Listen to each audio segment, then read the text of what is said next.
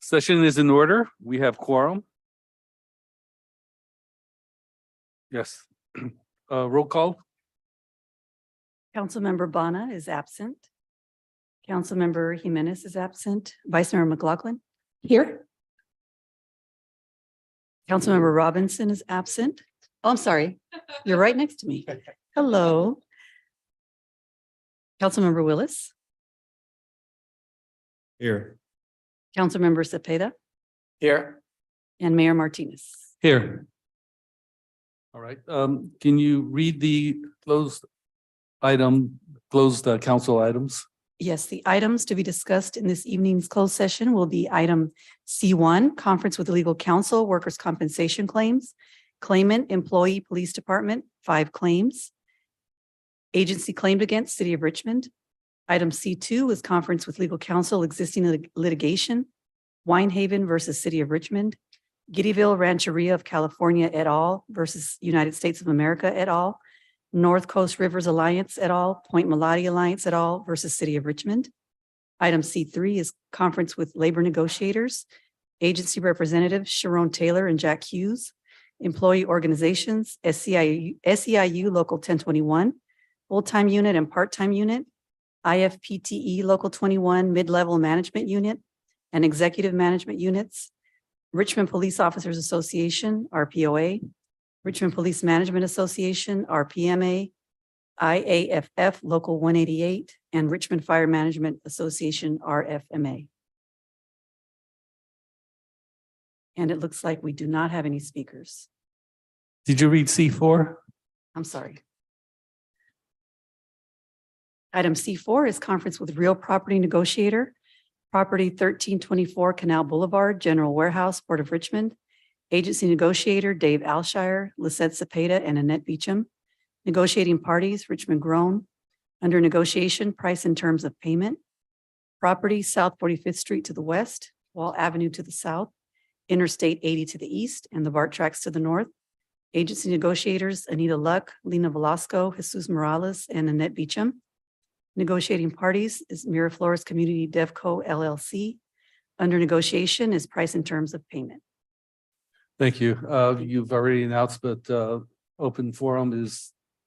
We do not up. have any speakers. No speakers. Public comments closed. Then we will now adjourn. I want to say that for the record, I am here. Thank you. Yes, my apologies. And Councilmember Bana is also here. They both showed up at 4:32. Thank you. Adjourn.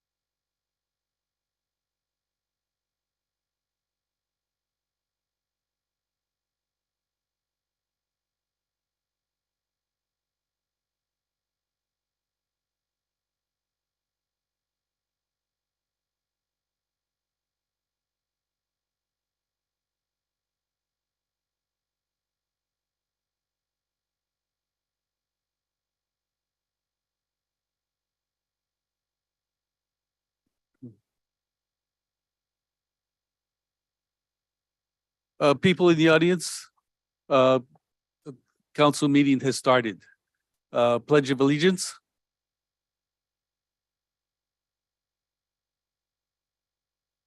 The flag of the United States of America and to the republic for which it stands, one nation, under God, indivisible, with liberty and justice for all.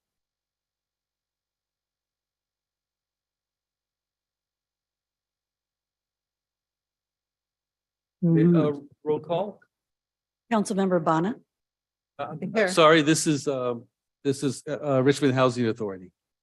yes, I'm doing the roll. Okay, Commissioner. Oh, I'm sorry, yes, Commissioner Bonner, Yes, here. Commissioner Jimenez, Presente. Vice Chair McLaughlin, Present. Commissioner Robinson, Commissioner Willis, Here. Commissioner Cepeda, Here. Chair Martinez, Here. and Tenant Commissioner Scott. Here. All right.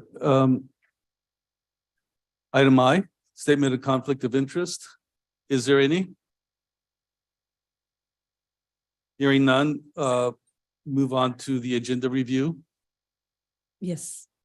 We have a request from a council member to remove item K2 from the consent calendar. Okay, so K2 cost allotment plan has been moved off the consent calendar. Item K.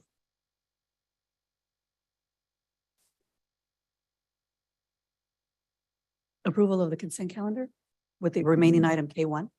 All right, which is contract amendment with integrated security management group for security services. Can we have a roll call? Can we have a Oh, motion? I'm sorry. I'll make a motion. Okay, We have a second. I second it.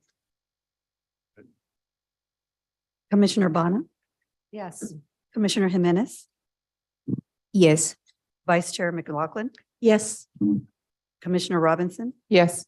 Commissioner Willis, Yes. Commissioner Cepeda, Yes. Chair Martinez, Yes. and Tenant Commissioner Scott. Yes. The vote is unanimous. Okay, we'll move on to item K2, cost allotment plan. Item K2 is to adopt a resolution approving the Title II Code of Federal Regulations 200 compliant version cost allocation plan.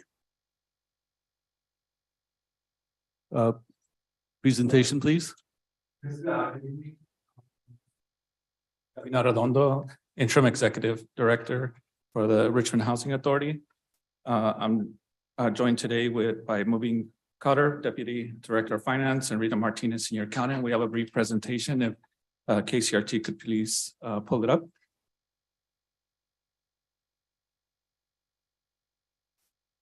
So today we're here to talk about the item related to the adoption of a Title II Code of Federal Regulations compliant version cost allocation plan for the Richmond Housing Authority.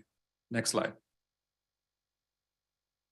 The creation of this type of cost allocation plan has been a long-standing deliverable related to the FARS agreement that we have with HUD as a finance outstanding task. The cost allocation plan, or CAP for short, is also needed in the development of the RHA Budget's Central Office Cost Center. Next slide. In the images above, I included some of the tasks from the picture of the tasks related to the FARS agreement related to the development of a cost allocation plan.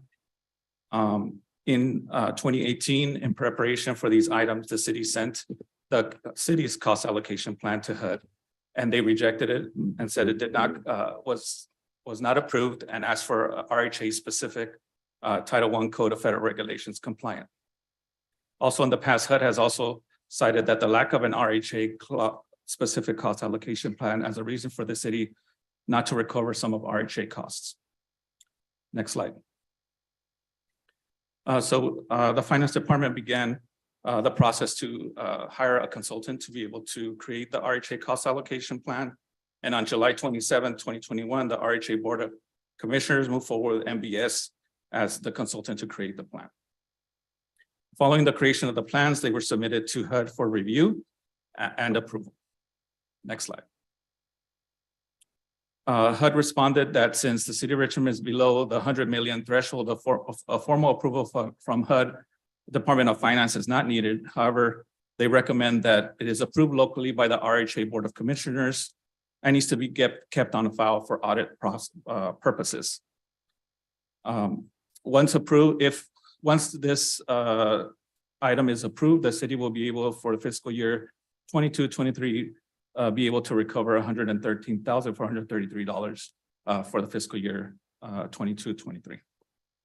Next slide. Oh, sorry. Next slide.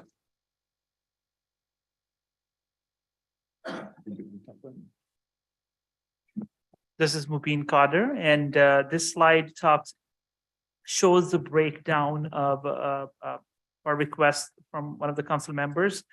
The question was brought up that what was that 15 million in the cost pool for in the mid-year 2023 presentation for budget. So this shows the breakdown. So the roll-up for cost pool in general fund on March 28th presentation, the 15 million total, is not related to this particular cost plan for RHA.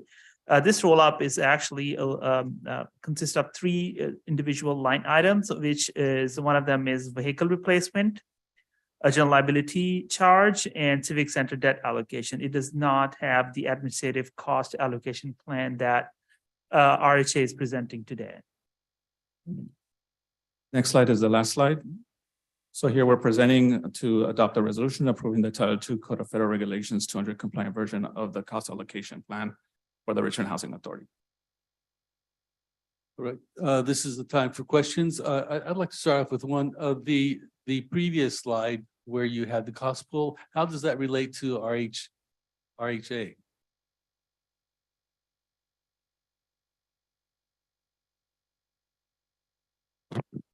That does not relate to RHA. Cost pool that is being presented tonight is actually general funds overhead charge to non-general fund programs, which RHA is. But when we run report for general funds cost pool, it's not included in that because that's not charged to the general fund. That's the overhead of the city's general fund to the non-general fund programs. So this 15 million in particular that you would see on March 28th presentation does not include that line item because this line item does not exist in general fund areas. I'm confused. I don't understand why this is being shown to us if it doesn't pertain. Sure, yeah, because the question was asked from Councilmember Jimenez about this particular line item. So that's why we're including in the presentation. Thank you. Other questions? Councilmember Jimenez. Yeah, thank you for the presentation. And I have been going back and forth with many questions. And particularly, I was the one who took this item out because for me, it wasn't clear that if we are going to talk about RHA and the cost allocation plan for RHA, what you are asking us to vote on or to approve is a long document that have all the costs allocated. It's a allocation plan for all the departments in the city.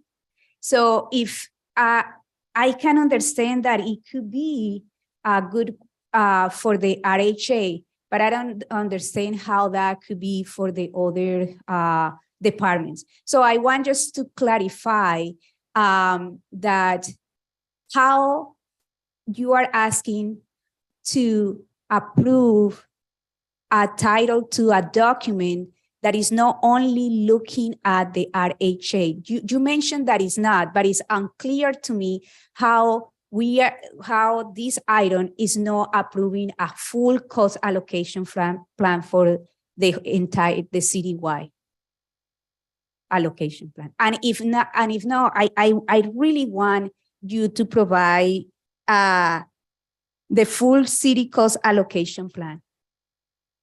From my understanding, this was created for only use for the Richmond Housing Authority. It is not used citywide. And in my previous slide, when we provided the full cost allocation plan, it was denied by HUD. So they asked us to do this type of cost allocation plan. So, but in the MBS allocation plan document, it goes to every single department. It shows how we are going to allocate for each department. And one of the things that I am concerned about is that we approve these, and then we are having matrix consultants to do an analysis of the allocation plan for the rent program, and we are approving these. And it's just really unclear to me why it's not just showing RHA cost plan and it's showing the full citywide allocation plan.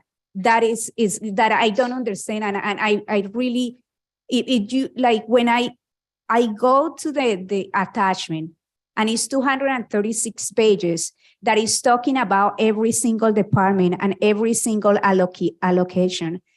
Is confusing to me. And on the top of that, you are asking us to approve a plan that had like major errors, like and adding instead of $4 million is saying $8 million in one part, which I told you about it. I think there are a few different questions in the comment that Councilmember Jimenez just made. So I'll try to address, one by one.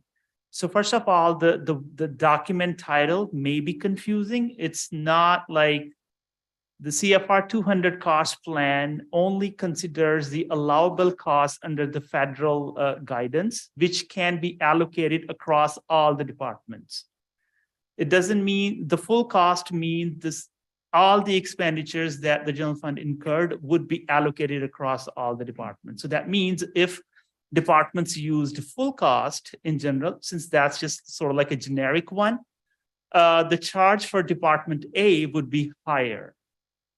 But federal guidelines exclude certain charges, which is important for HUD because that's a federal agency. The federal agency has issued guidelines to exclude certain costs. That means the charge for each department would be smaller. So that's one thing, because it has to be under the federal compliance. So that's one question. So full cost doesn't mean that, like we're charging, including all departments or one department. So each plan will have all departments, because we cannot, how to charge a cost to one department cannot be looked at like in a narrowed down, in that kind of focus department. You have to determine how each pie is shared among all the stakeholders.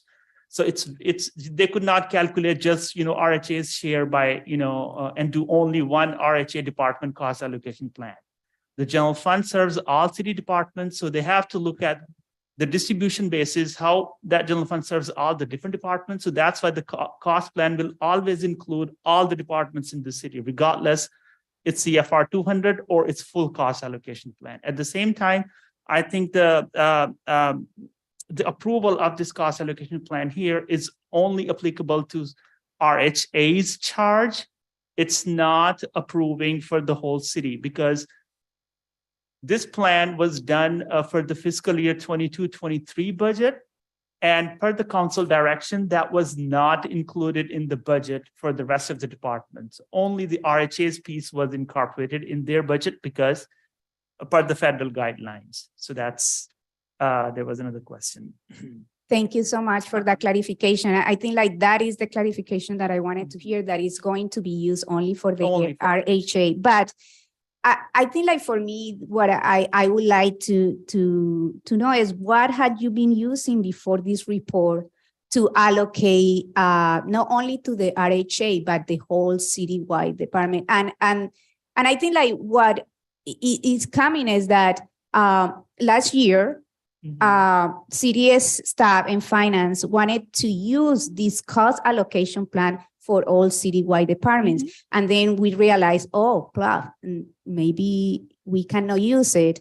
And it's because we need to justify some of these, particularly for particular departments. And this is why Matrix Consultant is doing an analysis of that cost allocation on the rent board. So I think like for me is, I want to know what had you been using before this report to do the cost allocation? And this is important for us to understand because it's not only for the cost allocation for the budget, but this also affects the risk management, the general liability and workers' compensations money that we had to allocate there.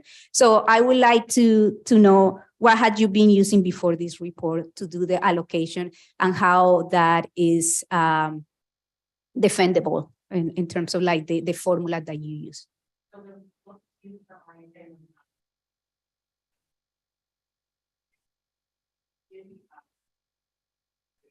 Do it correctly.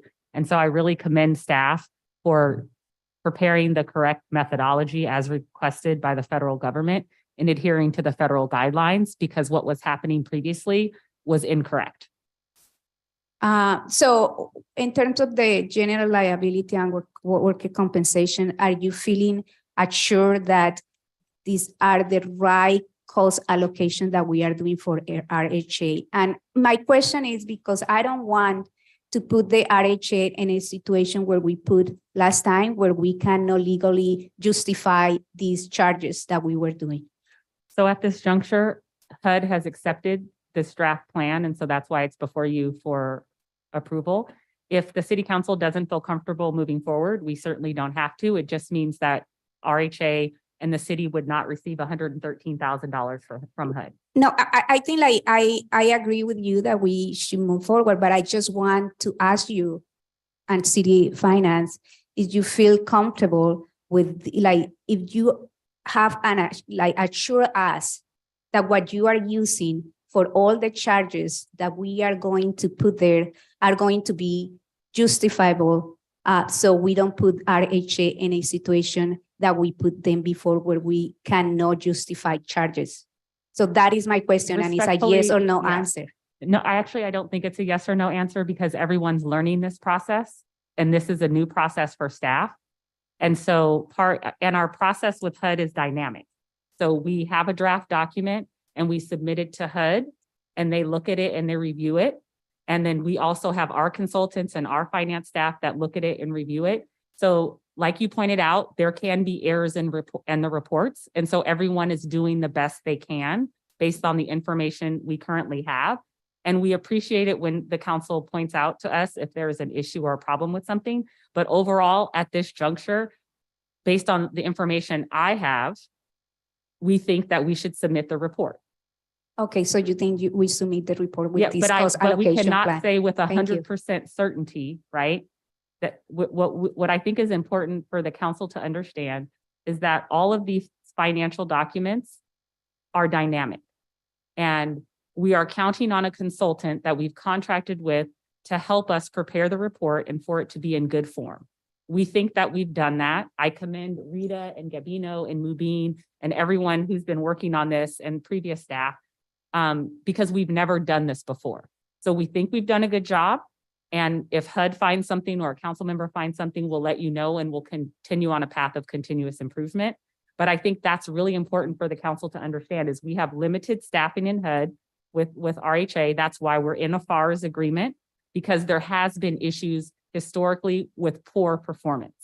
That's why the Housing Authority is noted as it's on a path of continuous improvement. Well, that's why we have these negative declarations by the federal government for our Housing Authority because it is considered troubled.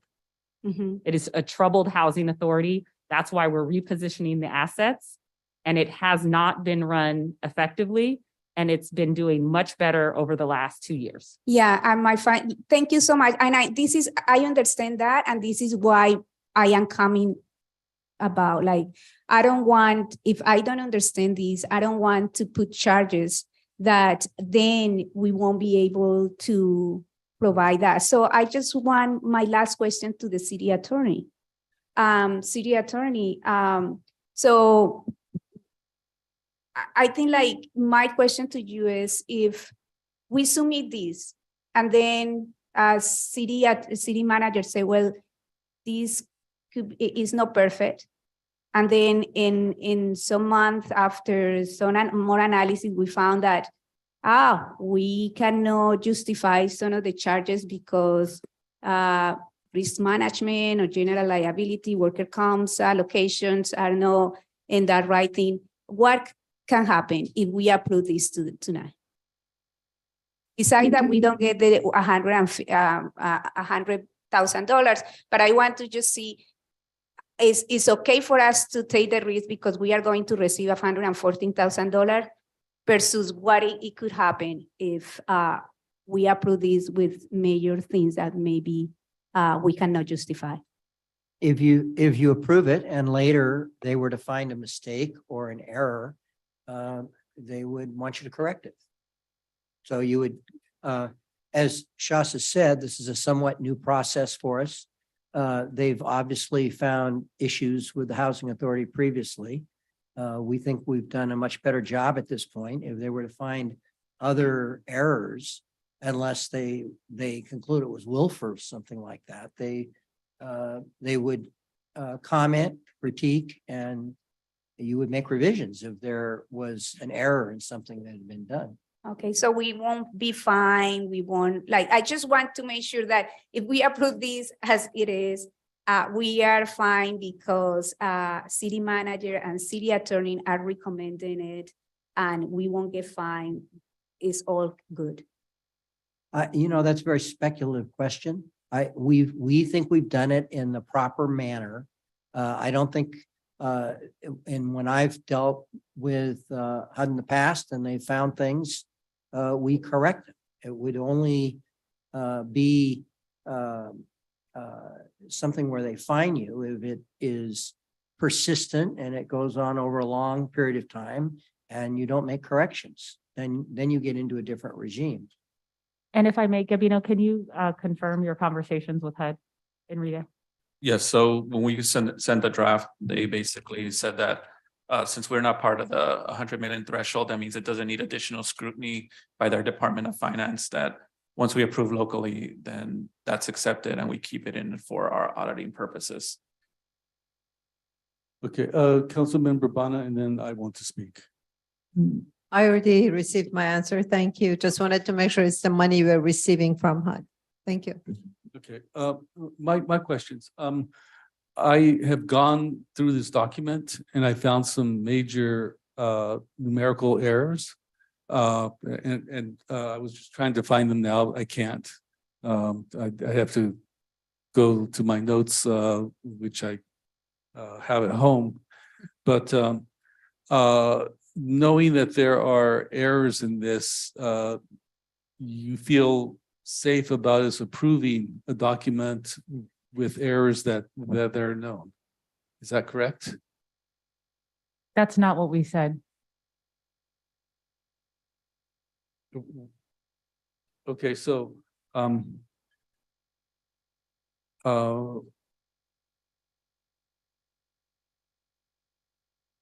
From the errors that, like, for example, Councilperson Jimenez has talked about an addition error.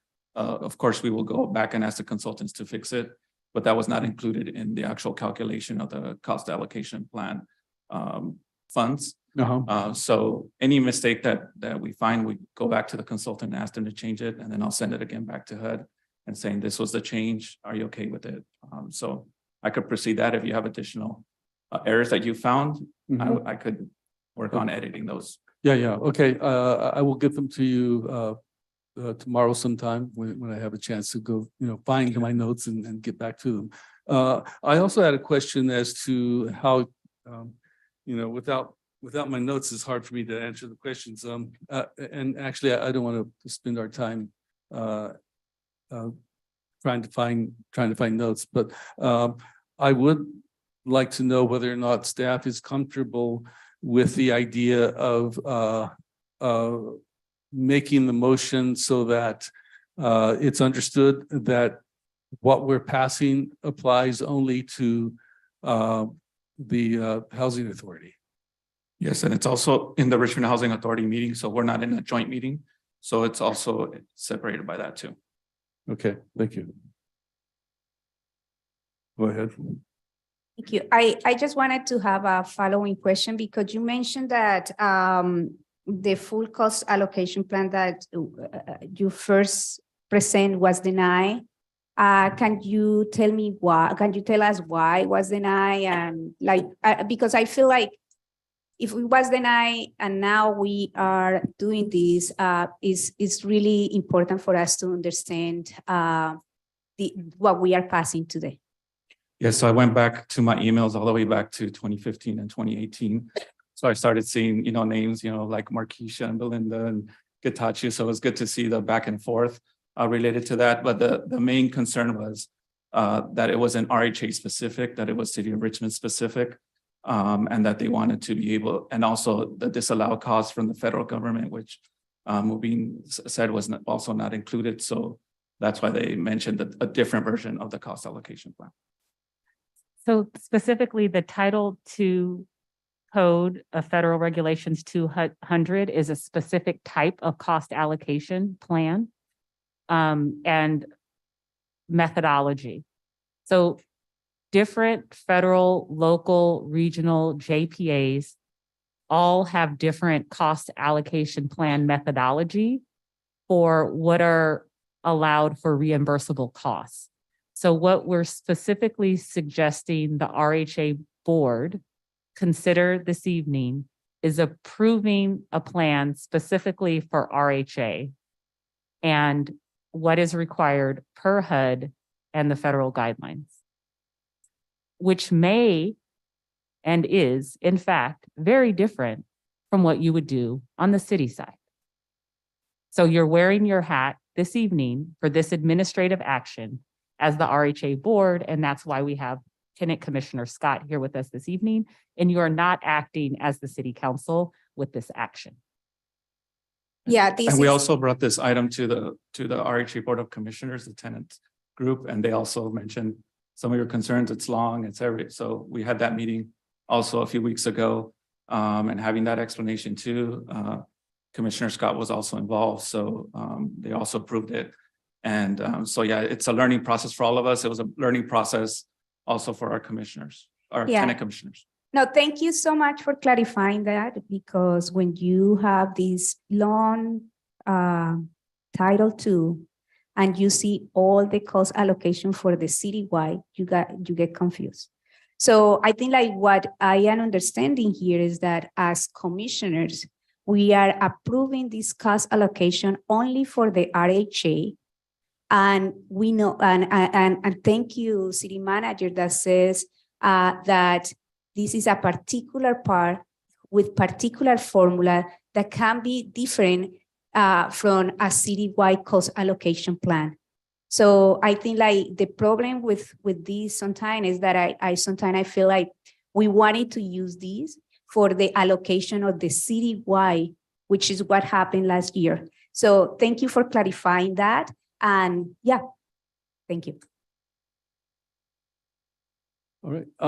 Actually, on page, let's see, on page 184, all the pages with source cost data. Can you tell me how you determine the allocation units?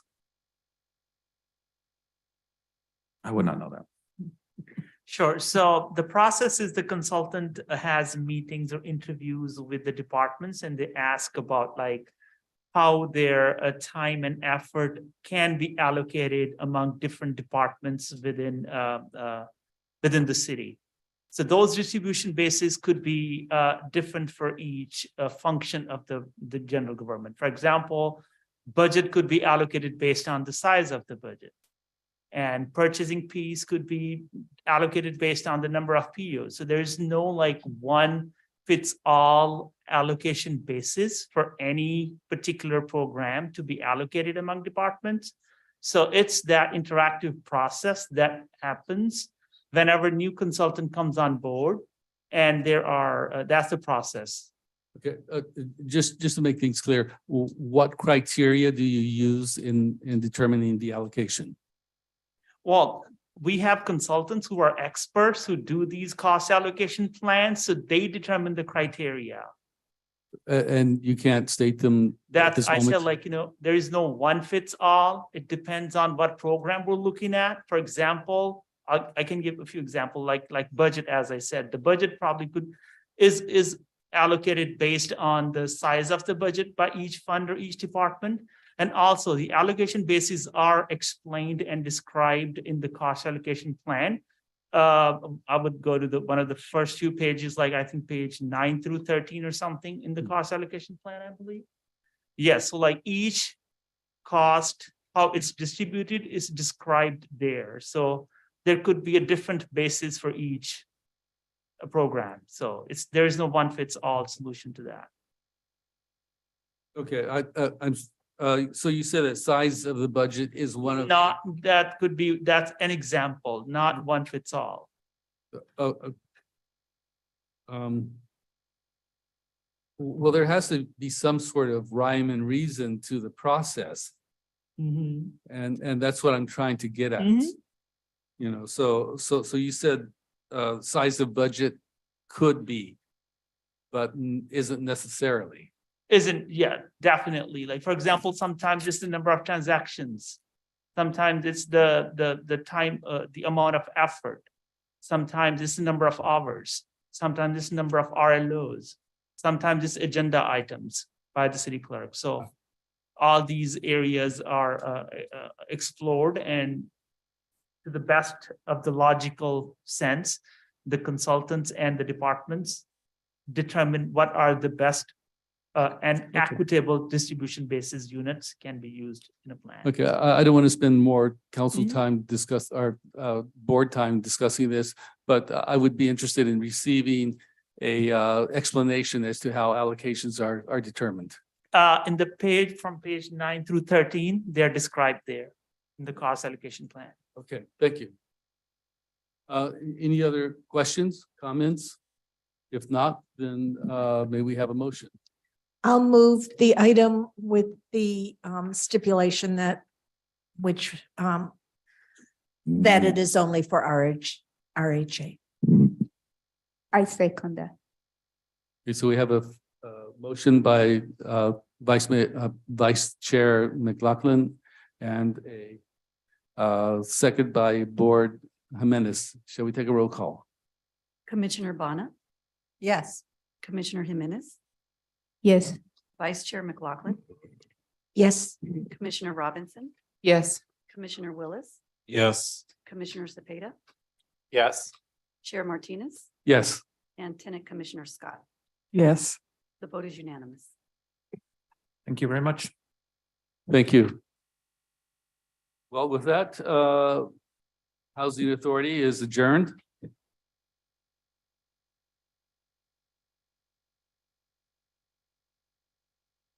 Now we move on to our regular meeting of the Richmond City Council. May we have a roll call? Councilmember Bana, Here. Councilmember Jimenez, Presente. Vice Mayor McLaughlin, Here. Councilmember Robinson, Here. Councilmember Willis, Here.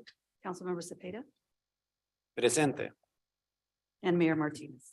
Here. Next item. Next item is statement of conflict of interest. Are there any? Seeing none. Next item. Next item is agenda review, and we do have a couple of things. We have a request to remove item V3A from the consent calendar.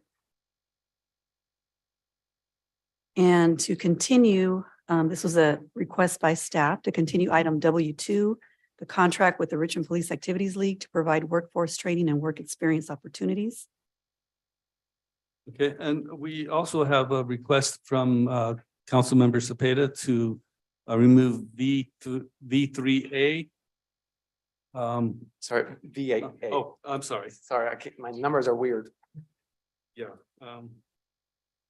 Right, V8A and V8B.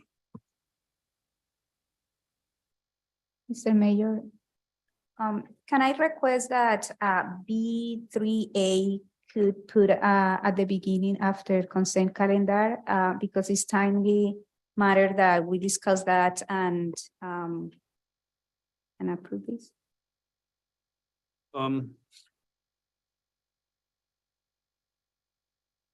I will move it after W1. Perfect. Mayor, can the clerk repeat what's being removed, please, for the good of the order? I'm sorry? Mayor, may the clerk repeat what's being moved Yes. for the good of the order? Thank Yes, you. please. Yes, so the items being removed from the consent calendar are V3A, authorization to apply for maritime administration grants. Item V8A, purchase of 4 police motorcycles. V8B, purchase of 1 crosswind street sweeper. And continuing item W2 to May 2nd.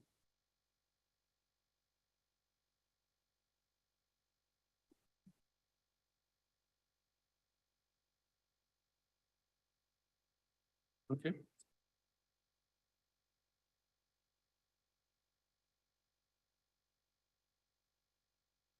So then, next item.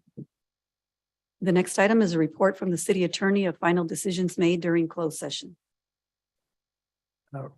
Right, on the consent calendar, on the closed session agenda, the item C1, which was claims concerning an employee, the council gave direction for settlement negotiation unanimously. The second item, which was the Winehaven litigation matter, that item was not discussed. The labor negotiations, there was a extensive discussion of labor negotiations. Direction was given to the labor negotiators for continued negotiations. Concerning the real property negotiations on 1324 Canal Street, Richmond Grown, and also on South 45th Street. That is the Miraflores item. Those 2 items were not discussed. That was C4. So C4 was not discussed. That's the closed session report. Thank you. Next item. The next item is a report from the city manager.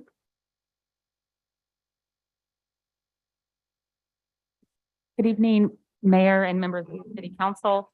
A couple of quick announcements. At our last City Council meeting, there was discussion pertaining to strategic planning.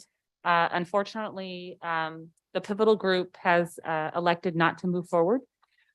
So fortunately, Henry Gardner has indicated he's currently providing some support in our finance department, has indicated a willingness to work with the council on strategic planning and goal setting, much more along the lines of goal setting, if that's amenable to the council. We've commenced with a landscape analysis regionally to assess which cities have formal strategic plans. At this juncture, the cities we've received confirmation from include Oakley, San Pablo, El Cerrito, Pleasant Hill, Orinda, and Brentwood. The city that does not have such a document is Concord. And that's the landscape assessment that we have thus far. If the council is interested in proceeding more along the lines with goal setting, specifically with the council, Henry has indicated availability for us to have a study session on your next meeting, which is tentatively scheduled for May 2nd. So we could commence that potentially at 5 o'clock to work with the council to assign develop an agenda. And then the following week, we would work with the clerk's office to conduct polling to see if the council is amenable to having a second meeting during the second week of May. Then thereafter, and in advance of the meeting on the 2nd, Mr. Gardner would interview and meet with all of the council members individually to assist with facilitating a goal setting workshop. So just wanted to provide that brief update for the council's consideration. Feel free to email me if you have questions or concerns, and I can go from there. Also, regarding upcoming events in our community, we're really excited about Earth Day. We love Earth Day here in Richmond. We have so many amazing, great community-based organizations and environmental justice groups. So we're really excited that this year we're going to be having at Nystrom Village an Earth Day beautification volunteer event. It's going to be on Saturday, April 22nd from 9 a.m. to 11:30 a.m. And the event, for those who are interested in helping with picking up litter, painting, weed maintenance, and making Richmond Village, which is one of our remaining housing authority assets. If you're interested in volunteering, please come on out on April 22nd at 9 a.m. For more information, please, you can contact the city manager's office at 510-620-6512. Also, on Earth Day, we're going to be having activities nearby at Unity Park from 12 p.m. to 1 p.m. There's also at that location, the Richmond High School band is going to perform, and there'll be a petting zoo and food trucks. And so as we become aware, there's usually a myriad of different events in our community on Earth Day. All the events that we're aware of, we will include those in the city manager's weekly report. So members of our community are welcome to come out and enjoy our lovely community. Thank you. Thank you. Next item. The next item is reports of officers, referrals to staff, and general reports, including AB 1234 reports.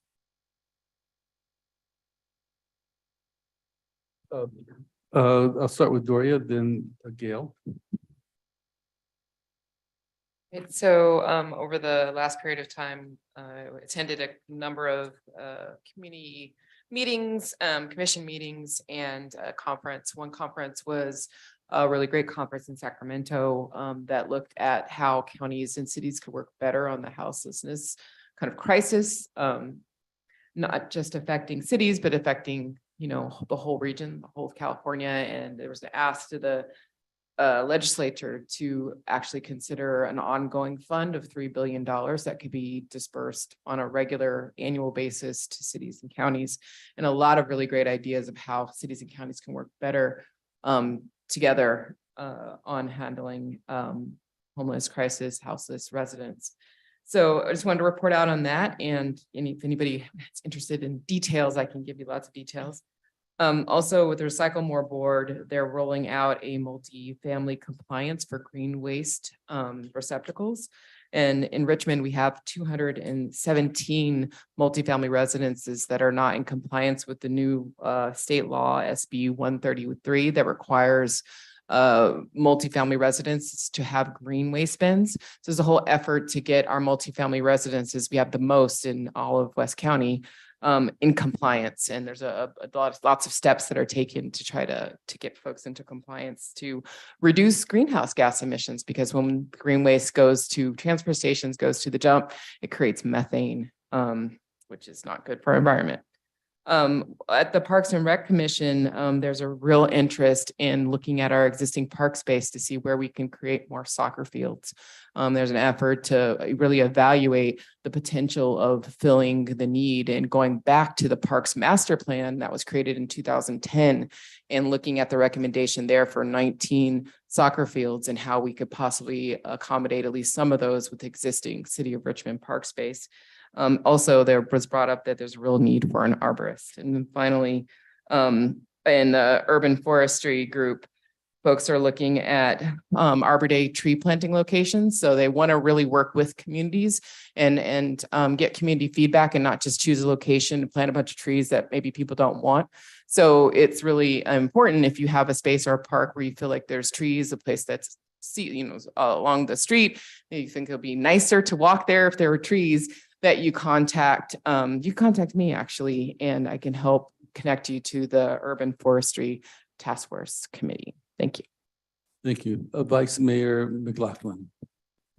Yes, excuse me. Yeah, I just wanted to re-announce our annual literacy festival on April 29th. It's a Saturday, a week from this coming Saturday, I believe. Yes.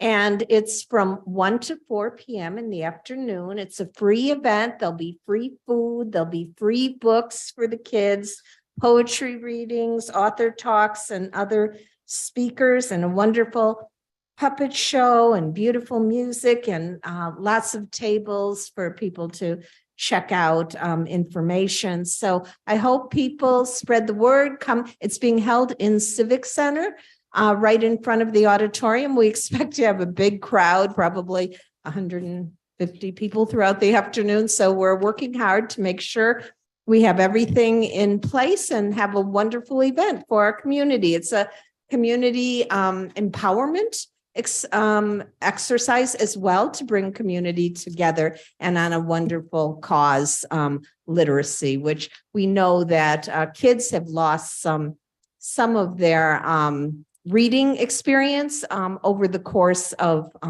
the pandemic, and over the summers they lose some ground, according to West County Unified.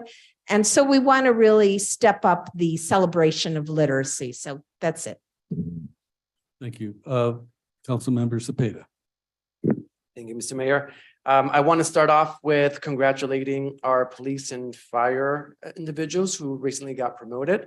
I attended a couple of meetings or a couple of the promotion ceremonies. So we had a lot of people moving up and also retiring. So congrats to everyone there.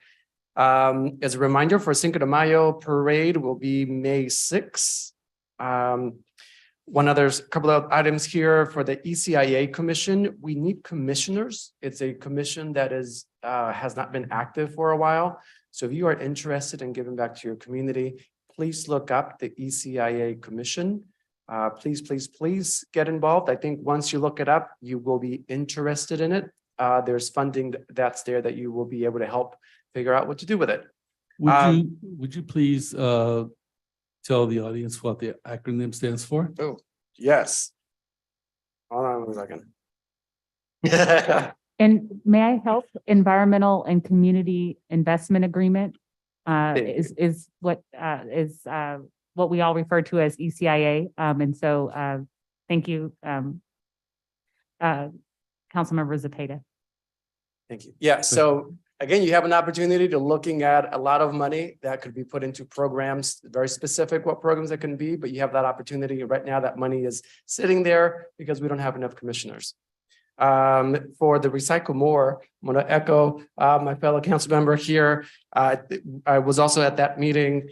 I'm going to add, please watch out on what you can and can't put in the recycling bin or into the compost bin. We all learned a little bit there that not everything that we think is compostable is actually compostable according to West County rules. For the Richmond Shimada Commission, we're also looking for some more commissioners. Please get involved. That's a very exciting commission as well. If you live in the Parkchester area, and even if you don't, just so you know, the Parkchester Community Center will be open beginning this weekend. The grand opening will be coming up soon, and other events will be coming up, but that community room will be available pretty soon here this weekend. And I will be having my own, and I've been planning this for a while, aside from what we were planning as city council, but I'll be having a District 2 strategy meeting. And right now we're aiming for May 20th. So anyone that lives in District 2, and even if you don't, come on out, helping to shape the thoughts and goals for District 2. Ms. City Manager, we'll love if you're able to make it, if you're available that day. And all my fellow council members are welcome as well. And that is it for my reports. Thank you. Thank you. Are there any others? Yes. Go ahead. First of all, I would like to thank the staff who worked quickly and diligently to make contract for making our buildings solar, including this one, recreation complex, the library, community center, and other buildings. I notified them that the good resale back rate is going to end April 14th. And within a very short period of time, they were successful in making the contract. So now we have the option of going solar. So I just wanted to thank them for their great work. I attended the seminar in Sacramento organized by the League of California Cities, organized actually a combination of cities, city council members and mayors, and county supervisors. And it was talking about homelessness. I found out that there is an government agency at the federal level that is concerned about homelessness. I'm not sure what they do. Apparently, they do have some budget. The interesting thing about the meeting was that everybody emphasized on accountability. However, nobody provided any definition of accountability for addressing homelessness. So we need to work that out. But the good thing is that supervisors in California have come up with a plan. The short acronym is AT-HOME. It stands for accountability, transparency, and other things. You just Google AT-HOME, you'll see it. And yeah, just looks positive. Thank you. Thank you. Any others? Yeah, thank you.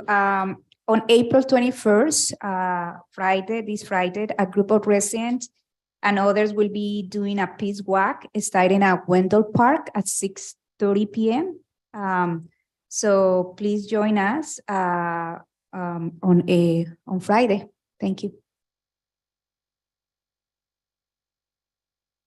Well, I can't be left out. Saturday, the fence, the fence lines will be what's the word? The fence lines collective monument of resilience will be exhibited, will be honored. So that is on Earth Day, Saturday, the 22nd at Richmond Parkway Trail between Gertrude Avenue and Vernon Avenue. So hope to see you there. Mr. Mayor, can I add something about the fence line Yes. very quick? It's a fantastic project. Please go to the Richmond Arts Center and see it. It's a project that turns ugly fences into beautiful art projects. And we hope that different neighborhoods can ask for Love Your Block grant and use this project and beautify their neighborhoods. It's a wonderful idea. You don't want to miss it. Thank you. Thank you. Next item. The next item is a report from the Reimagining Task Force.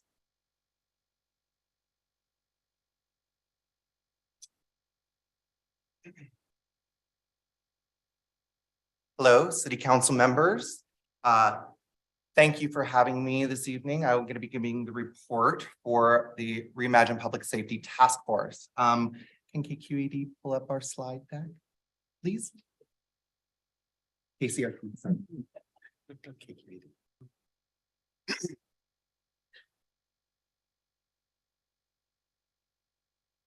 All right. Well, so first I want to thank you all. I'm going to be presenting tonight, and we're going to have a number of other members of the commission, the task force presenting over the next couple of months. I'm going to be the first. I hope I can live up to Chairwoman Small's delivery. So let's go to the first slide. So first, I want to thank you, Mayor Martinez, for being able to appoint Leah Murray and myself to the task force. It is something that's really important to me, and I know that this is really something important to the community. I do want to bring to the attention, though, that we still do have 3 vacancies on the task force. So there's a lot of work to be done, and we're really hoping that we can be able to, that we can be able to get that job done and share the work amongst the community. Next slide, please.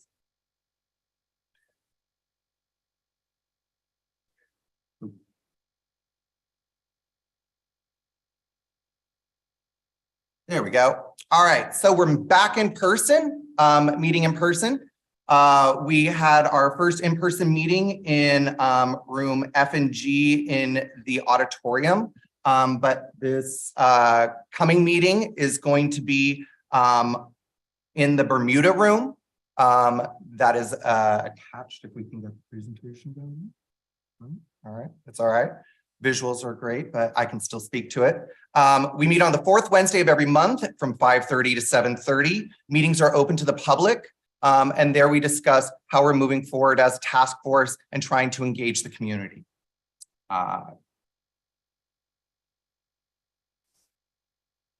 We're going backwards. Okay. All right. Our next slide is about the upcoming community forum. We're going to be holding it on June 3rd at 10 a.m. to 2 p.m. Our location is still to be determined. We are looking around the city. Unfortunately, there's a lot of things going on in June, so we weren't able to acquire the auditorium. But we are going to be looking to be able to try and make sure that we have it in an accessible location so that we can engage as much of the community as possible. This is being organized by Randy Joseph, Armand Lee, Helen Burks, myself, and then we had Linda Whitmore, but unfortunately she had a conflict. So we are going to have BK Williams filling in to be able to create that organization. So I hope everybody saves the date for June 3rd at 10 a.m. At this community forum, we're going to be having community conversations. We're aiming to have about 150 to 200 participants. Our topics are going to be able to include traffic safety, harm reduction and overdose prevention, police policies and practices, youth employment, training and safety, and poverty reduction strategies. These topics, we feel like we want to hear what the community has with their opinions around these, as well as what we have already been doing to try and address some of these issues and what we can do to improve. All right, our next slide after that, if we can pull it up, would be about our task force budget. This was presented to the city council at the last month's CCRP. It was updated. I let them get to the slide 6. Oh. Well, there our main item lines are youth works, office and neighborhood safety, unhoused intervention, and community crisis response program. Great. So we've been moving forward with those programs.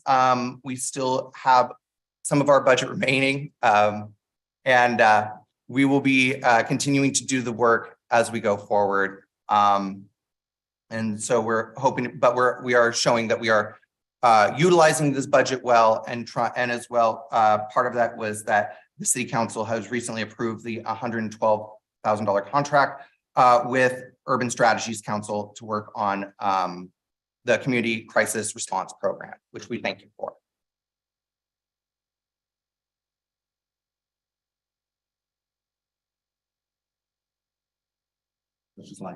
All right, well, I will end with and I have sent the PowerPoint, and I hope it will be attached to the minutes of this meeting, as well as it will be put onto the Reimagine Public Safety Task Force website for the city, so that way people can review it and know what I'm talking about when I'm talking about these slides. But I would like to just leave off with, please save the date for June 3rd from 10 a.m. to 2 p.m.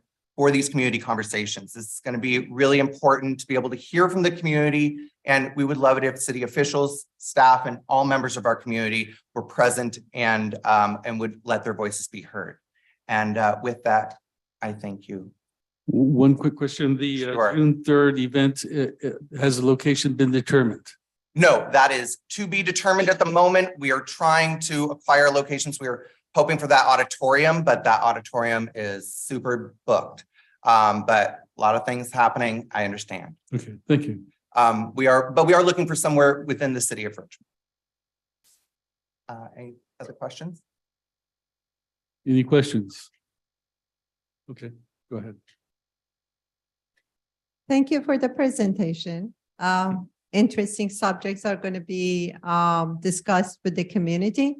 My question is about the expert knowledge on those subjects. Are there going to be any present, or is just random discussion of people? No, we will, yes, there will be expert within the subject. We are reaching out to community members to get their availability. We are looking for people within each of the topics. As well, we'll have members of the task force who have been working within those fields. And then, so we'll have guided discussions among those topics. like county has many officials who work on those specific subjects. Are any of them invited? I mean, who are the experts? Well, we do not have a list of those experts at the moment because we are still in we have just started the initial planning session. We are reaching out to them and comparing scheduling to make sure that they are going to be available for that event. But we are reaching out to experts amongst the community and officials. Thank you. And what is the next step? What is the outcome of it?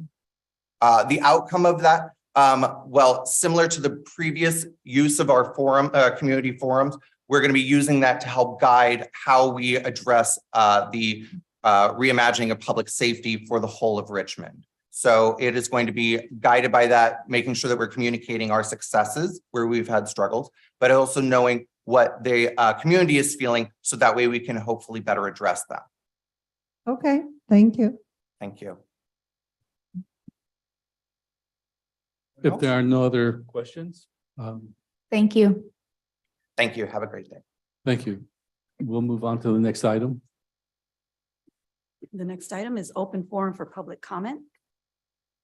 Excuse me, and I'd like to make an announcement. Public comment on items that remain on the consent calendar or items not on the agenda are limited to 2 minutes unless otherwise specified.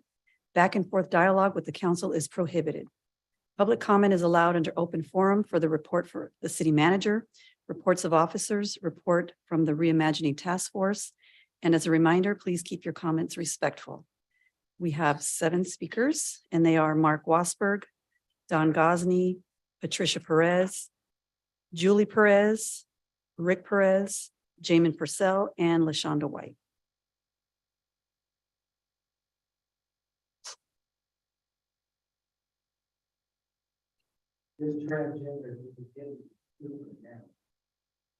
Have a homosexual black woman who got an endorsement by a bra company, sports bra company, who got endorsement by tampon, who got endorsement by a cosmetics company. I mean, this is pretty stupid. If you people really believe this, you people really got to be dumb. I mean, here you have all this language like woke and pronouns. You people ain't for nobody. This is why there's so much controversy about this, because it's just a bunch of pack of lies. And your brain dead pedophile president, Biden, he was so stupid to fall for it. And now what they're doing, they're attacking the people with Down syndrome. They're dressing them up like drag queens. They're putting wigs on them, bras on them, makeup. They're even using their tongues to tongue the camera. You know what that means, right? And you want to support this filth and garbage that's going on with our civilization? You got to be sick. You got to be sick in your damn head to fly that flag while promoting this stuff. This is why our lawmakers are passing laws to stop these people from being in sports. Because this is a no-brainer. You know the guys are going to win. You can't change your chemistry of a body.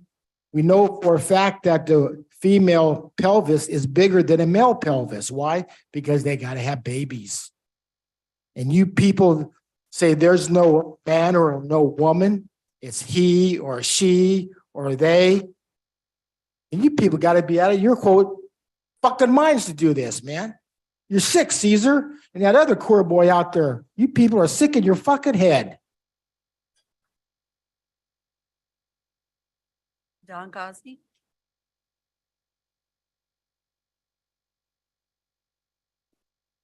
Thank you very much. Before I get into the meat of these comments, let me lay a little foundation. Back when I wore a younger man's clothes, I took a job for Food Maker Incorporated, otherwise known as Jack in the Box. Starting salary was a minimum wage of $1.35 an hour. I recall the manager telling me that after 6 months, he would reevaluate my position there, and I've worked really hard and showed some promise, I would be eligible for a 5-cent per hour wage increase. At that 6-month evaluation, I had impressed Joe Rubin to the point where I not only got that 5-cent increase, but I was promoted from manning the fryer to slaving over the grill. Fast forward a bit, and I was elevated to training all of the maintenance workers in Northern California at a hefty hourly wage of $2. If I worked a regular 40-hour work week, that meant I could earn as much as $4,000 per year. As prestigious and lucrative as that position was, I don't do that anymore. Why? Because it was just a job and I was looking for a career. And now we get to why I'm up here again, telling this council and all those watching at home about high-paying careers in the plumbers and steam fitters local 342. We're not offering jobs, we're offering careers. I only have a few seconds left, but I want to impress upon you all that we start apprentices straight out of high school at more than $60,000 a year with more than 12% wage increase for each of the first 5 years until they become journey persons. And after a brief probationary period, they get more than $96,000 a year worth of benefits, which include a Cadillac of healthcare plans and multiple pensions. Right now, for just working a regular 40-hour work week, the pension is around $96,000 a year. Plus, we have many of our members who are nearing the $2 million mark in their 401 plan. We pay for all of the training and we'll train you to take the application test. If it has anything to do with pipes, we build it. We build and maintain the area's refineries to the highest standards. We build hospitals, super lasers, pharmaceutical plants. We build everything in Silicon Valley, high rises, supermarkets, pipelines. Our training center was recently praised by the U.S. Secretary of Labor as one of the very best in the country. So for more information, I beg you to call Don Gosney, 510-685-2403, or email me at dongosney@comcast.net. Let me help you with your career opportunity that you can't. Your time has expired. Thank you. Patricia Perez.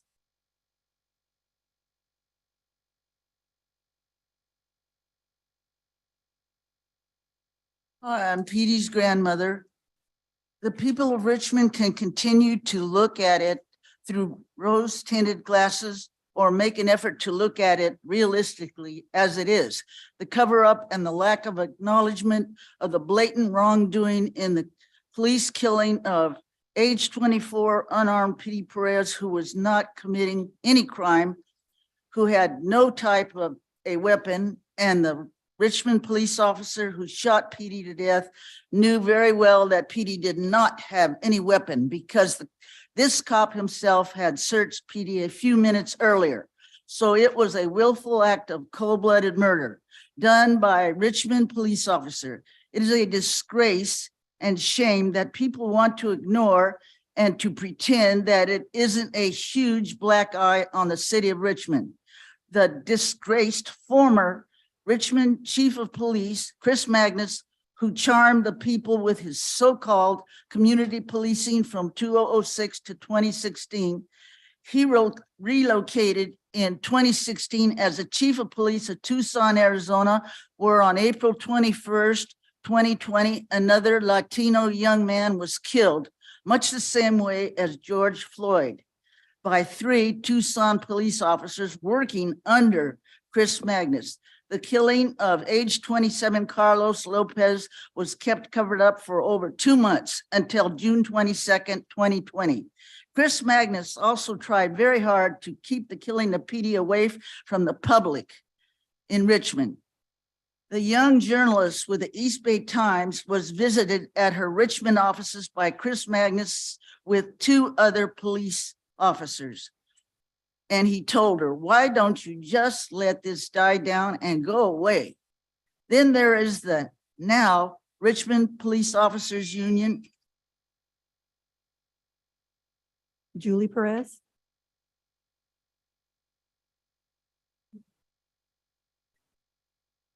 Julie Perez, Petey Perez's mother. A witness that was interviewed at Uncle Sam's the night Petey was murdered was not happy with the way the officer was writing down his statement. He asked the owner of the store, where could he find the young man's family? He came to our place of business and told Rick that the officer was writing things differently than the way he was telling him. When Senate Bill 1421 Right to Know Act was passed, which we lobbied for in Sacramento, Rick was able to get into the records. Seeing the reports and audio of witnesses, he saw exactly what the witness was saying the day they spoke. That officer was Benjamin Terriel. Shortly after Petey's murder, Benjamin Terriel became president of the Richmond POA, which made him a representative to the CPRC. This happened at the same time we were fighting for an independent investigation. Benjamin fought against it. This is a conflict of interest. He should have been replaced during this time period. When Senate Bill 1421 passed in 2018, it was meant to be retroactive. Petey's case was the first case to be heard in the state. Benjamin Terriell represented RPOA and fought against it being retroactive.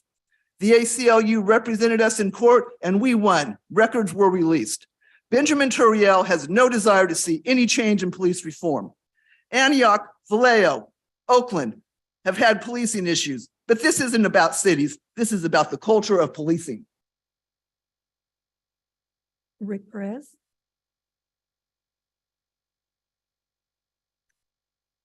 Yeah, as my wife mentioned, you guys, I hope, are watching the news and seeing what's going on in Antioch right now. All those racist texts and stuff like that. And that just goes to show you the culture of police and how they, you know, I can see that with some of my friends and stuff like that. But I'm not a police officer. I don't go pretending to enforce the law, stuff like that. And actually, I don't condone that stuff from some of my friends, unless it's, you know, the people are really acting that way, then maybe, you know, again, I'm not a police officer. We've had the same thing going on in Antioch. We had the same thing going on in Vallejo, where the police officers were bending their badges, the tips of their badges, to show that they were, they had a kill. It's sick. It's sick that the police department acts that way. You know, I wasn't smart enough to write it, or I guess William Shakespeare said it: power corrupts, absolute power absolutely corrupts. And it's these cops get that feeling in their selves to be the man that makes the laws up as they're going through their stops. They treat everyone as a criminal right off the gate. That's not right. Not everybody's a criminal. Maybe there's a few lawbreakers out there, but not everybody's a criminal. So, you know, it's I just really have a hard time that the previous council, which a lot of you guys were members of, accepted the police reports and stuff that were so false and were proven by the Richmond, the Community Police Review Commission. Thank you. Jamin Purcell.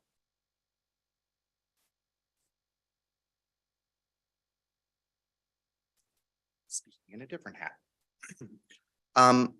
So I want to thank you, city council members, for your support of the resolution that you had at the last council in order to be able to not support regressive states, in particular the state of Texas. I particularly was moved by the words of council member Doria Robinson and resolving to commit the city council to actually following through with its word. I really appreciate that. In that sense of trying to honor the community that we live in, I just wanted to mention that there is going to be a peace walk in this for Richmond that will be on 6:30 on April 21st at Wendell Park at 26 and Eastern Avenue. That the fence line community is at North Richmond and is in partnership with the Richmond Lands. And that the art is at the art center, but this will be putting the installation upon that fence line, talking about how we're a fence line community that is being affected by the pollution from the Chevron refinery. I also wanted to highlight that the Eastern Village beautification is happening from 9 to 11:30 a.m. It will be meeting at 250 South 13th Street. There is a youth action research night on May 13th from 4:30 to 8 at 1350 23rd Street in Richmond. And then, of course, Richmond Rainbow Pride will be having its first meeting back in person on June 4th here in the Civic Center Plaza. And we really appreciate city staff with helping to be able to make sure that that could happen. And we look forward to being able to celebrate the diversity of this community. And I thank you. LaShonda White.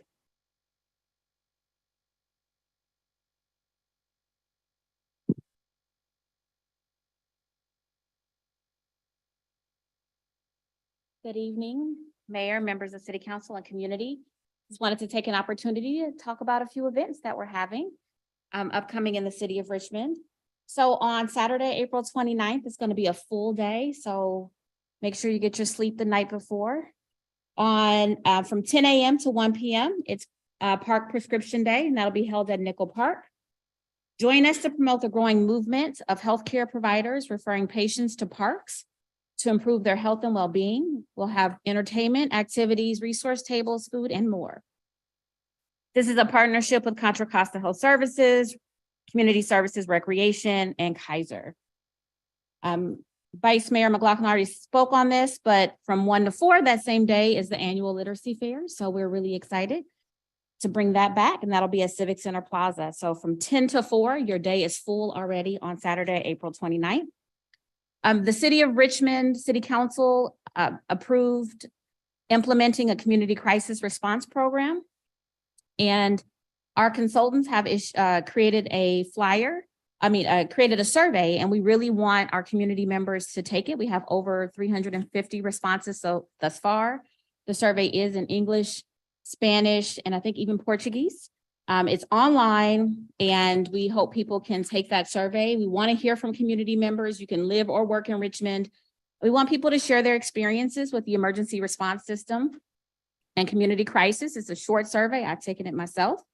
And the answers will inform the development of a City of Richmond community-based response system with a harm reduction focus, allowing traditional emergency responders to focus on violent crime and serious crime. A serious crisis. So we're really excited about all of these events. I hope you all can take the survey. Thank you. Thank you. And now we will go to our speakers on Zoom. Jaswara, can you please call the speakers? Yes, we have 5 speakers. We have John Varga, Ryan Lau, Deborah Baer, Jesse Turan, and Deborah Small. John Varga, you'll have 2 minutes to speak. You can go ahead and start. Thank you very much, and good evening, Mayor, members of the City Council. I had hoped to make these comments to you prior to your closed session, but perhaps a technical difficulty prevented my raised hand from being seen on Zoom. But my name is John Varga, and as always, it is my privilege to speak with you this evening on behalf of the hardworking, dedicated members of IFPTE Local 21, whose work makes the City of Richmond work. It has now been years since the city began its class and compensation study that has showed us that all Richmond employees are paid far below the market rate, and that this inequity has only gotten worse since the findings were released nearly a year ago. It has severely negatively impacted the city's ability to recruit and retain skilled employees. Still, our members continue to work for the City of Richmond because they know that their skills and experience are the only things keeping the services that the Richmond community relies upon running. Richmond employees prioritize the City of Richmond and its residents and dedicate their work to Richmond's success. But as this class and compensation equity process continues, the city is not prioritizing its own employees. The city asked its employees to review over 100 new class specifications, and we did. Our union members continue to ask for information to assist us in reaching an agreement, and we don't receive it. We consider and thoughtfully respond to the city's proposals, and we've received no proposals in return. We need the City Council to stand up for Richmond workers, and we hope the council directed the city's negotiators to come to the table in closed session and work with us to find a way to implement the class and compensation study in a manner that will actually address the inequities that we all agree exist. We thank you, of course, for your support, and we thank you for prioritizing the workers that make Richmond work. Thank you. Thank you. Next speaker is Ryan Lau. Ryan, you'll have 2 minutes to speak. You can go ahead and start. Good evening, Mayor and Council. My name is Ryan Lau, External Affairs Representative at AC Transit. I'm calling to encourage you today to take an important survey AC Transit's released this week, which seeks input about our service.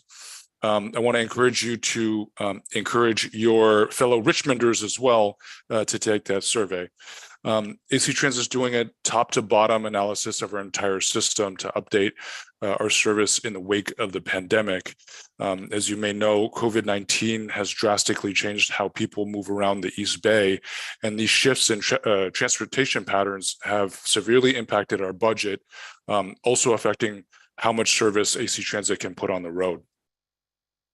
As we go through this process of updating our service, it's critical that we hear from actual AC Transit riders and the Richmond community. Later this evening, I'll be forwarding you an email with more information that you can share with your constituents via newsletters, social media, and other means. I also want to thank you in advance for encouraging your constituents to take that survey as well. Through most of May, you'll see AC Transit staff at bus stops asking transit riders to complete the survey. The input we receive will help us create several options about how we might improve our service. And then in the fall, we'll be doing some additional community input or soliciting additional community input about the proposed changes. And the goal is to have the service in place by August 2024. If you want more information or you want to take the survey, please visit actransit.org/realign, spelled REALIGN. Thanks so much for your time, and please look out for that email. Thank you. Thank you. The next speaker is Deborah Bayer. Deborah, you'll have 2 minutes to speak. You can go ahead and start. Thank you. This is Debbie Bayer. I understand that there's not supposed to be give and take between the speakers and the council.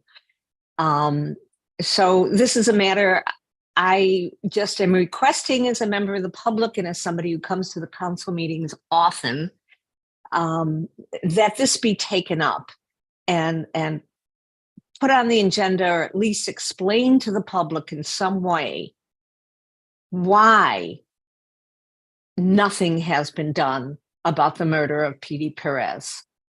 I don't understand. I've watched the video. I've listened to. I saw the report from the Citizens Police Review. I've heard what the Perez's had to say over and over and over again, and there has to be some justice on this matter. It's breaking my heart to see their heart broken. And I think this is something that's happening all over the country, but it's happened here in Richmond, in our community, to one of our children.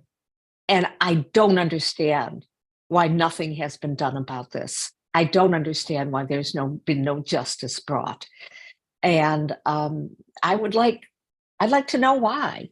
And I know you can't tell me now, but I want to know what we can do as a city to remember PD and remember what happened to him, and to try to make sure this doesn't happen again, and to try to bring some justice to the people who murdered him. Thank you. Thank you. The next speaker is Jesse Turan. Jesse, you'll have 2 minutes to speak. You can go ahead and start. Hello, my name is Jesse Turan, and I am a homeless resident of Richmond, formerly a resident of Ryden Road. I would like to suggest that the city of Richmond does something with regard to accountability of expenditures in terms of money that's allotted to address the homelessness issue. Because right now there doesn't seem to be any accountability.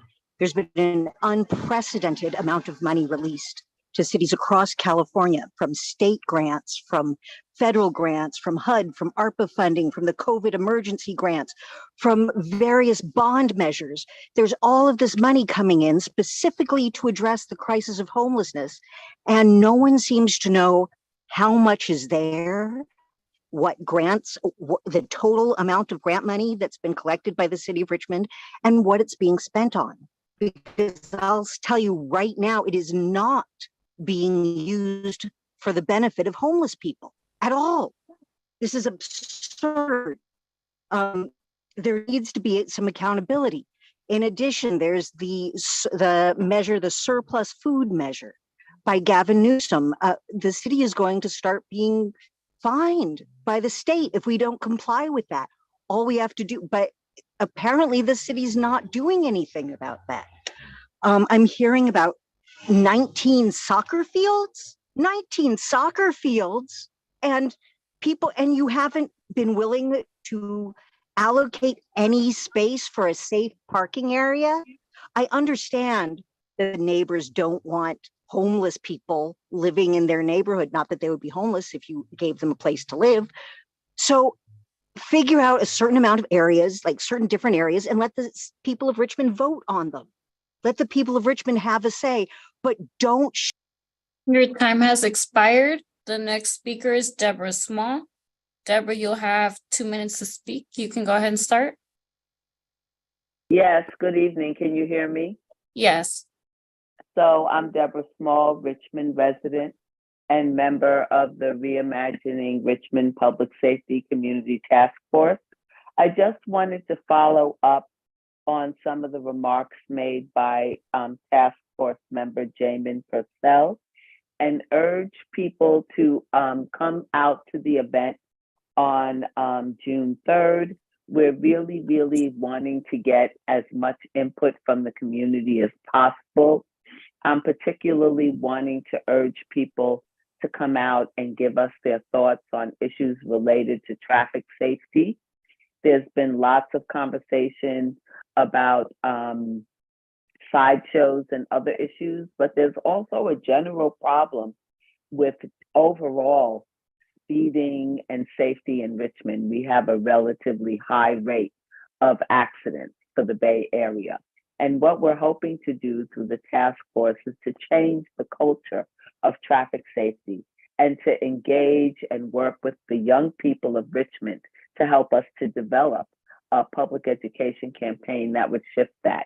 And so one of the things that we're looking to do is to partner with an organization called Vital Strategies that's helped develop public education campaigns in other cities internationally that have been able to make major advancements in traffic safety. And I think that we could learn a lot from looking at what other places have done around the world, not just in the US, to address these problems. Also, in looking at issues related to substance abuse and overdose prevention, we've lost more people in the Bay Area to overdoses than to COVID. We need to do something better. So please come out, learn more, give us your input. Thank you. Thank you. And there are no more speakers. Thank you. Next item. The next item is approval of the consent calendar. And as a reminder, items V3A, V8A, V8B were removed from the consent calendar, and item W2 was continued to the May 2nd meeting. And now we need a motion to approve the consent calendar. I'll make a motion to approve the consent calendar as is. Motion by Councilmember Cepeda I second it. and seconded by Councilmember Bonner. Roll call. Councilmember Bonner, Yes. Councilmember Jimenez, Yes. Vice Mayor McLaughlin, Yes. Councilmember Robinson, I have to abstain. I'm sorry, I missed the conflict of interest statement. So I didn't get to do that, so I had to abstain. are you abstaining on a particular agenda item or just the whole consent? Yeah, calendar? particular ones. On V6-8, V6E, those both concern current and former staff members of my my day job. Okay, so you can still vote on the consent calendar, Okay. just with those two that you will Okay, note. yes, on abstaining the rest. Yes, okay. Councilmember Willis, Yes. Councilmember Cepeda, Yes. and Mayor Martinez. Yes.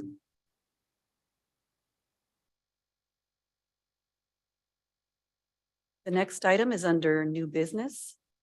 Receive a presentation from West Contra Costa Fire Safe Council regarding its mission, objectives, and achievements.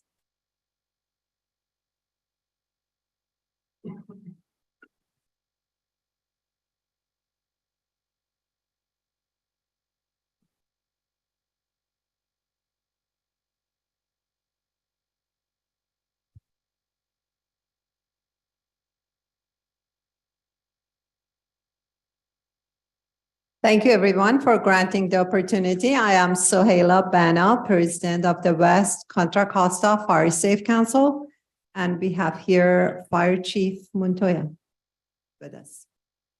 Good evening, City Council and Mayor. Can everybody hear me? Yes. Okay, so this is the presentation of Councilmember Banna had stated, the West Contra Costa Fire Safety Council. A little background on this that's not on the PowerPoint, but it's important to note that this idea came from when I first arrived here in introducing the Fire Safety Council to this area. That would greatly benefit, as I will go over in the slides along with Councilmember Banna, on the advantage that we would have on having a program like this. And so Councilmember Banna at the time was not a council member who was interested in starting a program like this. And then it came to fruition. In fact, this is on record as one of the fastest forming fire safety councils in state record and history. And that was noted to us by Mike Wilson, who runs the fire safety councils for the state of California. So I'm very proud of that and proud of Councilmember Banna and her group in establishing this. At this point, I'll get to what how I serve on this council. So we'll begin with the first slide, and that is the mission statement after the first. There you go. So it's to provide education and exchange of information and foster wildfire prevention and fire safety within the city of Richmond, and together in collaboration with the County of Contra Costa, which we obviously are in. This is the status of this Fire Safety Council is a nonprofit. That nonprofit was established in May of 2022. Next slide, please. And Councilmember Banna will go over this and the officers that are involved in the Fire Safety Council. Next slide, please. As stated, I am the president. Vice president is Marilyn Sarney, who is UC Master Gardener. Our secretary is Attorney Ray Crisitiello, and our treasurer is a tax expert, Rebecca Orona. Sorry. Our agency liaison is our fire chief, Angel Montoya. I'm proud to say, because of Chief Montoya's connection to many different agencies, we were able to establish this Fire Safe Council and bring many agencies and take advantage actually of all those knowledge and expertise to establish the Fire Safe Council and move forward. Next slide, please. So previously, as residents, when we were trying to ask, for example, East Bay Mud or East Bay Regional Parks to do fuel management or fuel reduction or cut the vegetation and dead trees, nobody would listen to us. Now we are an agency, we are an entity. We have on our advisory board our fire department, our neighboring fire departments, CAL FIRE, California Fire Safe Council, other fire safe councils like Oakland and Diablo, Sheriff Department, Richmond Police Department, because they are emergency responders. When we have an evacuation drill, we need their help. Next slide, please. We also have major stakeholders in the community like East Bay Regional Parks, East Bay Municipal Utilities District, Coastal Conservancy, and other agencies that help us to manage wildfire mitigation within the region. It's not just the city of Richmond, it's in West Contra Costa. Thank you. Next slide, please. Chief Montoya. So what you see here is the Contra Costa and Alameda counties, and it's a map of the very high and the moderate fire zone areas. And as you can see, our city, our county is in the very high zone. And so this is concerning to us because, wildfires don't have any boundaries. So it's very common for a fire to start from a distance, depending on what winds are going that particular day. And if everything's in alignment for it to burn, if it reaches one of these zones, especially the very high zone, obviously is a concern for us. So that's like what I preface this presentation is that it's a collaborative effort with working through the Fire Safety Council with the state, with neighboring jurisdictions and agencies to being able to plan and especially strategize on the fuel mitigation to reduce the danger in these zones. Next slide, please. Another concern is not only wildfire, but as you can see the maps here, is the Hayward Fault that runs through here, which is indicated by the red line. And then we also have the PG&E gas transmission pipeline, which is indicated with the blue line or lines. So those are other areas of concern. And this becomes a concern, of course, especially if there's an earthquake.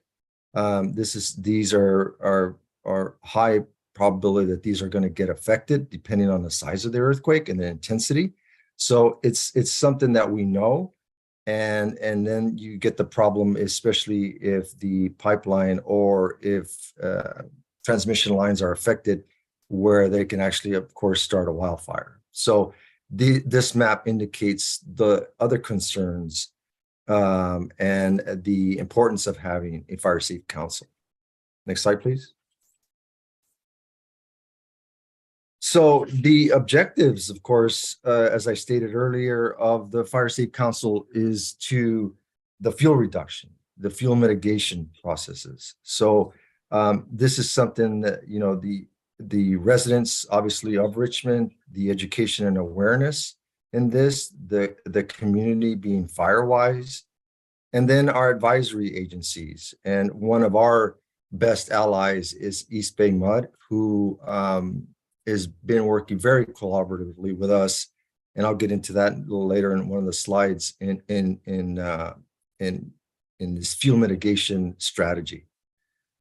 So those are one of the other things too is raising, as I said, raising public awareness, but also the emergency communication network, because we have to be and we feel very comfortable where we're at in terms of our communication network with our surrounding agencies, that in case of one of these emergencies, especially the wildfire, we have mechanisms in place to being able to fight the wildfire more effectively. But of course, this is the prevention part, which is the Fire Safety Council to, if there is a fire, to keep it as less intense as possible, again, through fuel mitigation.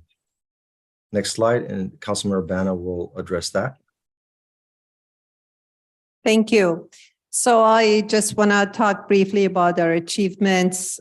These slides were prepared a while ago. We have more achievements now, but sticking with this slide, we've been working with ConFire closely, who is in charge of Measure X funds, the tax we pay for wildfire mitigation. And they have Crew 12, that is 12 men who are experts in fuel reduction. And we have been successfully using their services. For example, they have cleared some evacuation routes for us, Carriage Hills and Castro Heights neighborhood. Their evacuation route actually was surrounded by vegetation and trees. They cleared it for the first time, and since the community was established. Similarly, in Pinole Valley Road, we are promoting FireWise communities. That's communities coming together and doing fuel reduction and fire escaping around their homes to minimize the danger of embers and starting wildfires. We are also clearing public emergency egress routes. It's very important for communities that have one way in, one way out. In case of a wildfire, they may be trapped, or in case of an earthquake, if the road is damaged. So we try to find a back road for them as an emergency exit. For regular traffic, it's closed. The first one we did successfully is between a community in El Sobrante on Sobrante Avenue and the community behind it in Pinole. They were closed off. By clearing that road actually and putting a gate that's accessible by the fire department, we provided emergency exit route to both communities. The city of Pinole paid for that. The next one we're working on is for Hilltop Green Community. It's a large community of over 450 households with only one way in and out. There was a fire there once and the entire community was trapped for 2 hours. We are trying to use Measure X fund because we know the city may not have the budget for that immediately. We are working with our public works, with our city manager, city attorney, and city manager, city attorney of Pinole to open an emergency exit into Pinole Shopping Plaza. Next slide, please. We are also working on fire access lanes. It's very important for the fire department to be able to access the wildfire area. If you remember at the last meeting here, I asked for $50,000 for clearing access to fire lanes, because if the engine cannot get there or if the firefighters cannot get there and the fire lanes are blocked, they cannot put off the fire. That is very important. With the help of the neighbors and residents, we have identified 4 fire access lanes so far that are blocked. They need to be opened, accessible, marked with appropriate grading and clearing for the fire engines. We are also working on fuel reduction with East Bay Regional Parks. They gave us a tour, they provided a report, and they listened actually to our recommendations and implemented them. East Bay East Bay Mud actually also continuously provides report about their fuel reduction in the area. Finally, we are installing fire danger today signs. That's just to raise public awareness. So if you see that sign, you wouldn't throw your cigarette away or you wouldn't barbecue, just raising public awareness when the temperature is very high and there's a high wind, there's a danger of wildfire. The county is installing some and we have requested the city to install some. They're ordering them and we hope we'll have them towards the beginning of the fire season this year. Next slide, please, and I pass it to Chief Montoya. So as we continue, raising public awareness is one of our objectives, and that is through CWS and Zone Haven. Another platform that we just started using pretty much very effectively is the Nextel. So that's something that we're also doing, and in collaboration with the Emergency Communication Network. Also, one of the things or our achievements this past year was our open house at Fire Station 63, where we celebrated the establishment of the Fire Safe Council and also Fire Prevention Week. So that was a great promotion event for us and to inform the community that we have this Fire Safe Council now in place. And that's something that they, the people that were there were in support of. And then also emergency drills, evacuation drills, that was conducted. To my amazement, when I arrived here, it was the first time we've done something like that as a fire department. So that was another achievement we feel very proud of, that we conducted that drill and the evacuation drill, and it was very effective with the neighborhoods that participated in that. And mainly it was the Hilltop neighborhood, and then Councilmember Banna's neighborhood, and also the members of the West Contra Costa Fire Safe Council. Next slide, please. And so, as Councilmember Banna was alluding to, this is just some pictures of Crew 12 conducting their fuel mitigation. And one of the things also that I want to take opportunity to say is that we have a public works director now that is more than willing to assist us in partnership with Crew 12, because we have to play our part and do our part. And one of the things is to provide support when they conduct this fuel mitigation. They're not just going to do it all themselves. That's not part of their description to do that. So I'm proud to say that we work very well with our new Public Works Director, Daniel Chavarria, to accomplish that. That's something that we feel very good about because we can depend on Public Works and him to assist us in doing this. Next slide, please. And Councilmember Urbano will cover this. So we're working on the community to become firewise. That is, residents become responsible about reducing wildfire threats around their homes. They do home hardening, they reduce the vegetation, they clear 5 to 10 feet around their homes. And so far we have one community that has started. We just started a campaign with the help of our Deputy Fire Marshal Monson. And we are working on that, and we are very glad actually that the fire department is having more inspectors because an inspector is needed actually to help with the community. And we have more communities that are starting becoming firewise soon. It's a national program. I need to explain something. Just for an example, one of the residents, their home insurance policy was dropped, and instead of paying $2,000 a year, they are forced to pay close to $7,000 a year.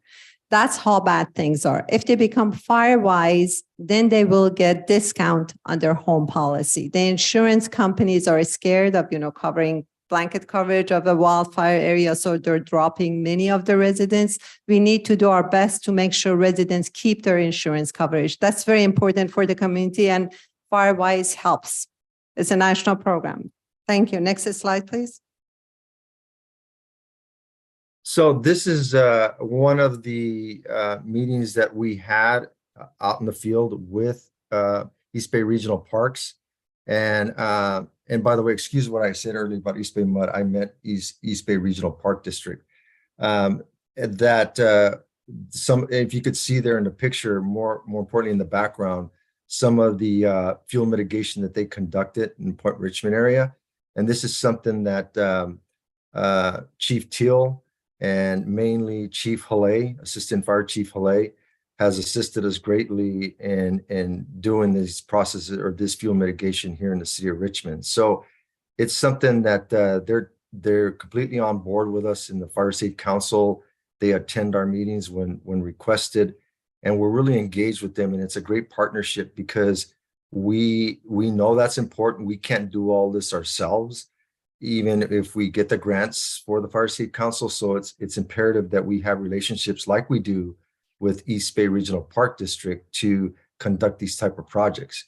The good thing with them is that there's measures that need to be taken. We don't just go out and clear brush or wildland.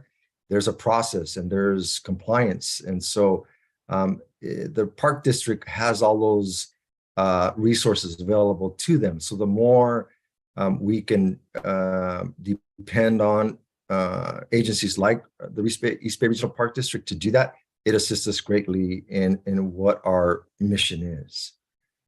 Next slide, please. So as Councilmember Urbano alluded to, installing our fire danger today signs is something that our goal is to get those up before our fire season commences this year. And again, with the partnership with Public Works, that is a great asset to have. We believe that we can accomplish that goal. And this is just an example of the sign, what it'll look like. This is a Contra Costa County fire sign, but ours will be very similar to this as we use the same ratings, only it'll say Richmond Fire Department, of course. So this is a good example of what you'll see here and hopefully in the near future. Next slide, please. And this is Councilmember Urbano will present this. Thank you. I'm glad to say that this was something we suggested to the tax assessor this year, and Office of Supervisor John Joya helped us pay for it. So you might have noticed receiving something like this in your property tax bill. Everyone in Contra Costa County received it. It's to raise awareness about evacuation zone through Zone Haven, about community warning system and how to protect their home. The last one actually goes to to a website that has information with all the fire agencies and West Contra Costa Fire Safe Council. So it was a very great partnership between West Contra Costa Fire Safe Council, the Supervisor Joya, Measure X, and County Tax Collector. Next slide, please. So as we've stated throughout the presentation, one of the things that we feel very proud of is the evacuation drill that we conducted in May of last year. It was the city's first in the fire department coordinating that. And we look forward to again doing that this year. We are going to conduct one. It'll probably be a little bit later because of all of the pressing priorities in the fire department right now. But nevertheless, it's very important to us, and we will be conducting that evacuation drill this year also, but at a different location. And like it states here, that was in the Carriage Hill North in Castro Heights area last year, the Hilltop Mall. And that the project leader was one of our battalion chiefs, Victor Bontempo, who headed this evacuation drill. And it included participants from, of course, the Richmond Police Department, who we work in partnership with and couldn't do without, our sheriffs, or the Contra Costa Sheriffs, the Contra Costa Office of Emergency Services, and of course, the Richmond Office of Emergency Services. So this is a collaborative effort that really paid dividends for us in educating the public on this type of exercise. And we also are looking at, which hopefully we can do this year also, is a virtual type of drill. There's another agency in the county that does that. It's worked well for them, so we're also looking at that too. Next slide, please. And this is just a picture that we took, I believe this was before the exercise, because I'm not in it and I remember that. But this was before the exercise. Next slide, please. This is the invites the city of Richmond to collaborate with wildfire safety. And as I stated before, we couldn't be any more happier with our public works director and Firewise assistance for free green dumpsters and chippers, which is what it's our end to fulfill the obligation of Fruit 12 coming out and conducting some of these mitigation efforts, and also our building division, who enforcement of the California Fire Marshal Building Code and its residents and its contractors. And I also want to take this opportunity, because we are at the end of this, to personally thank Councilmember Banna, because as I stated before, and the state representative for Fire Safety Council always brings this up when we meet with him, is that he's really proud and uses this Fire Safety Council as a model for other Fire Safety Councils that are existing and that are future of Fire Safety Councils. So it's all thanks to Councilmember Banna, because she put this together so quickly and got the nonprofit status and so on and so forth. So, and also to recognize the members of the Fire Safety Council, because it's only right that they should receive a lot of credit for their efforts and their interest and their enthusiasm, and the being firewise and being fire safe.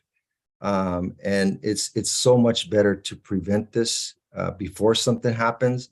And obviously, I don't have a crystal ball and can say that nothing bad will ever happen with wildfires in Richmond. But with this in place, rest assured that we are doing all we can to address fire safety, wildland safety in the city of Richmond and surrounding areas with their collaboration. I will, the next slide, please, which will belong to Councilmember Banna. Thank you very much. Thank you, Chief Montoya, for the great work you're doing. I just want to say the credit goes to all the volunteers in the community because of the severe concern they have about wildfire safety. So far, we've been active in the El Sobrante Valley, in the both city and county. Now we're spreading into Pinole, and I'm glad to say our next evacuation drill would be at Brickyard Cove, because that's also a very high fire hazard severity zone. And we hope that other residents who are listening to this and watching this presentation, please communicate with us, let us know, and they're welcome to join the West Contra Costa Fire Safe Council, because we need to team up and do our best for our own public safety. And thank you, City Council members and Mr. Mayor. And we expect cooperation from the city too, and we'll bring requests, actually specific policies, ordinances, requests for budget to make our city safer with regards to wildfires. Thank you very much. Any questions, we'll be happy to answer. Thank you, Councilmember Bana and Chief Montoya. Questions? Councilmember Willis first, and then. Yeah, thank you. And thanks for the presentation. And I'm asking this question knowing that this presentation was supposed to be heard back in December. So two things, just knowing with all the atmospheric rivers that have been happening and overgrowth of vegetation, and now that, you know, I'm not a scientist or anything, but I live on this earth, and every year it's just been getting hotter and hotter and hotter and hotter. So it just makes me concerned, like, has that been taken into consideration or talked about, like the summer months and how to prepare for dried out overgrown vegetation, especially with all the wet weather that has happened? Thank you. That's very important. With all the rain we received, the residents are already concerned with the overgrown weed in the area. That's one of the things. The other thing we notice in the rain is that the other side of wildfire is mudslide. If you have too much fuel and vegetation, you have the danger of wildfire. If you don't have any, then you'll have mudslides. We're trying to bring, the West Contra Costa Fire Safe Council is trying to bring experts from the Parks and Recreation, from Urban Health, from Fire Department, from all nonprofits together to come up with an ordinance to ban flammable plants and make sure we identify the right plants for mudslide, to actively and proactively work for the safety of the community. But yes, that's a major concern. And I would like to invite everyone to please go to the Arts Center. There are pictures of devastation after Dixie Fire. It's called The Remainder of the Day, something like that. And it's just the photographer went there to take picture of people. There were no people. So she took pictures of the whatever was remained after the wildfire. Those people never expected a wildfire. They were just people like us. Unfortunately, it happened to them. We're doing our best, so we won't be sorry in the future. So hopefully it won't happen to us. And then thank you. And then a final comment that I have in general, and you know, you brought up a good point, because I know folks that were living in Vacaville in the past couple of years when there were major fires hitting that area, but they did business out here. So that was part of their, like, I don't know if I can be here right now because I'm trying to figure out if I need to evacuate or not. But I brought this up a while ago during the previous administration. I don't know if people thought I was joking, but I'm still 100% serious. For the dry seasons, I'm curious to see like what East Bay Regional Park District is doing, because I know they usually do a contract to get goats to deal with vegetation mitigation. And not only is it cute to look at, but I think it's just kind of a effective way of resources just to try to hit those areas that our limited staff are unable to get to, just so we can take care and maintain safety. So that's something I'm still interested in, just as a comment to put it out there. And thank you again for the presentation. Thank you. And I would like to let everybody know that we are working on virtual drills. So we'll inform everyone about it. So people learn more about community warning system and will be more prepared. We'll keep you posted.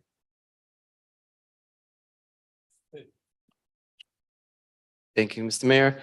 Councilmember Urbana, great presentation. Thank you. Chief Montoya, thank you so much as well. couple of questions. One on eucalyptus trees, and it sounds like you might already have a plan on vegetation and what plants to plant going forward and which ones hopefully to get rid of. I've been trying to work with the city for many years in removing eucalyptus trees. So let me know if there's anything that I can do to help out. This is a great project, part of it. Thank you for doing the Brickyard Cove as well. District 4 and District 2 seem to be two of the most impacted districts, yours a lot more. So let me know what I can do to help out, especially with eucalyptus trees. Not only are they a fire danger, they're also the #1 tree that fell during these atmospheric rivers. They were falling everywhere because of the short roots, and they're very tall and heavy. With that, the question is in regards to insurance companies. You're also working with them. It sounds like part of the presentation you mentioned it, but are you working with them to see what else we can do to make sure that people's policies are not being canceled? Yes, before I get to this, let me just mention something. I'm sorry to say, but the city of Richmond is the major landowner that does not take care of its properties. No fee reduction, no vegetation management. Behind majority of houses, the contract developers actually lift certain areas and just gave them out to the city, and the city doesn't do anything with that. We do need to come up with a plan for fuel reduction by the city. We tried to get Measure X funds to do that, but then they say it requires CEQA. And CEQA is not easy. So we're trying to find a way to do that, but we really need to address that. That's a major issue, all the city properties that are unkempt. To answer your question, yes, we invited someone from the Office of Insurance Commissioner Laura, who informed us that the insurance commissioner has told all the insurance companies that they have to consider discount for becoming firewise and home hardening. The sad thing is that the insurance commissioner cannot force insurance companies to take on homeowners and give them policies, but they can force them to give discount once they are on. So they have been given 6 months to decide how much discount. Another important thing, they need to be transparent with regards to the score. For example, if they raise your policy or whatever, because you're in wildfire area, they are mandated to reveal to you what criteria they considered and what your score is. So that's a good thing. The 6 months will be done in a month. And according to the lady who was with us at the Zoom meeting for the community to inform them, it's going to take them several months to hash things out. So we're going to hear from the insurance commissioner's office towards the end of summer about, with certainty what those discounts are. Thank you. And then one last thing about the goats. I agree with Councilmember Willis. They are very cute. We have used some of them.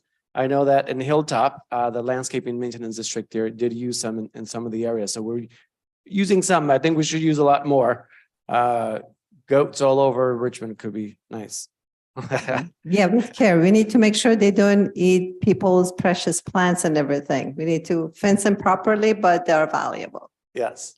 Could I comment too on for Councilmember Zepeda on the eucalyptus trees? So one of the things that I had talked about during the presentation was the Fire Safe Council representative for the state, and that's Mike Wilson. We've planned for Mike to tour the city of Richmond. And, these are trained foresters that come in and let you know exactly and give you the background on different vegetation and trees. So it's something that we want identified, and we are in that process of doing the trees that we can mitigate. So there is a process, and I just want to make everybody aware of that, because there's endless stories of people taking down trees they're not supposed to. And that opens up a liability for the city if that is to ever occur with trees that aren't supposed to be taken down.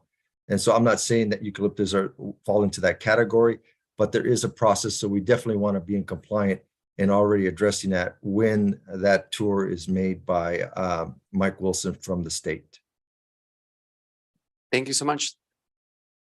Vice Mayor McLaughlin.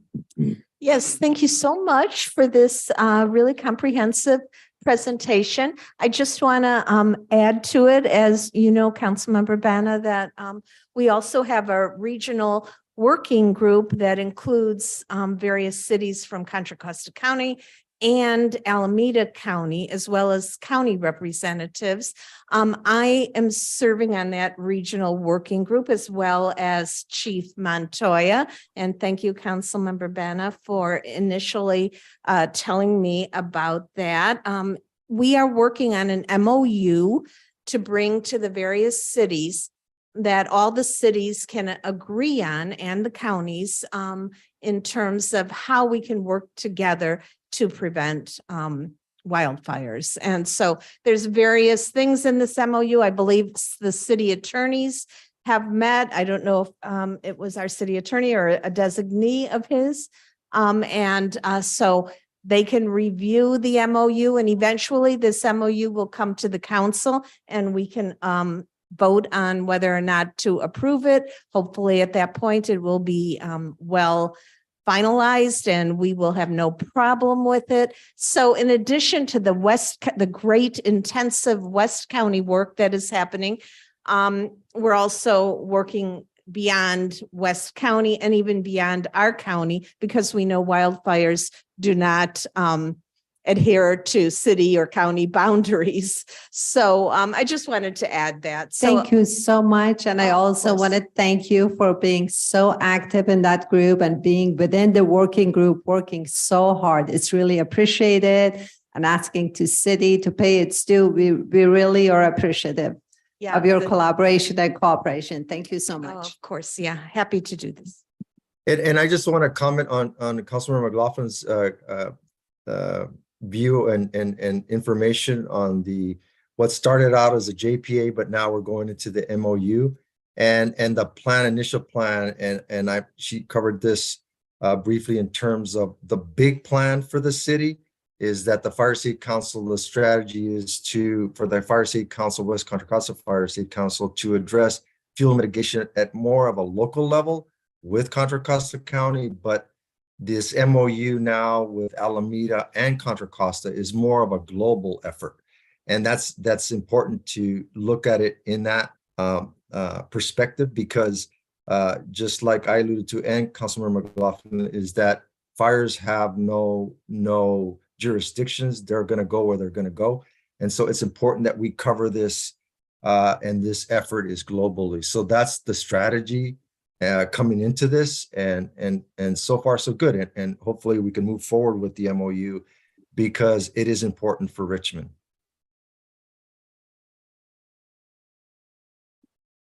One quick question. The JPA, is that Alameda County and Contra Costa County?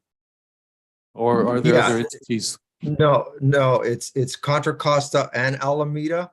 And it started out as a JPA, but now it has shifted and morphed into more of an MOU. And another thing that's not common for JPAs and now an MOU type of model is that they envelop two counties. It's more the norm is just one county, but this is quite an effort. So it involves two counties, which is Alameda and Contra Costa. Okay, thank you. Mhm. If there's no other questions, we'll move on to the next item. Thank you. Mayor, you. we do have a Sorry. public speaker. Oh, I'm sorry. Just can you please? Yes. Speaker? My Yes. apologies. Public I have speakers. Robert Kish, you'll have 2 minutes to speak. You can go ahead and start. Robert Kish, if you'll unmute yourself, you have 2 minutes to speak. You can go ahead and start. I'm sorry, I mistook the process. I'm waiting for item W4. Okay, Thank you. Okay, no more speakers. Okay, thank you. We'll move on to the next item. The next item is V3A. Adopt a resolution authorizing the city manager or their designee to submit grant applications for any and all maritime administration grants for which the city of Richmond is eligible, to execute all necessary and related agreements, and to accept and appropriate grant awards into the general fund. Hello, can you all hear me? Yes. Okay, while I wait for KCRT to upload our presentation, my name is Lilia Corral. I am a management analyst with the City Manager's Office. I also have my colleague Lizette Cepeda, Senior Business Assistant Officer for the Port and Economic Development Divisions here, and we will be presenting on a resolution giving authorization to apply for the Maritime this Maritime grant. I think that's the wrong presentation that's being put up. That's the one for a port audit RFP.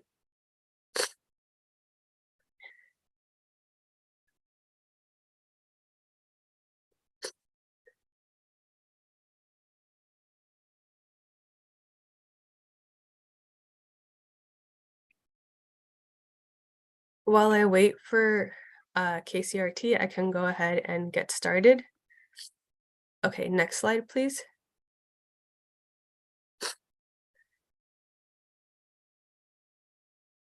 City staff members are seeking City Council authorization to submit grant applications to the California Department of Transportation Maritime Administration for all grants for which the City of Richmond is eligible, and if any grants are awarded, to accept and appropriate into our budget.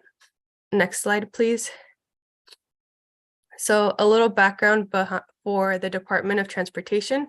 The Department of Transportation Maritime Administration offers several funding opportunities to advance ship construction, repair, training opportunities at shipyards across the United States, develop and expand port infrastructure and waterways, and promote the growth and modernization of the maritime industry. A requirement of the Department of Transportation and Maritime Administration is to receive City Council authorization before we submit any grant.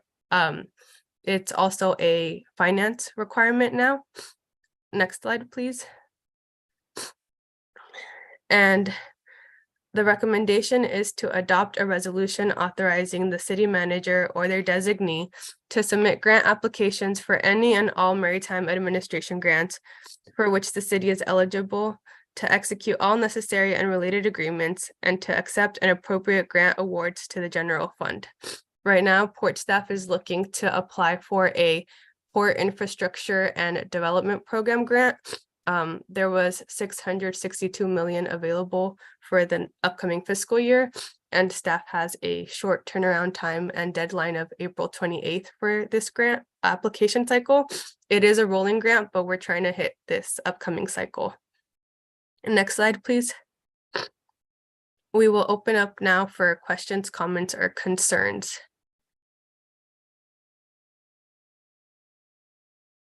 Councilmember Jimenez, then Councilmember Robinson. Yeah, thank you for the presentation. And I just wanted to say thank you, Lilia, for all the work that you are doing with the grant. I actually was involved and I brought a student doing a master program, I believe it's UC Santa Barbara, who is helping donating 3 weeks of her time and had done an extensive research about what grants we can apply for the poor. So Mallory is working, but Lilia has been taking on these and doing an amazing job with the deadline that is coming soon. So thank you for that. And Lisette, thank you also for all the work that you are doing in the poor. I was the one who took the item out of the consent calendar. And these are things that I want to say why, and then so ask some questions.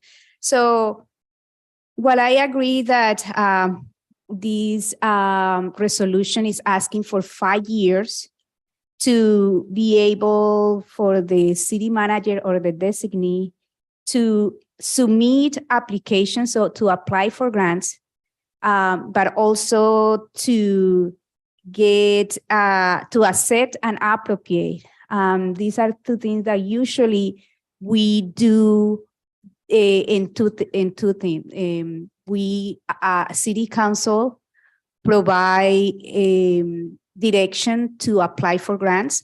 And when the grant is awarded to the city, City Council is comes to city council, so city council can have the oversight necessary to know how much money it is and how we can appropriate this grant. So my question to you is, I know that the grant application is asking for the city council to approve the submission of the grant, but it's not asking to appropriate the grant. So what are you asking for us to give 5 years a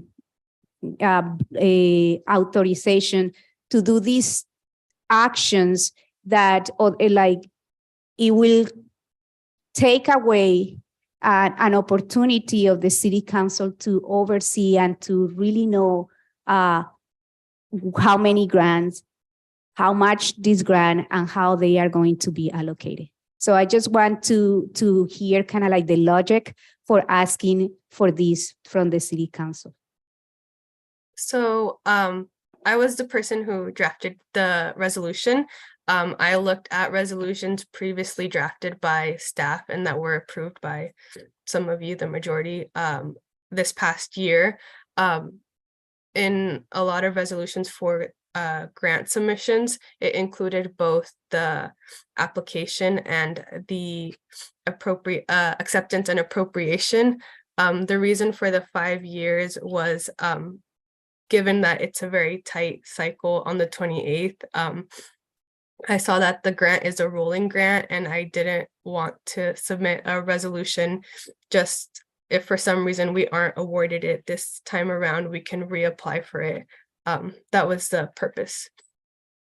So but you are talking about the reapplication of the grant, which is kind of like, I hear that there is a need and I support that. The thing that I am concerned about or is the fact that 5 years of giving authorization to accept and appropriate grants without coming to the city council. So how are you planning to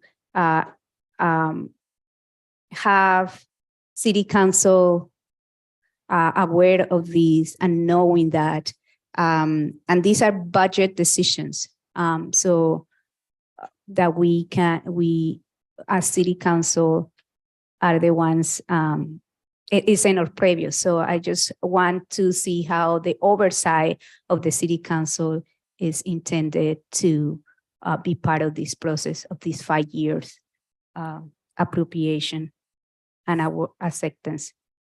So in the past, when the city council accepts and appropriates a grant, it doesn't mean that it authorizes a specific contract for professional services or for construction. So usually what happens is that the reason why you want to appropriate and accept the funds is so that there isn't a lag time in creating a new administrative step between when the staff apply for their grant, when it's awarded, and then when staff can come back to you all with a specific, most of the time when there's a grant award, there's a contract. There's a procurement process that where the city staff follow the city's procurement rules and the grant guidelines, and they'll either commence with construction in line with the requirements of the grant. And that involves developing plans, having bid documents. They all have to, if it's federal dollars, there's Davis-Bacon rules. If it's state dollars, then there's different rules around hiring for construction projects. And then if it's professional services or grants to local community-based organizations, those all have to follow different procurement processes. So the way that the council still has oversight is because in your budget and in your mid-year adjustments, all of the information related to the appropriations and acceptance are always included. It just prevents having this item come back to the city council in between those two steps.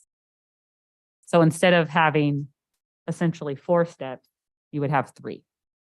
And so when staff are managing a large volume of work like they are now, it's helpful for them to be able to keep going. And then the council has the purview to either accept and move forward with an RFP process selection, for example, or awarding a construction contract. But city staff always are instructed to follow the procurement processes as required by the grant, as well as required by the city auditors. I just, thank you for the clarification, but I think like the way that it has been worked is that city council approved the submission of the grant. And then when the grant is awarded, the city council, it comes back to the city council. So the city council has an opportunity to see how much money it was awarded, and then do the two things there, like receive the grant and appropriate and appropriate the grant and allocate the funds. And I think that is an oversight that we should be having. So we can also look into, for instance, if somebody is making a decisions about, well, we received this grant, but it's not enough for us to perform, that it comes to us and we can make budgetary decisions about whether we want to augment that.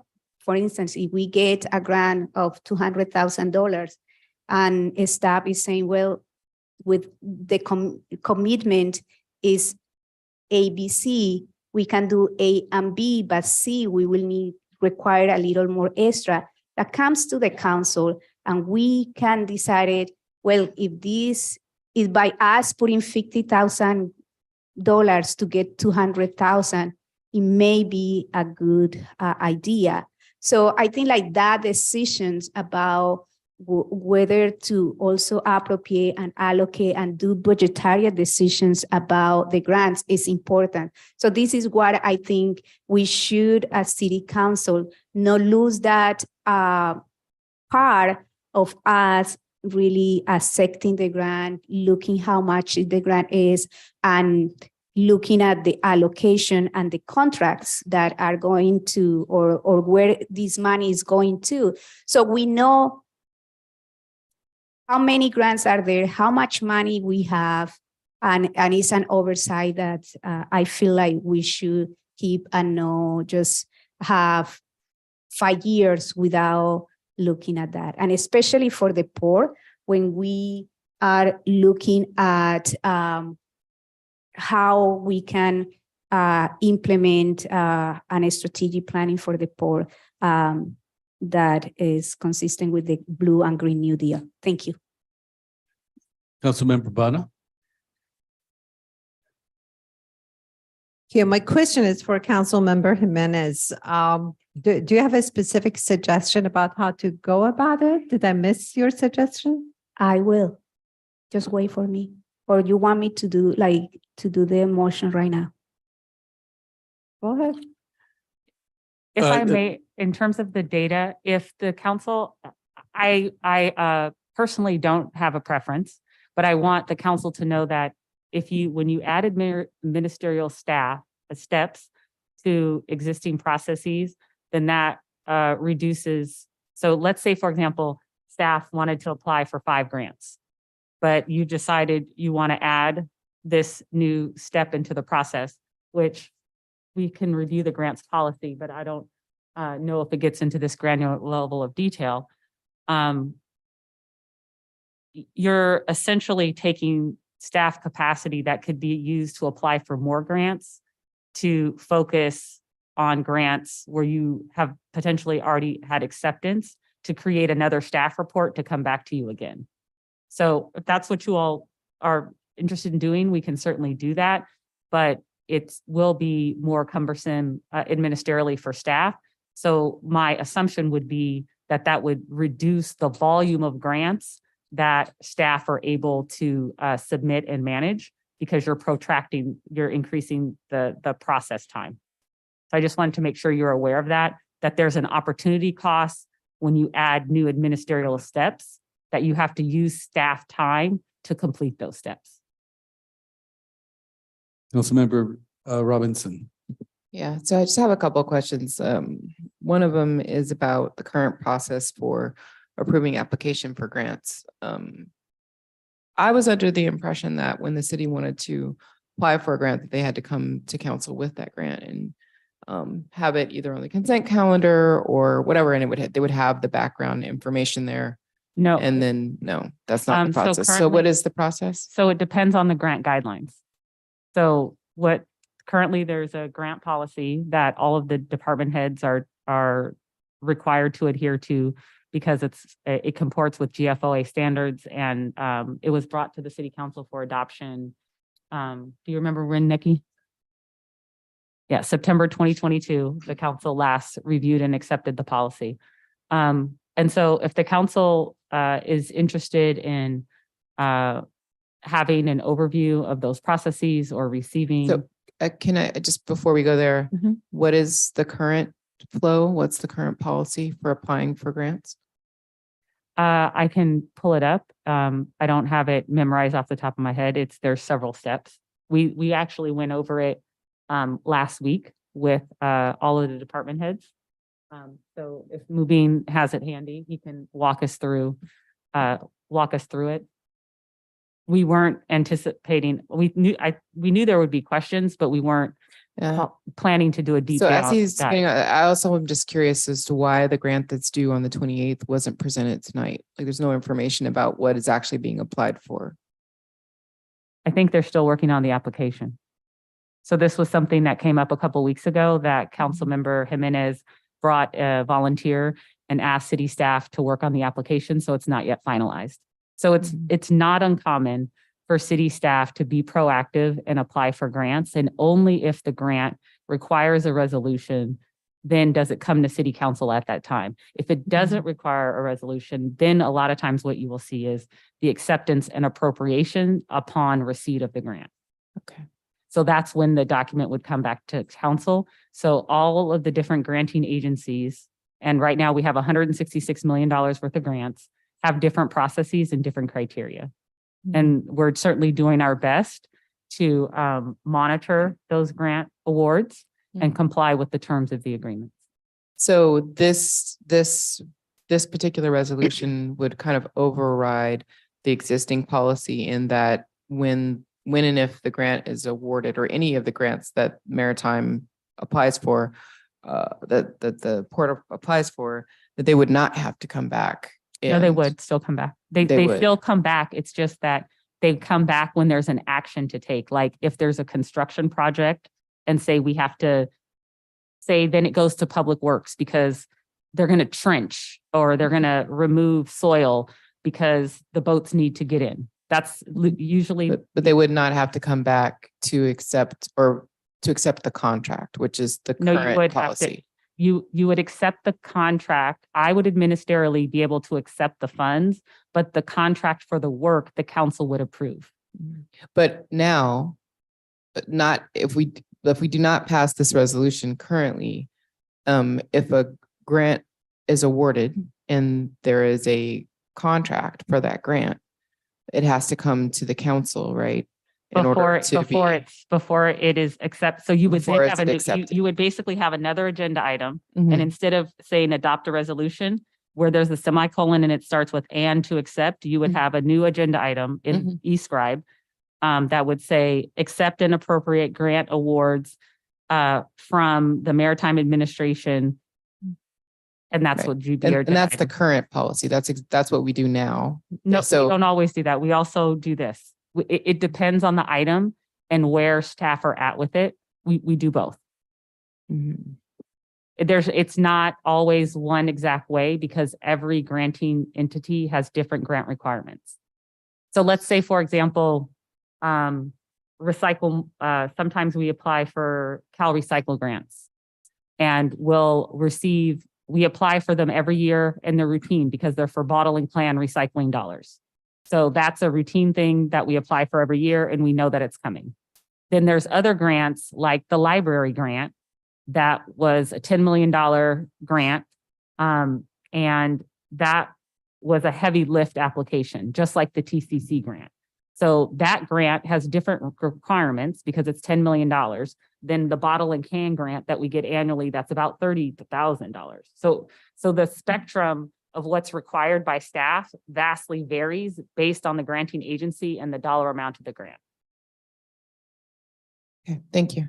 Moving, can you give an overview of the grant policy? Sure, the overview, which is the page where the policy starts, it mentions that it acknowledges that the grants differ based on the funding source, scope of requirements, and timeline. This policy provides a general guidance to managing grants, which may not be pertinent to manage all grants awarded to the city. So there is no one fits all in this case as well. You have more questions? I have a few. In this recommended action, it says to execute all necessary and related agreements. How is this different from all the other grants that we do?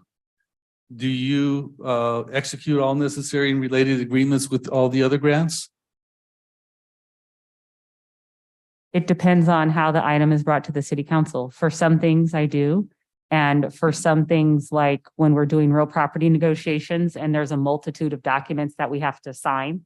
And we're not always sure at the beginning of the process, how many subordination agreements we're gonna have, how many promissory notes we're gonna have, or what the volume is gonna be exactly. That catch-all phrase is put in. So that way, I think when I gave a presentation yesterday, I said there was 917 agenda items. So the thinking with what we're suggesting here is that to reduce the volume of items you have on your agenda packet. So that way we can keep the meetings going and allow you to do more city business, if that's what you're inclined to do or not. Okay, so generally, grants have specific purposes. And when they have specific purposes, it seems to be reasonable to let you execute all necessary and related agreements. Some grants are not as specific. Those grants have wider latitude, and when they have wider latitude, I believe, especially if it says that the council has the authority, if it has a wide latitude, I believe that the decision-making in terms of execution should be in the hands of the council. So my question is this grant one with a wide latitude, or is it very specific? Lilia, do you want to opine on that? Yeah, so the Maritime Administration has various grants that the port could potentially apply for. We are currently applying for a port infrastructure development program grant. However, we stated it as Maritime Administration, so we could apply for anything that the port and the city could benefit from. Okay, so then it sounds like this is something that I would be amenable to authorizing the city manager or your designee to submit grant applications for any and all maritime administration grants for which the city of Richmond is eligible, but the execution of all necessary and related agreements should remain in the hands of the council. So I guess my motion is to do the first part.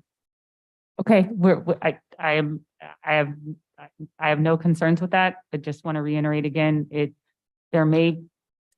clerk's agenda packet takes several weeks to prepare. We understand. So the volume of grants will decrease that we're submitting. Well, I hope not. I have I want to be thoughtful about Lilia's workload, so I just am trying to be transparent. Yes, If we'll I always understand. do the best we can. Understand. Okay. Councilmember Bonner. I'm sorry. I'm going to let Cepeda go before you because he hasn't spoken. Then you can go. Thank you, Mr. Mayor. Sorry, can you confirm, where do we find these grants? How did this grant come over to your desk? So the maritime industry, it's widely familiar. It's a federal grant, actually. I attended in February Ports Day, and in Ports Day, it was an opportunity for all of our local ports to go and meet with our local representatives, our supervisors and our congressmen. And there was a lot of discussion there about keeping the port infrastructure grants increasing, because during COVID, there was an issue with this, in particular, the container ports. So there was an increase in specifically federal infrastructure monies going back into the ports. So that's something that in this year, a lot of the regional ports are really being more active in advocating for these federal port dollars as they're increasing. Thank you. So then just summarizing, you found this at the conference? The grant. These are emails that we're registered with the maritime industry, where the ports also, or the city's also part of local memberships. And these are discussions that happen all the time. Specifically, a membership that the port belongs to is the California Association of Port Authorities. So this is a regional effort, and they act as a regional lobbyist as part of our membership. So they're widely known, and we're registered to get alert emails on any federal dollars coming down. Okay, thank you. No questions for now. Thank you. Councilmember Bana? Thank you. I would like to know, actually, before we vote on your motion, to hear what Councilmember Jimenez's motion is. And I'm unclear about what you suggested. Did you suggest that before they submit an application, it needs to come to the council and be No, approved? the motion was mine, and there hasn't been a second yet. So my motion was to adopt a resolution authorizing the city manager or their designee to submit grant applications for any and all maritime administration grants for which the city of Richmond is eligible. Period. Oh, so it's this one. The one that's on the agenda, actually. Minus the to execute all necessary and related agreements, and to accept an appropriate grant awards into the general fund. But can you explain what you added to what? I didn't add, I subtracted. What did you subtract? I'm I confused. subtracted everything after city of Richmond is eligible. If you look at the text. Okay. All right, thank you. Can we ask Lilia? Mayor? What you might do, you're looking at the staff report, but there's a resolution, and the resolution has two very significant sections to it. And that's really the controlling language that you ought to be focused at. I think you might be on mute. Pardon me? You're on mute. Put your mic closer. You, To page 796. so I think what you're saying, if you look at the resolution, there's two paragraphs down at the bottom. You see that? So the second to the bottom is what you were just, says there, be it resolved, the council of the city of Richmond authorizes submittal of applications to MARAD for all grants for which the city is eligible. That's the language you were just citing. But the section below that says the city manager is hereby authorized as the signature authority and is empowered to execute on behalf of the city of Richmond all grant documents, including but not limited to applications, agreements, amendments, requests for payment necessary to secure grant funds, implement the approved grant project, and close out of the grant. So the signature authority is being given to the city manager to sign all of that. And of course, as Shas is indicating, there's a lot of documents in the part of carrying out a grant. And I wouldn't think you want all of the signature signing to come back. So I think what you need to focus on is what it is. This was set up so that basically anything that the city qualified for, the city could apply for, and the city manager would have authority to sign the related documents. Right, I understand that. What I'm concentrating on, what I'm focusing on is the conceptual idea behind this resolution.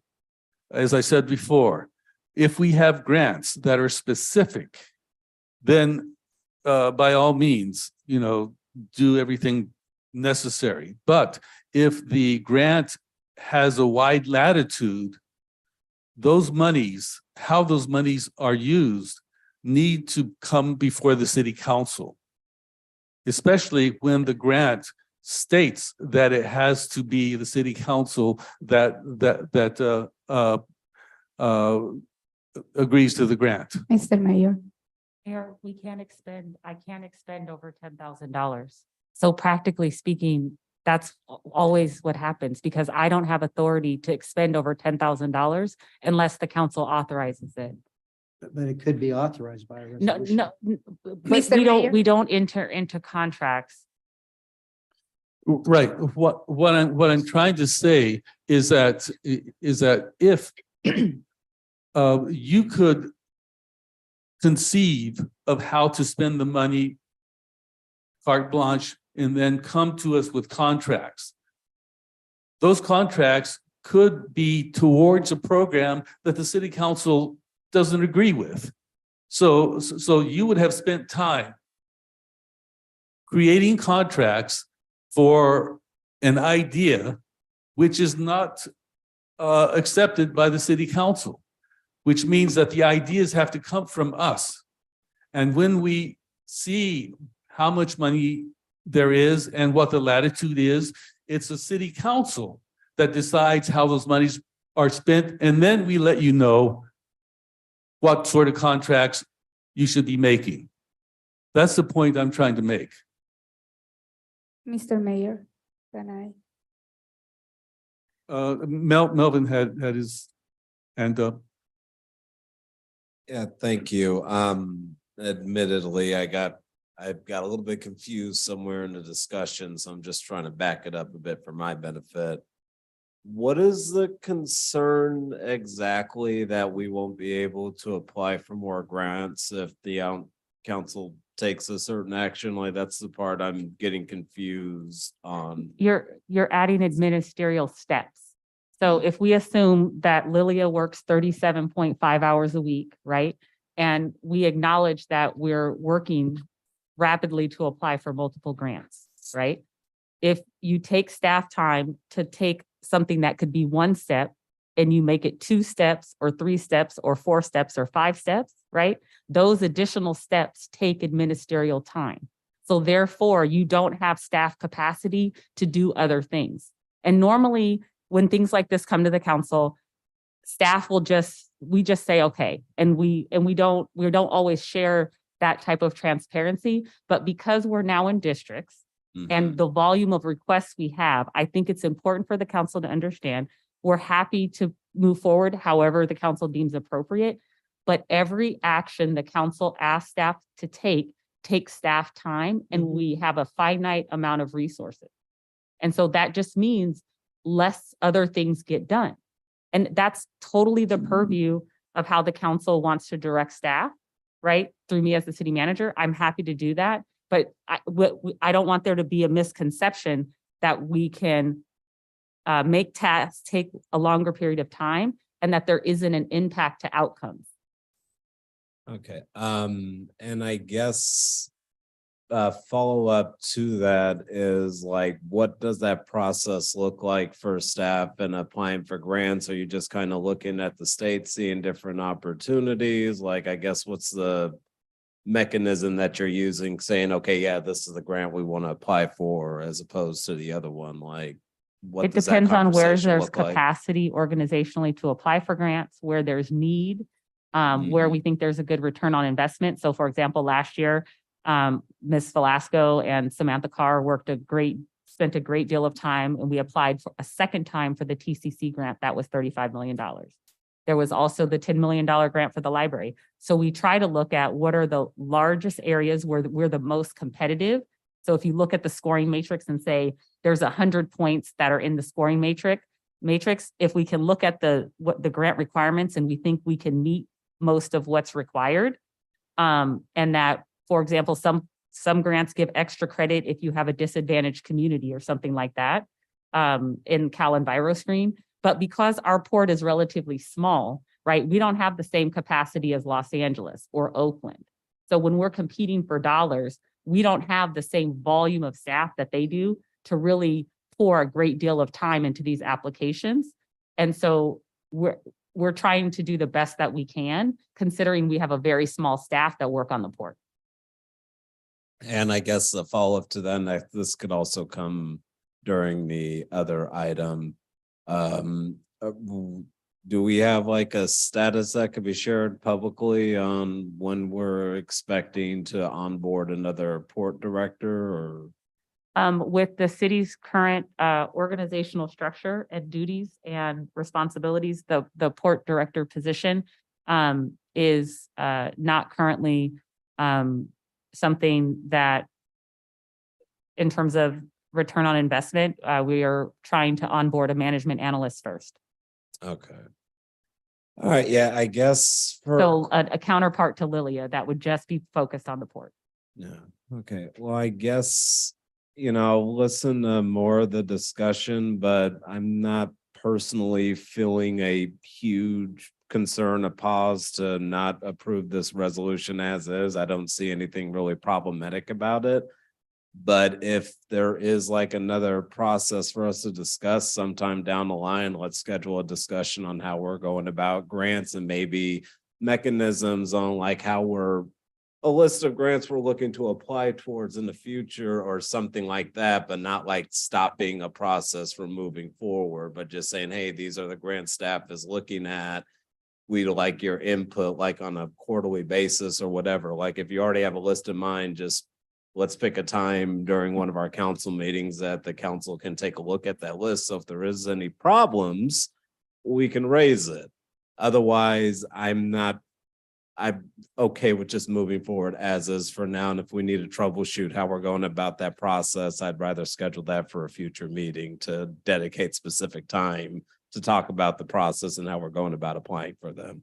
So that's all for my comments. Councilmember Robinson.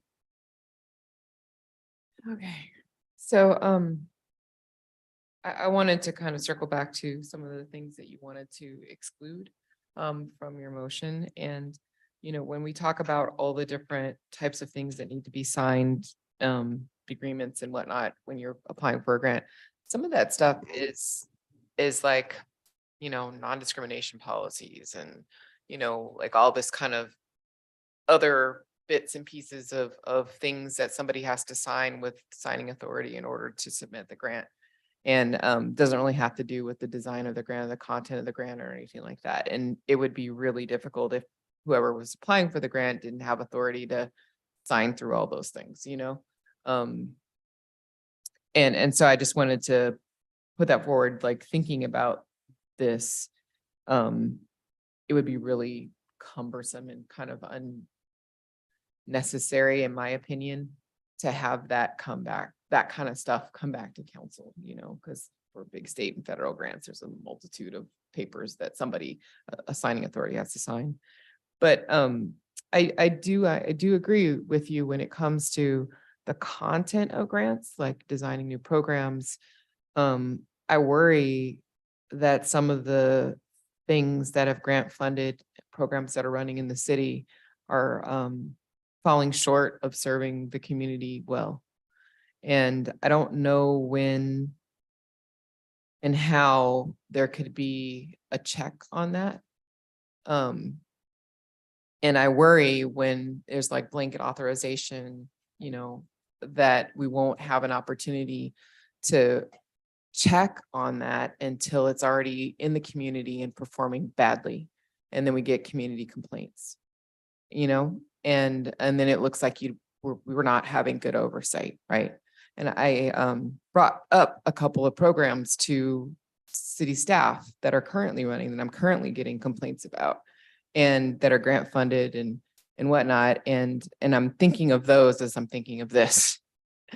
And I'm worried that, we're going to be putting effort, energy, money out there and putting something out in the community that isn't well thought out. And there's no way to have a check on it until it's already out and running and we get complaints. And that is a real worry. And so I don't know, I don't want to slow down the process of us using grant funds to fulfill like service needs. And I feel like there needs to be a checks and balances, and I don't know how to do that. Like even something as simple as, kind of a list of the grants that have been applied for, a link to their application, like summary, what the thing is, and the status of the grant, so that we could look at what it is that it's coming before it's here. I do feel like the last part of this resolution, the if awarded piece, may be, at least in this case, the only kind of point that we can review. Because if we take that chunk out, and have it come back to council after it's been awarded, and then we review it to see whether or not we want to accept it, we don't slow down the process. We don't get in the way of the application process, which is tight and difficult and, labor intensive. But we have a moment where that project could be presented and there could be some kind of oversight, some kind of, oh, that makes sense, or, oh, what's going on, before we make it accepted in a part of budget and everything like that. So my suggestion would be to actually, if we could have a friendly amendment to your motion that actually only removes the part that says that if awarded, the grant can be accepted and appropriated into the city general fund, and just have that piece be the kind of checks and balances on applications. So we don't slow down any of the process. We don't impede the ability to submit all the different paperwork that needs to be submitted, but we have one moment where we can make sure that we're in agreement with what's being proposed. It's in alignment with the vision of the city of Richmond before it becomes a part of the budget. To understand your friendly amendment, you're saying that the grant funds would remain in a separate pocket. Well, you as I understand it, and maybe correct me if I'm wrong, usually if something is awarded, we have to kind of sign a contract and accept the award. You have to accept it. If we do not accept the award, they don't transfer any funds, right? Like usually these stuff is reimbursable grants as well. Like we're getting money back for things. So there's no spending of money. There's no anything like that until you accept the reward. And usually, especially for larger grants, it's like an acceptance process where you really have to work through the contract with the granting organization. And so I'm saying at that moment, before the award is accepted, that it comes to council, so that council gets it could be on the consent calendar and only pulled if people have an issue with it, so that it goes as quickly as possible. But there's a moment of review. If I can offer a suggestion, Mayor and council members, it sounds like it would, from what I'm hearing, it might be helpful, just like you receive a monthly report on the city's finances. And we recently modified it last year to start including overtime. So every month with your monthly report, it's on the city council agenda as consent. So you can see the overtime that's accruing citywide, and there's a historical component to that. So it goes back several years. If it would be helpful, I'd be happy to designate a staff person to provide a quarterly grants report to the city council, and have that as something that becomes before the council. So that way, all of the questions that were being asked this evening, you would have an opportunity to receive a quarterly written report. So that way you're apprised of, in more detail, the $166 million worth of grants that are currently in the pipeline at various stages. To be frank, I worry about the port. The very fact that you're looking for a property management person before you look for a port director is troubling to me.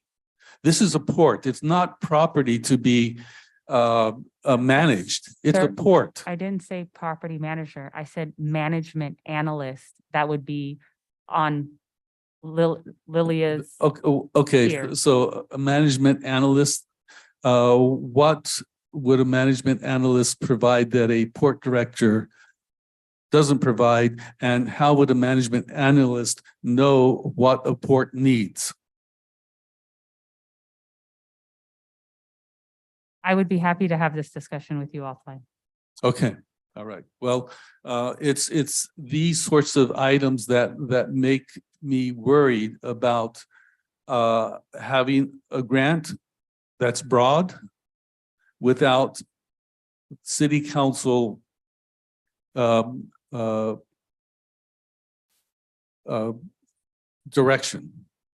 Okay, well, the city had a port director for a long time, and with all due respect, the staff that you have there now who've been working on getting everything in order. Numerous council members have gone on tours, and I think their perceptions around the good work that Lilia and Shawnee and Lizette and Nanette have been leading in combination with finance, that they've really turned things around, and that they've done a far better job collectively. And with all due respect, I hate to say this, but essentially being the cleanup ladies, that they've been absolutely amazing. And we had a port director, and they did not have the processes in place that we have now. So I really think that sometimes having line staff get things in order is absolutely critical for the success of Richmond. And then once we do that, if the council still wants to spend a couple $100,000 on an executive position, I'm happy to consider that. But our line staff have done a lot of heavy lifting here, and I really commend the ladies that have been doing that. Actually, the personnel issue of filling positions in the port is not this agenda item. This agenda item is dealing with your approval of grants. So you should put your discussion on that. Right. I was not talking about, I was just explaining why I have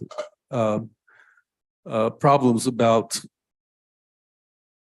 grants for the port without council direction.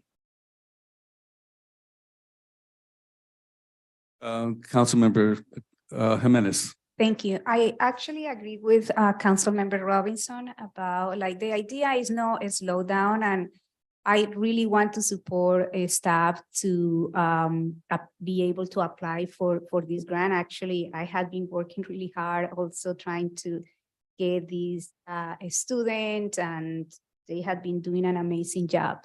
But I want to get the council the sense of urgency that I have, or the sense of worry that I have based on things that we don't know. But employment and training got 2 grants, 300,000 each, they were awarded to the city. It didn't come to city council. We didn't know about it, and they were returned. $600,000 in the employment and training department, that the majority of the budget is filled with grant money. So for me, this is about oversight, and that we should be the ones doing that oversight. If we don't know what happened, and I'm glad that one of the answers from the city manager about this is that there is no intention, if we are awarded the grant, to give it back. But it had happened. And I don't know how many other grants had been awarded to the city that I haven't been brought to the city council for us to do what we are called to do, which is to know about, to make decisions about the budget and make decisions how we are allocating funds for each department. And there is no grant policy. In the grant policy, it doesn't say anything about the ability of an individual staff to say no to grants that are awarded and that are really needed to serve our community.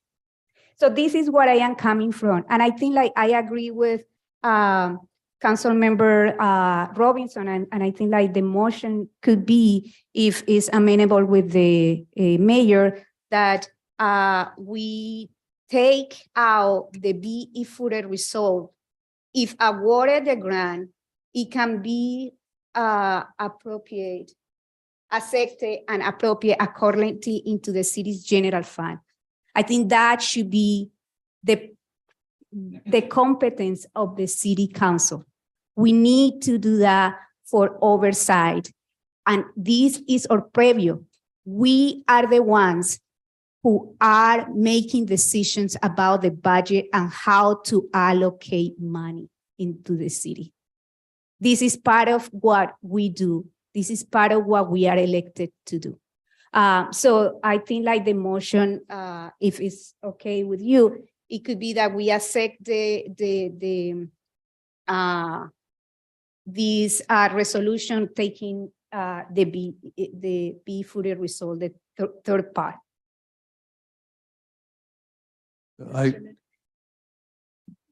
I'd like to make a substitute. Oh, well, go ahead. please. No, if you have a substitute motion. I'd like to make a substitute motion to accept it as is with the added, part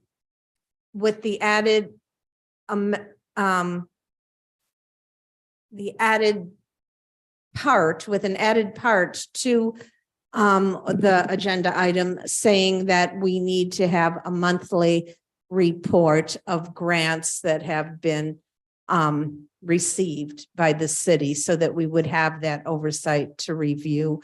I understand the concerns about staff spending all their time putting agenda items together for the council because, I mean, I tend to write all or most of my agenda reports when I bring things to the council. And I can tell you that even though my agenda reports are usually not as extensive as staff's, they're very short sometimes, but it does take time. It could take a half a day to look up, to research what other council action has been done, to look at the points I want to raise so that the council feels comfortable with the item. And I know staff has, with their items, which are often a little more extensive, would have to do that as well. So, it could take a whole day to write up an agenda report or longer.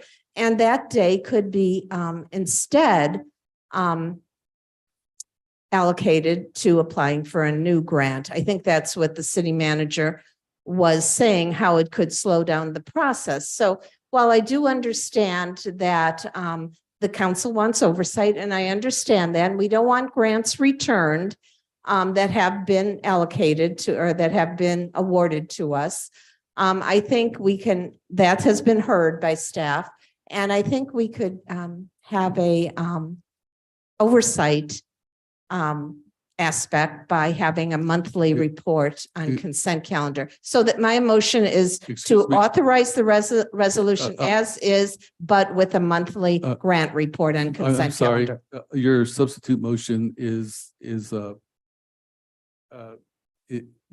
out of light at this point because the first motion hasn't been seconded. All right, so that's why I wanted to let you go first, but you said go first. Well, I didn't know that you were making a substitute motion. I already said that, but go ahead, put what Okay. your thing, and then I'll reiterate. All my right, so substitute. I accept the amendment. So the amendment is to accept the recommended action with everything except for the appropriate is. If it's awarded the grant, Yeah. it can be like that part, taking it out. Right, taking out the appropriate portion. Yes, okay, so it's to to adopt a resolution authorizing the city manager or their designee to submit grant applications for any and all maritime administration grants for which the city of Richmond is eligible, to execute all necessary and related agreements, and to accept grant awards into the general fund. No, that part is the one that we are. Oh, okay, and to accept grant awards? No, Uh, so, to, accept the resolution and take the third B it footer resolve, which says if awarded, the grant, it can be accepted and appropriate accordingly into the city's general fund. Take that part out of the resolution. So I say, approve the resolution and take that part out. Okay, take out the second, be it further resolved. The third.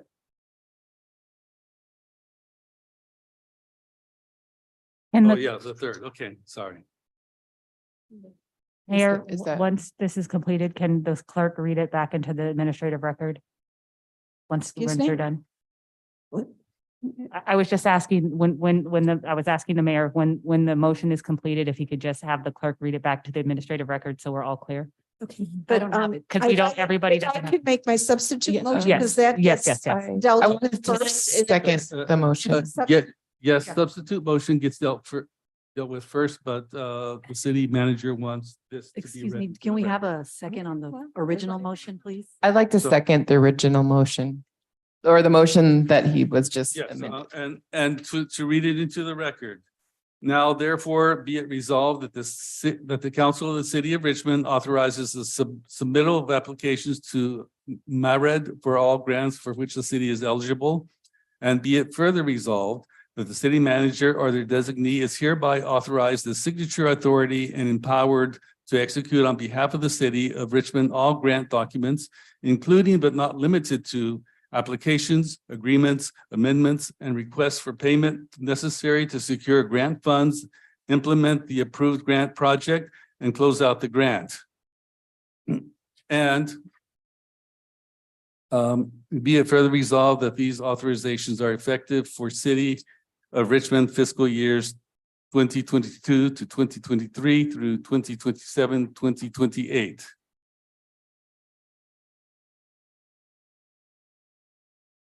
Okay. Can I make So, my Mr. Mayor, substitute? on the be it resolved paragraph here, you haven't changed anything, right? It's just taking out. I'm just taking out the third, be it further resolved.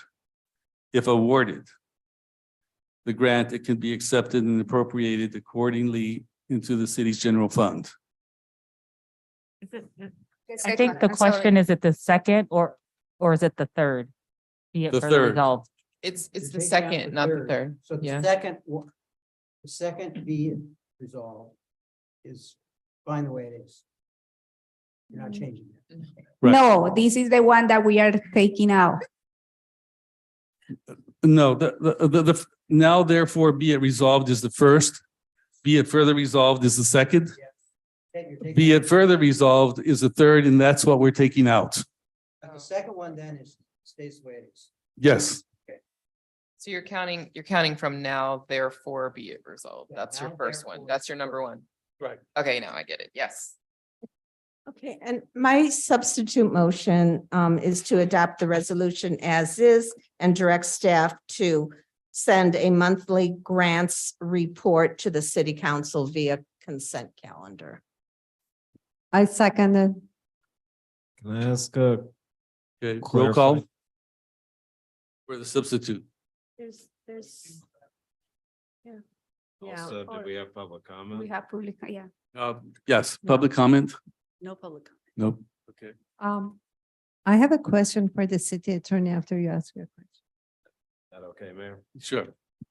I had a logistical question is,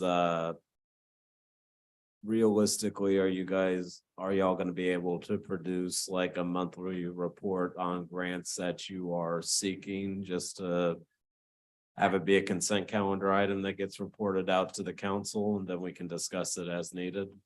I was suggesting that we start with quarterly with all grants and with a status update on all grants. So like a giant matrix with all $166 million. And But yours is on ones you have. Are you saying you want everyone that they're seeking in addition? Council, Vice Mayor So McLaughlin. I it's your, was, yeah, so my motion was based on what the city manager was saying seemed to be more efficient to her, but maybe I misunderstood it. If you're saying that a quarterly report on new grants being sought is more efficient, I'm happy to make the motion. I just don't want us to lose out on grants that may come up because staff is spending time writing extensive agenda reports. So city manager, if you could clarify what you meant, this quarterly report you're talking about, you're saying that's for all grants, not only the port? correct. And what would be helpful is when we embark on something new like this for the council, pardon me, it's generally helpful for me if I get input from my colleagues on a format on what details we should include. And we would give you a draft for, let's just say, first quarter of 2023. And then you all could provide us feedback and we could make changes for second quarter of 2023. That way it could be iterative. It doesn't have to be a static document. It would probably be helpful for us to use, we would work on it in Microsoft Teams, and it would be something that would be dynamic. Much of the information we already have consolidated in one repository, but I think sharing the information with council quarterly as a starting point would be ideal. But if the council would prefer to have it monthly, I'm happy to do that as well. I'm glad you clarified that because I did think monthly was going to also be a bit inefficient. So quarterly, and I think Councilmember Willis had initially brought up a quarterly report made sense. So I will change that to adopt the resolution as is and direct staff to send a quarterly report of all grants that it is seeking or that have been received to the city council on consent calendar. Is that accepted by the second? Yes. Okay. Councilmember Cepeda. Thank you, Mr. Mayor. I want to make sure I've heard a lot of comments at the beginning, if I may reference, going back to a little bit ago. Councilmember Jimenez mentioned one of the concerns was, and let me know if I misunderstood you, but one of the biggest concerns was that, and not just in regards to this particular item, but any grants that have come in that we've had to give them back because of lack of additional resources. And I think that's what I had heard. And I don't know that I necessarily hear that in either one of the motions. So I want to make sure that the biggest issue to me now is if we ever give back a grant, because as Councilmember Jimenez mentioned in her statement, if we receive a grant for $200,000 and then we have to give it back because we didn't invest $50,000 in a staff member, for example, that's just money that we lost. So That would be the sort of information that we can include in the quarterly report. But there has, so for example, another time this has happened is with, like we talked about earlier, with the housing authority. So if a federal agency deems that the city is not compliant, then the funds do have to be returned and the city does have to pay back the money. So what has happened, and I'm happy to work with staff to send a more detailed update regarding this, is when there's changes in administration and there's not consistency in roles, then there's a higher probability that these administrative matters will happen when there's shifts in department heads and when a lot of staff resign. So that's why our recruitment and retention is so important for staff, because when we lose people, we lose all that history and we lose the content knowledge to help us achieve the grant deliverables, and potentially even other colleagues or other departments may not be aware that a staff person has applied for a grant. So I think having the quarterly report with all the information the council has requested this evening, would be a really good step in the right direction for us, making sure the council feels comfortable with the way things are currently proceeding. Thank you for that. So as long as, again, what I heard as a original concern to this, one of the reasons why it probably was pulled was making sure that we were appropriating it correctly and not having to give it back because of lack of resources.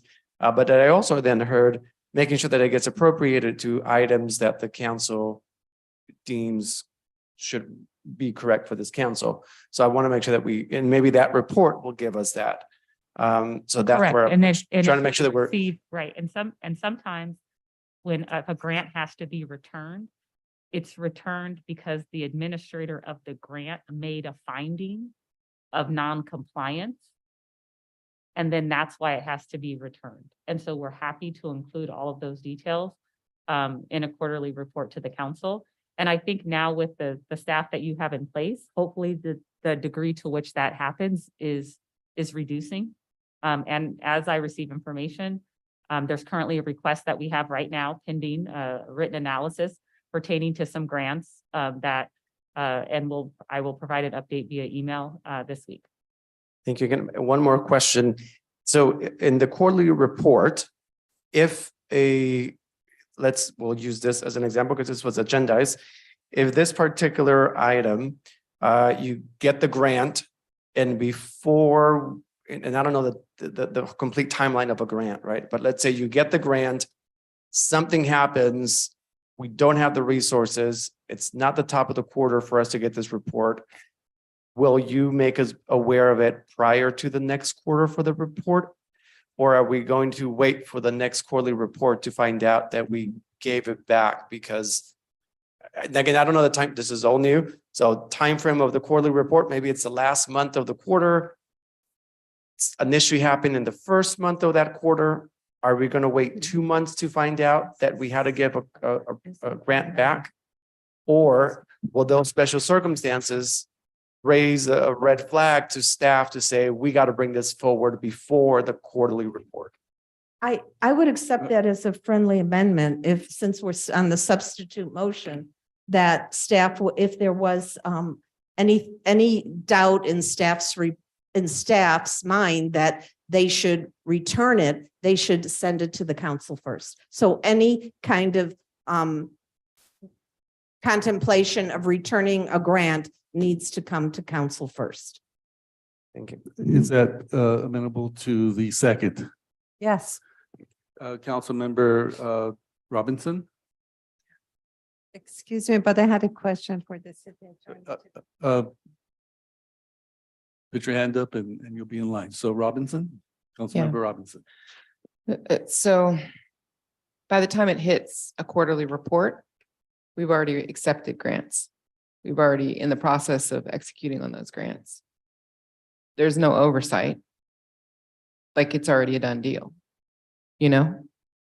I don't know how that functions as oversight.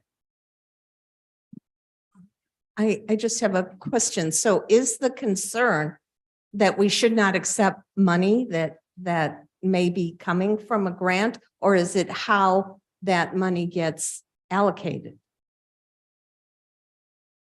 I think that there's a bunch of considerations, right? So sometimes it's that we're applying for something and we don't have all the money we need to execute the project.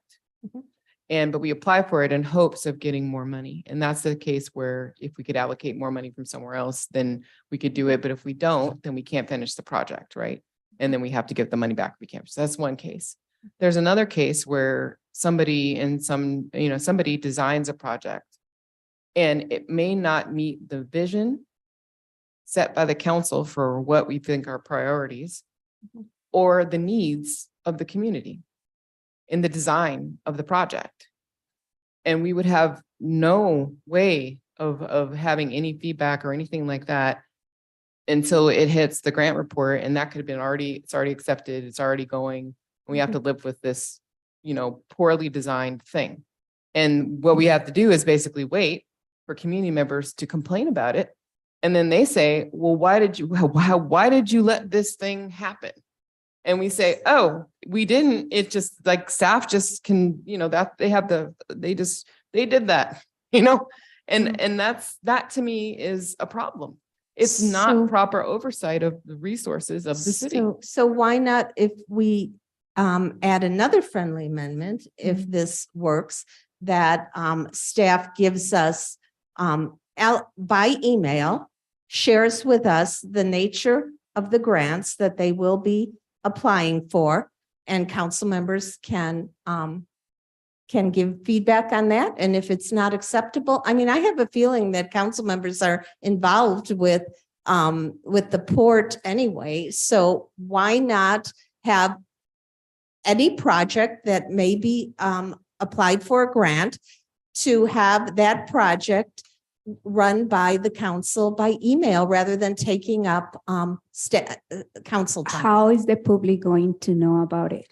The idea of bringing it to even only council agenda is that also the public can read it. Is send it to our emails. Are you going to send it to all your District 5 representative? No. So my thought on that is the staff should not have to bring every single tiny thing. We have to have to the council, and we have to be thought partners with staff. And so I think I'd like to finish my statement. So I was actually in the middle of talking, and I wanted to hear, and now I just want to say what I'm going to say because it's going to go wherever it's going to go. So I'm just going to say very frankly, we have a program that's supposed to serve seniors, but it uses a smartphone. It requires people with disabilities to walk to meet its needs. And it doesn't take people where they're supposed to go, to grocery stores, to clinics. It takes you to a freaking park. How is that serving seniors? I have seniors complaining to me about this grant program, this money that we got, we hired a bunch of people to do something, and it totally doesn't meet the seniors' needs that it's supposedly designed for. And there's no review of that. And the thing that I'm so disturbed about is because we've only been on council for a few months, and more things like this are popping up. This grant rescinded, this grant not fulfilled, this grant short, this grant whatever. And it feels like the system is set up in such a way where we should be having more oversight on the way that the money that comes into the city is spent. And it should be spent to serve community members. And I think that oversight is missing. I think we're missing the mark on a number of different things, not all things. I'm not trying to throw the good people who are working hard under the bus, but I feel like there's oversight that's missing. And this proposal is coming up right when we were talking about how we needed to focus and really re-envision the port. And I feel like there needs to be a moment of oversight. Let's not slow down the process of applications, of signing all the documents, but have a moment of oversight to make sure that what gets proposed is sane, it's sound, and it's in alignment with the vision of this council. So I'm going to keep my motion the way it is because I think it does give us oversight with the email I'm sorry. notion. I'm sorry. Councilmember Jimenez had her hand up. And then after that, Councilmember. Yeah, I want to make a clarification about some comments here. So I think like one thing is to get back grants that were awarded to the city.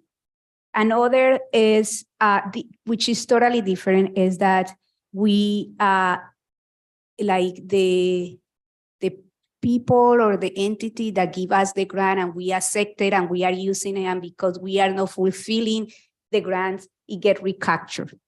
These are two totally different things. So what I am talking about here is not about the recapturing that had happened in RHA, in employment and training, and in other things, right? Because we are not fulfilling the outcomes that we committed. I am talking about the grants that were granted to the city, were awarded to the city, and somehow it was decided to not even coming to the city council to be accepted or to have that discussion, whether we wanted to accept the money or not, and whether we wanted to put more money because maybe it was short. That is the part that is different. And if we, and I agree with Council Robinson, that if we don't have that oversight, more and more of these things where grants get awarded to the city, and because we don't have that oversight, they get returned. That is something that I am coming up, and I think the oversight is important, and especially in the port, where we are trying to vision what the port looks like for a blue and green New Deal. Thank you. Councilmember Pana? Thank you. I have a question for the city attorney, but before that, can I just say something in the summary of, You have the floor. Thank you.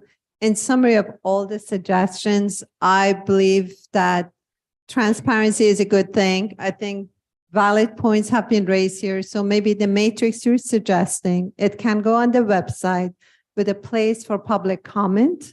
So like when it was initiated, if it's going to take 5 years, the communities is going to serve, you click on it.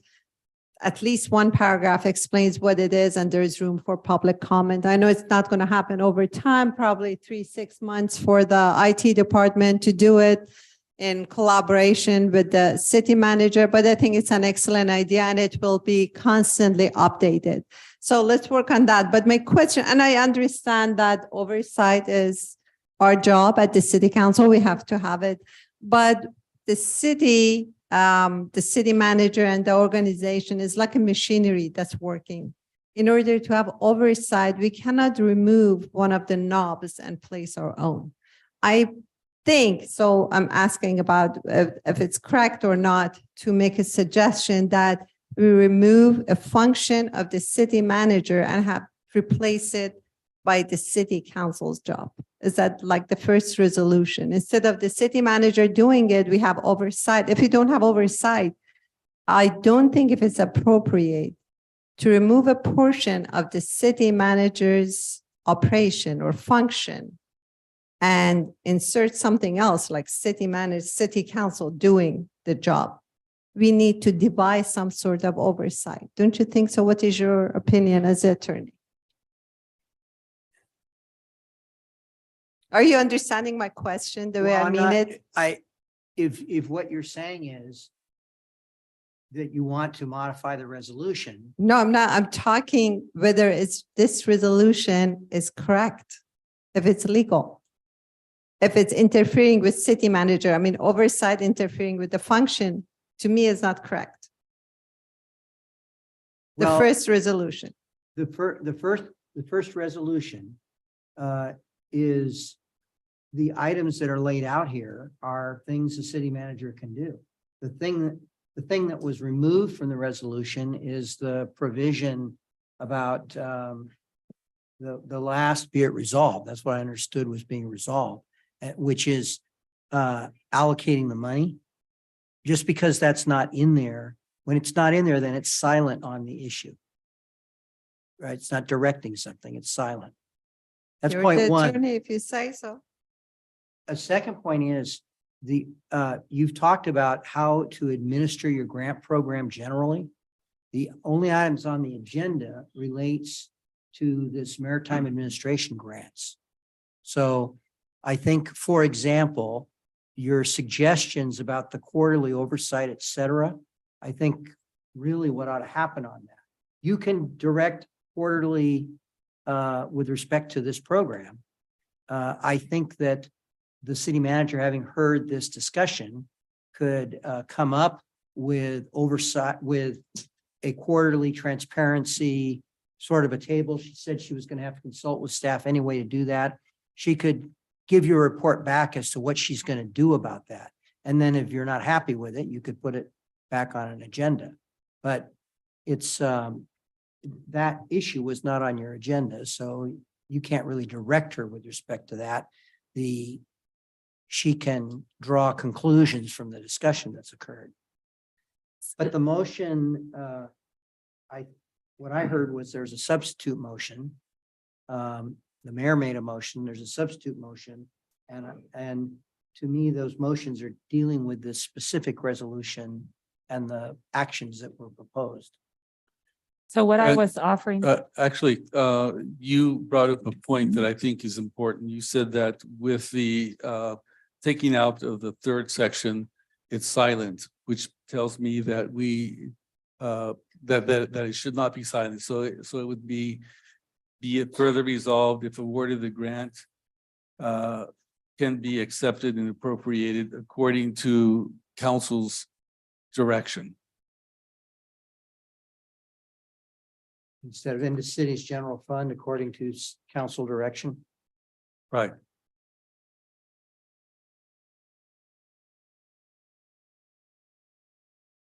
Yeah. Councilmember Willis? Yeah, I think the thing that as this conversation has gone on, one thing that I was asking myself is just, do we have any examples of where our grants have failed? And that has been coming up more and more profoundly. So honestly, those areas of what I just heard where our grants are failing and may need to be evaluated, obviously that needs to be followed up on, because we can't be doing business with folks that are not doing a good job.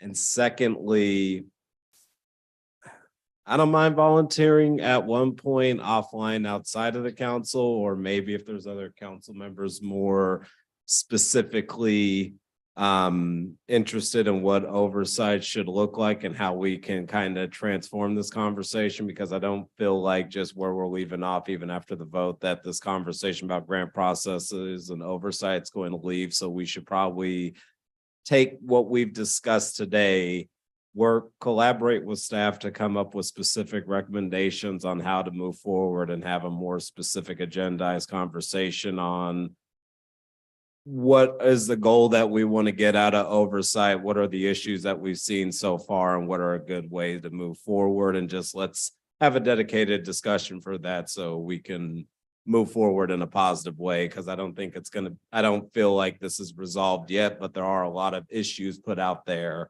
that we can bite our teeth into and come up with a more profound and solid solution at a future meeting. Could be even a couple weeks or 3 weeks, but let's have a more pointed discussion about this. Councilmember, I'm sorry, Vice Mayor McLaughlin, and then. Yeah, I just wanted to add one comment and then adjust the motion based on what the city attorney said.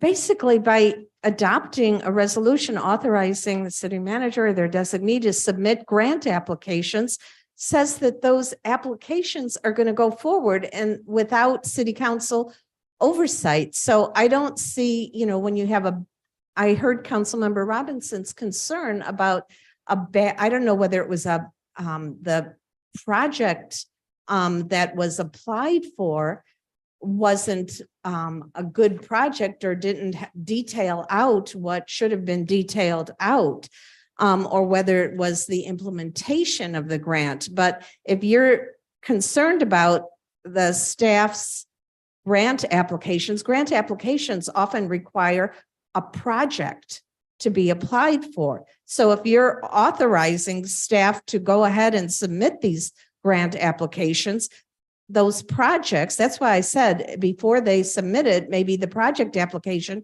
should be shared with the council by email, but you are already authorizing by that motion that authority to move forward on grant applications. So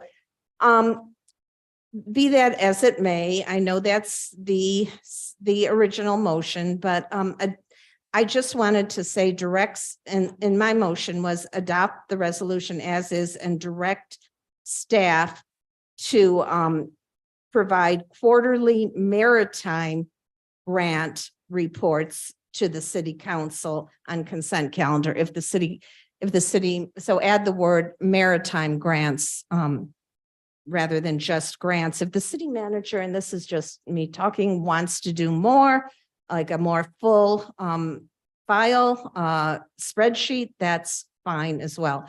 And the final part of my motion was to include coming back to council before any grant is considered to be returned, as per Councilmember Zebeda's concern. And other concerns, obviously. Councilmember Cepeda? Thank you, Mr. Mayor. I just want to make sure that we get some guidance here from our attorney. Because I think our conversation might have taken a little bit of sideways here.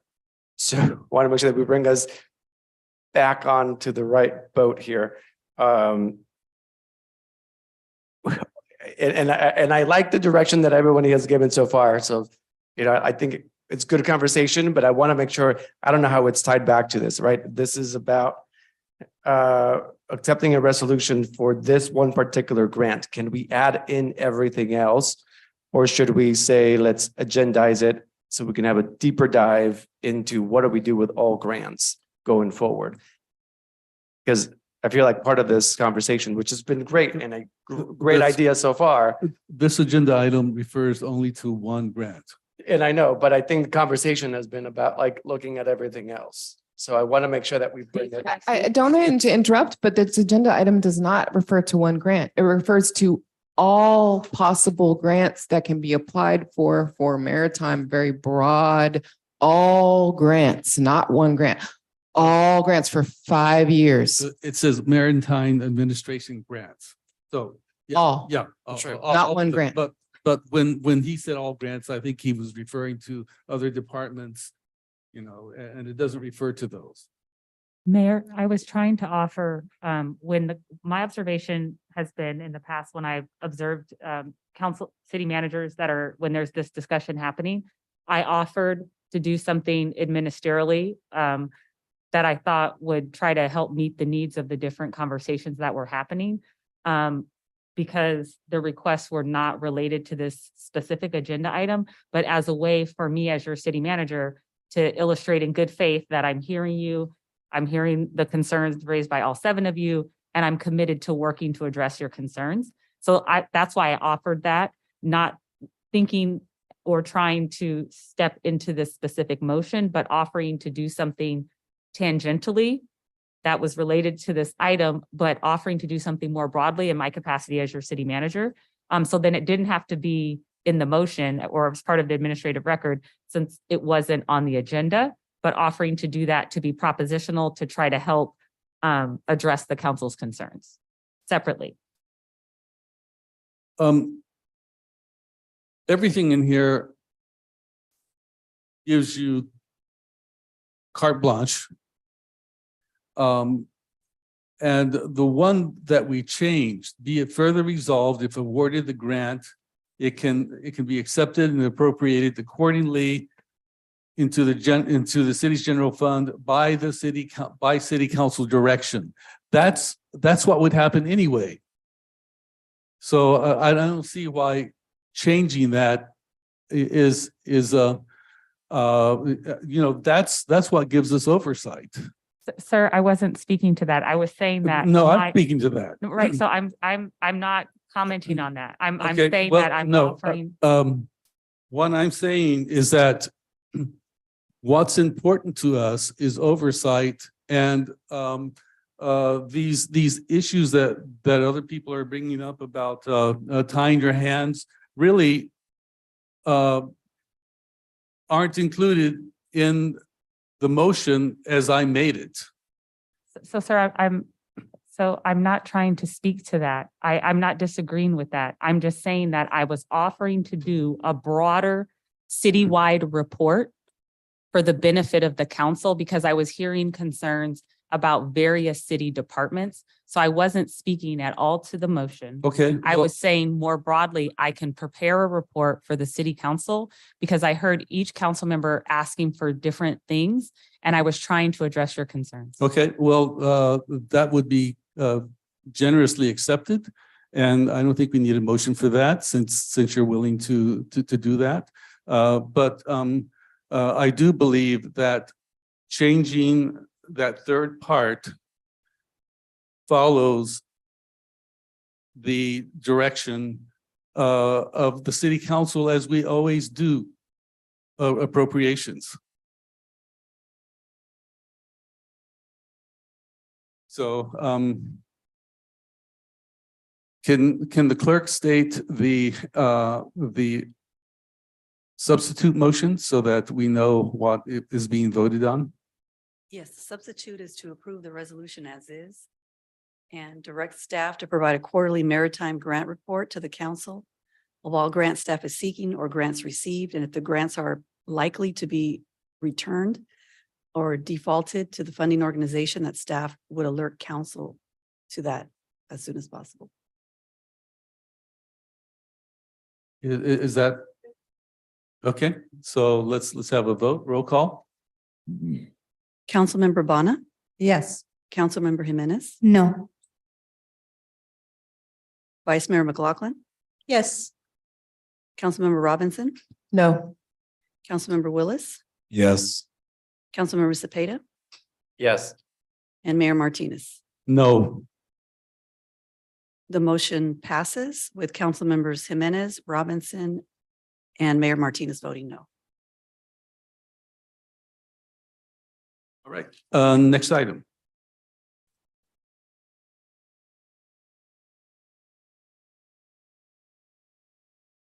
The next item is item W3, receive a report and provide direction to city staff regarding the audit services request for proposals for the Port of Richmond.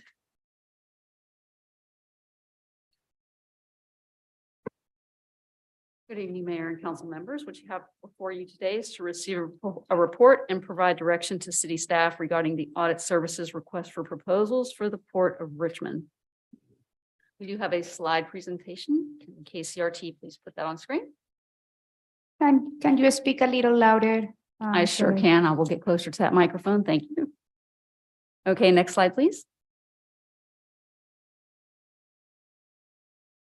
Okay, the request for the port audit, let me give you a little bit of background. On November 1st, 2022, City Council provided a staff report directing city staff to conduct a comprehensive audit of the port. The request for the City Council included looking at past and current economic activities and integrating the city's planning of the Blue-Green New Deal. Additionally, there were 8 other items listed that the City Council wanted fulfilled by the port audit, which is in attachment 4. The audit report should include, but not limited to, information of all leases and subleases of the port, including start dates and expiration dates, current approved uses of each terminal, information of all businesses, economic activities, and every registration they have with the City of Richmond, for instance, business licenses, information that is available concerning all requests for proposals issued by the city, how long they were available to the public, and how many responses each RFP received, detailed budget information, a 10-year cash flow report, rent roll information of the current leases, all transfers in and out, rent roll information of each sublease, loans made to the port from the general fund and back payments if there have been any, environmental and health-oriented policies that are currently in place for the port, compliance with internal controls, procedures, and governmental rules and regulations, and performance, whether defined objectives were achieved. On January 31st, 2023, the Finance Department did issue a request for proposal for auditing services for the Port of Richmond. The RFP closed February 27th, 2023. We only received one proposal from GPP Analysis, I think, GPP Analytics. So when we posted it online, bids online system, there were 320 vendors notified. 14 vendors downloaded the copies of the RFP, and we received that one electronic proposal. During city staff evaluation of the proposal, we based it upon a proposed method to accomplish the work, the firm's experience and technical competence, the project team, and the cost of the proposal. Next slide, please. So we're seeking council direction regarding the audit service RFP for the Port of Richmond, and items for consideration that the council can talk about this evening can include, but are not limited to, canceling the solicitation and issue a new RFP with modification to the scope of work while broadening the vendor outreach, accept the proposal from GPP Analytics and award a contract for an amount not to exceed $81,750. The contract would provide services as set forth in their proposal. That will be attachment 2. Cancel the solicitation, direct city staff to work with the city auditor to provide financial information requested by city council. Cancel solicitation and direct city staff to issue an RFP to hire a consultant to develop a strategic plan for the port. The goal of the strategic plan would be to provide a clear roadmap for achieving the port's long-term goals and objectives while addressing key challenges and risks. We'll now turn it over to council for their discussion and direction. Councilmember Jimenez and Councilmember Bana. Yeah, thank you so much. I was one of the authors of asking for an audit of the port. And the goal was to also, again, to have transparency. We had seen in the manage of the port that contracts has been awarded without an RFP. That consultant had offered millions of dollars in revenue that had not materialized or contracts. Tenants subleasing port land without proper allowable land use. Subleases of businesses that haven't been paid for some years, business license tax to the city. And I think like the port should be an engine of economic development. And this is what like is so exciting about the Green and Blue New Deal and how we can take advantage of the opportunities. But we cannot take advantage of the opportunities if we don't have, if we don't know what is happening in over time in the port. And that will really inform the strategic planning to do an audit, to know the finances, will inform the strategic planning because we have contracts that will be expired pretty soon, how these contracts are.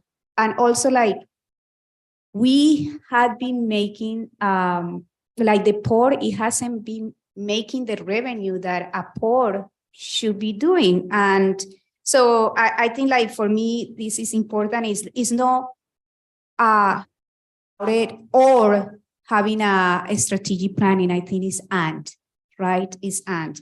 And I want to clarify some things because you say that you receive one proposal, Correct. but they were a ton of questions submitted about the RFP.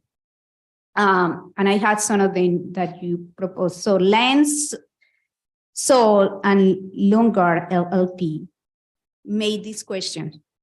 Was the fiscal year 2022 audit performed remotely? If so, is the city open to continuing remote audits in the future? The answer by the city staff was, no management and performance audit has been performed in the past few years. So that then the other question was, what were the prior year's total audit fees, and can you provide the breakdown by components? Again, the answer by staff, no management and performance audit has been performed in the past year. How many staff, like another question, how many staff did the audit team consist of both interim and year-end, and how many weeks did the auditor spend in this field? Answered by staff, no management and performance audit has been performed in the past few years. And then another group, the PON group, also made some questions. One of the questions is, what is the desired timeline for interim year-end draft report, final reports? The answer was no applicable. The city is not looking for financial audit. When in this RFP, when yes, in the RFP, it says one part of the RFP, and it was direction from the city council that we wanted to look detailed budget information, a 10-year cash flow report, a rent roll information of the current leases, all transfer in and out, rent roll information of each suite leases. So I think like, of course, there were a lot of questions, some that maybe just kind of like put a red flag on people that were or consultants that were interested in applying, and they didn't apply. So I just want to ask why these answers to this staff, like to these consultants, when clearly one of the goals of this is doing a financial audit of that was part of the RFP. Let me make sure that one of the responses were there were no management performance audit has been performed. That was one of the replies, correct?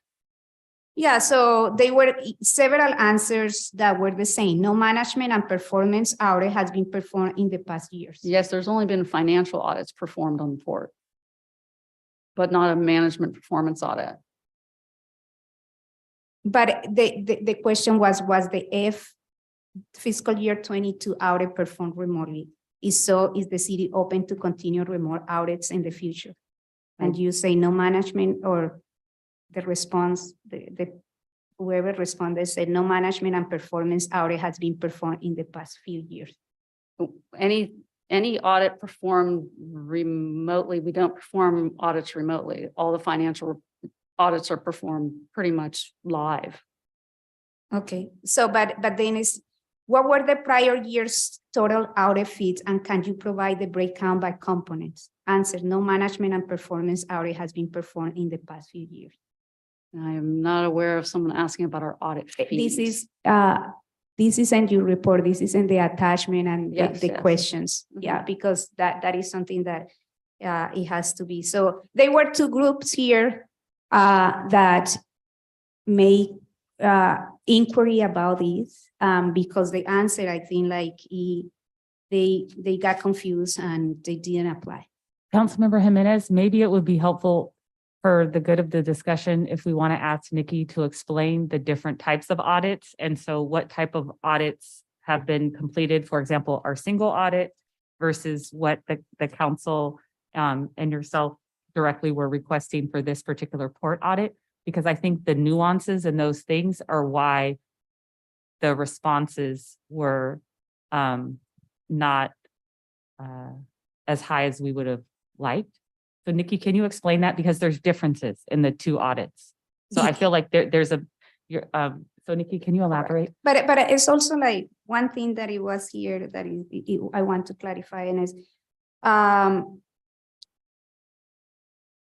you like the answer of one of the questions about what is the desired timeline for interim year-end draft report, final reports, and the answer was no applicable. The city is not looking for financial audit in this RFP when this is something that we were looking as well. So yeah, it's financial, and then having some report about the management and performance of the port. Okay, let's start with a regular audit. A regular audit, which we just finished and compiled, does have the port in it. So anything that's on the port's balance sheet, any of that backup, the city did supply to the auditors. Badawi and Associates did audit that. So we do have a financial port audit currently. The single audit will delve into all grant and grant fundings that we have. And we'll go deeper to see if you've actually performed on that grant. So those are your two standard types of financial type audits. This RFP sort of combined not only a financial audit, it's more of a needs assessment woven in with it.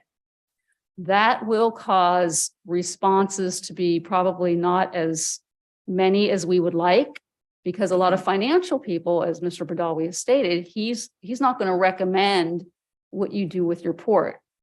You would more than likely need a needs assessment or a strategic plan. So you'd want to take that step first, because you already have your financial audit completed. So if you want to see, okay, are our leases performing at their optimum? And what really do we want to do in the future with the port? That's either a strategic plan or a needs assessment. And that would involve council and what they would like to do with that port for economic development. Yeah, I think like when I talked to the city audit, he mentioned that this kind of audit that we are seeking here can be done. And the thing that somebody applied, the GPP, shows that it can be done, and there are people who are doing it. So I am glad that we have GPP applying. Well, and it GPP has really no experience with ports at all. If you take a look at their clientele, et cetera, they refer to that it's similar. So they really have no true port experience. They would be really relying on the financial piece that has already been completed with Badawi. And I don't know, I do not know, it is council's purview, what they would really recommend of how you want to do your port. Well, I think for me is that we need an audit, a financial audit, and especially when we haven't done it and really closely, and especially when we seek all of these issues with the contracts, issues with not having the revenue that has been provided to us. And so independent is crucial for an audit. This is why cities have separately control or Office of Inspector General to conduct audits. And I think that is important. And yes, we need a strategic planning.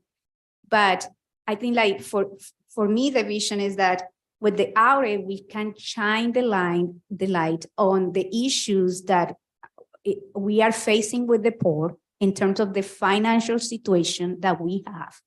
And then that could inform the strategic planning.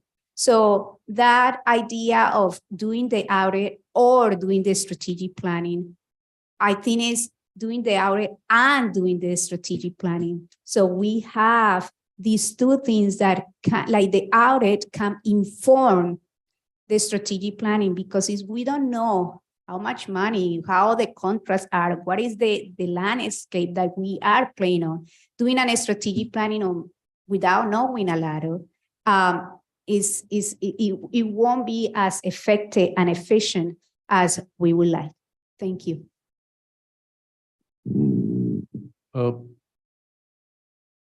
Actually, I wasn't here to take hands, so okay,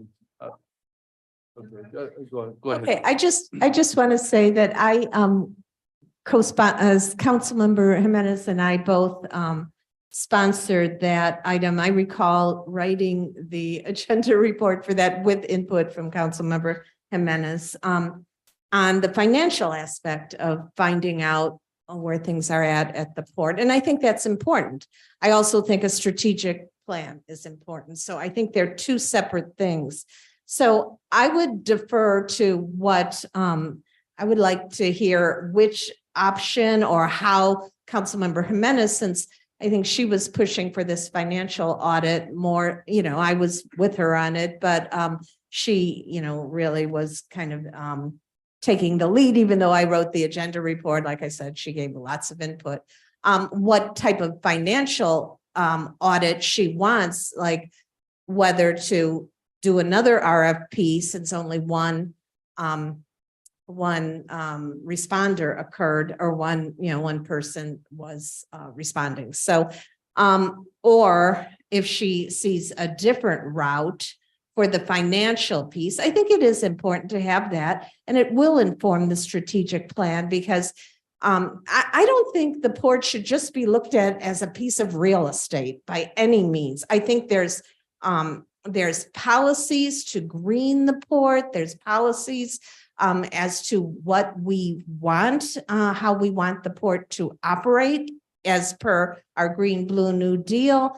All this is something the strategic plan could go into, that looking at the finances won't give us, although looking at where the leases are at, when they end, if they are not functioning as per how the contract has stated they should function. Do we have a right to terminate a lease based on non-compliance with the contract? All those things are important for us to determine how and when we move forward with a global outlook for the port, which I think a strategic plan will allow us to have. So I think both. So I would agree with Councilmember Jimenez that we need both. And I don't know which piece of the financial audit we should move on, but I do think we could use a consultant for a strategic plan as well. Councilmember Bana? Thank you. So because this decision was made by the previous council and I'm new, I have questions about it. I would like to know if there is a financial report existing, has the staff provided a financial report already, and then we want another independent financial report or no? The current financial report is your ACFR. So it's in your annual financial report currently. The port is For in the there. port, there is one, Correct. but all the data like The city actually had to provide the data to Badawi and Associates, so we should have the data. And all the council members that went on a tour of the port were on page 2 of 3 of the staff report.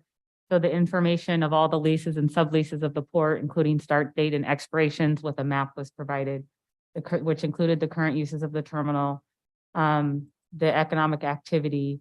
In some cases, the port leases, and this was under previous administration, did not include provisions for the city in all instances to approve sub lessors. So I understand now that that's the council's desire, but there were previous contracts in previous administrations where that was not an approval authority in all cases granted to the city. So a lot of this information staff has already pulled together, and that has been provided either in tours or via email to council members. In addition, the draft port report that staff have been working on with Bill Lee and Associates, we also emailed that to you as well. And so what would be helpful to me as your city manager, if there's specific tenants or specific leases or specific programs that any of you have concerns about, if please feel free to tell me and I will look into it. Sometimes we get questions, but I don't always know from the questions how I can best try to help resolve a problem. So if you tell me that, I'm concerned about, I'm going to say Terminal A, then I can go work with staff and look into what's happening at Terminal A. But if we just blatantly say all of the information, then we'll provide you everything we have, but that might not enable the outcome the council's looking for, because maybe you have different information than we do as staff, because a lot of this is all legacy, that we didn't implement it or develop it. It's just the legacy of where we are today. There's 2 specific tenants that I'm aware of that city staff are working with the city attorney's office. And some of those items we've discussed in closed session where there are concerns. But in addition to those 2, are there any others, Lizette, beyond 2 that have significant concerns? Or there's probably a third that needs some work? Yeah, I mean, I think we've provided, we've been pretty forthcoming with information, and any inquiries that the city council has had via email, we've made sure to research the material. Terminal 4, for example, did not have an RFP, but that it was a council approval process. And I've provided the video and the documentation to that, but that's the only one I'm aware of in nature that has not had an RFP process. If I may continue, I understand the port is an asset, so a very important asset of the city of Richmond. And I understand the point that the vice mayor and council member Jimenez are making about the future. So my question to them is, do we need to spend money actually on the audit? It's a sincere question.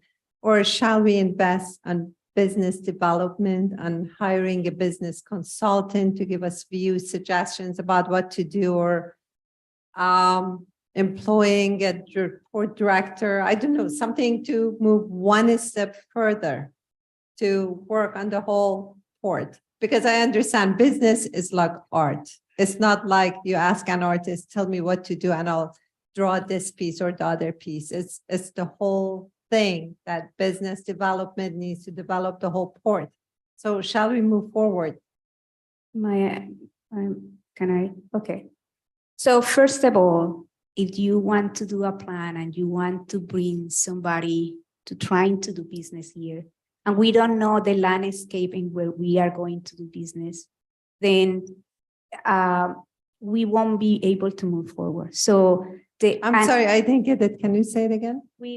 we won't be able to, like, if we are trying to create businesses or trying to focus businesses in the port, but we don't actually know what is the landscape or what is the terrain that we are going to be working on, then maybe all these ideas could be great, but it happened that the contract that we have in the port don't allow that because we have these long contracts that maybe are not giving the right revenue to the city.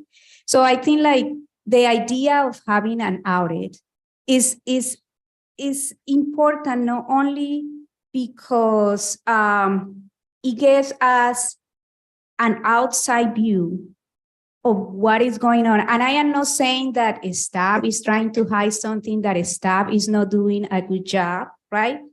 But the staff should not be auditing their own work.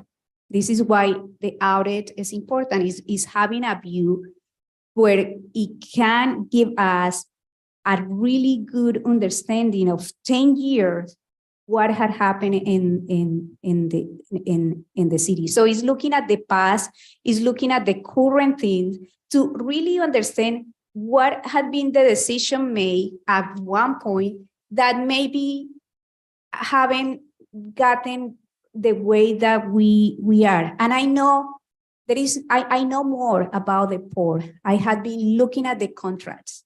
I had been, and it's really troubling to see that we are renting port land for $600 an acre. And these are contracts that we have until 26, 20. So if we don't know what are we getting, how we are getting, and I think that is kind of like the financial audit to look, and we said it in the agenda report, is a detailed budget information with cash flows, with what is the the contract. And yeah, you go to the offer and you try to see what the port, and it's minimal because the audit is for the entire city. Sometimes even the offer, I have that issue with the offer that they don't look fund by fund. They combine funds because they are too small for us to look at it. And sometimes you want to see what happened in this fund that is small, but you cannot see it in the offer because they combine it.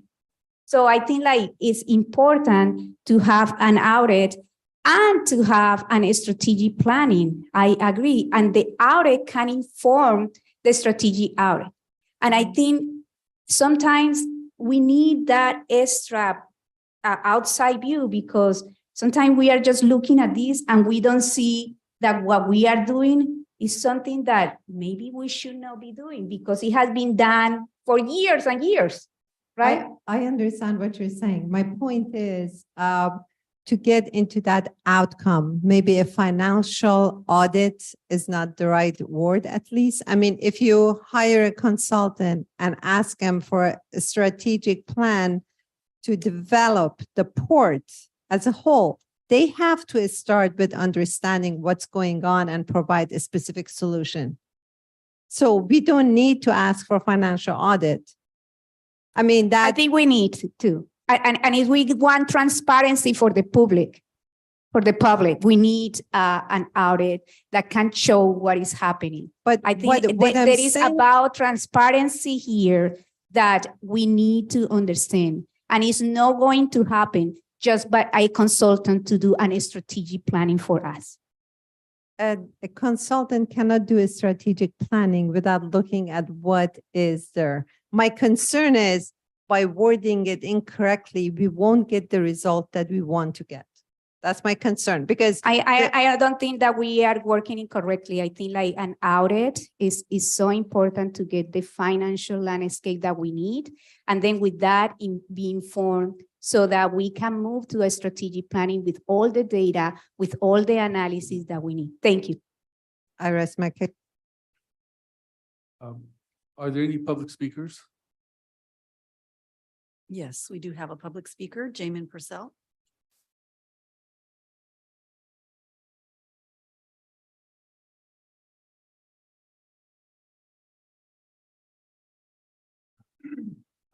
So first, I want to say that I absolutely think that the city needs to move forward with an audit. Now, I will say that I am concerned that we only had one bidder for it, but I would rather move forward than to stall longer. It is very important that we actually assess where we are and figure out how we got there.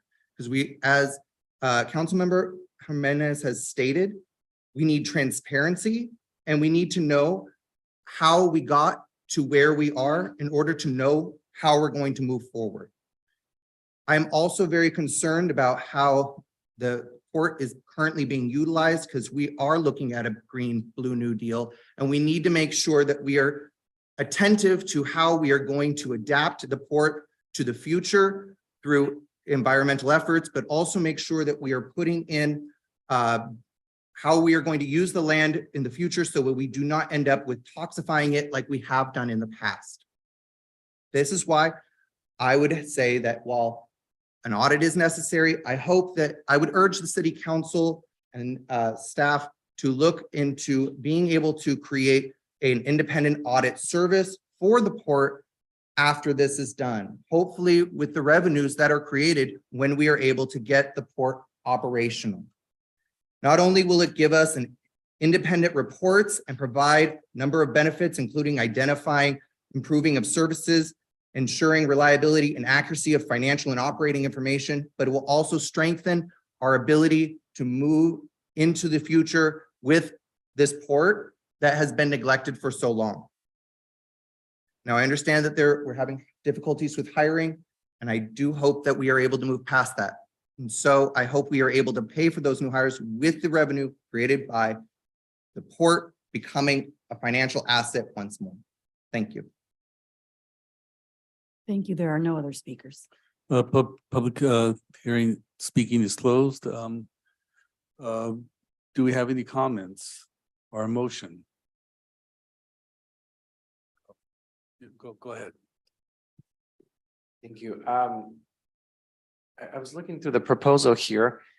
Maybe I just didn't see it, but what was the actual scoring for this one particular RFP or the one particular response?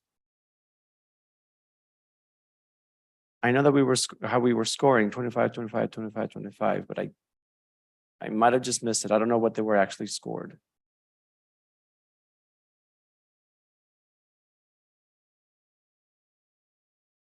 And then while you look for that, I noticed in page 1448, it already states in there when we close the RFP, it says that we will be issuing another RFP, and it might just be maybe semantics. But that was kind of the direction we gave in there for anyone that was probably applying for this. They might already be looking for something coming up. So maybe in the future, just figuring out what the wording should be when we close a RFP, if we have to come back to it. And then. So Councilmember Zepeda, I think what staff was politely letting the council know that there was only one response. And so if the council really wants to go for it with this firm, we can certainly do that. Usually, if you only receive one response, you may want to modify the scope and reissue. So we were trying to understand what the council's desired outcome is and move in that direction. Thank you. Were we able to find the scores? It's not attached. I mean, because they score 100. I mean, it's It's not attached. not attached. I Okay, can get that for we you. can. Did you actually score it? There were, I think, 4 scorers. Yeah, There was a panel score. Sorry, there was what kind of scores? There was a panel that scored it. Okay. Roughly, were they like thumbs up, or were they like, Jerry's Down. here. Jerry, can you provide input, please? He's there, Okay. right? Is that you, Jerry? Thank you. because I mean, we don't want to, do a bad, just because they were the only ones. If they weren't scoring that high, then we want to definitely look at it again. Or Jerry, can providing you some provide some answers. insight as to the ranking process?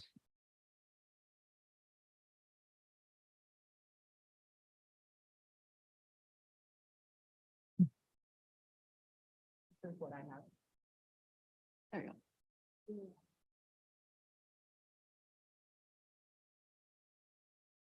I don't think it's in that attachment. I assume if they had scored abysmally, you would not have recommended.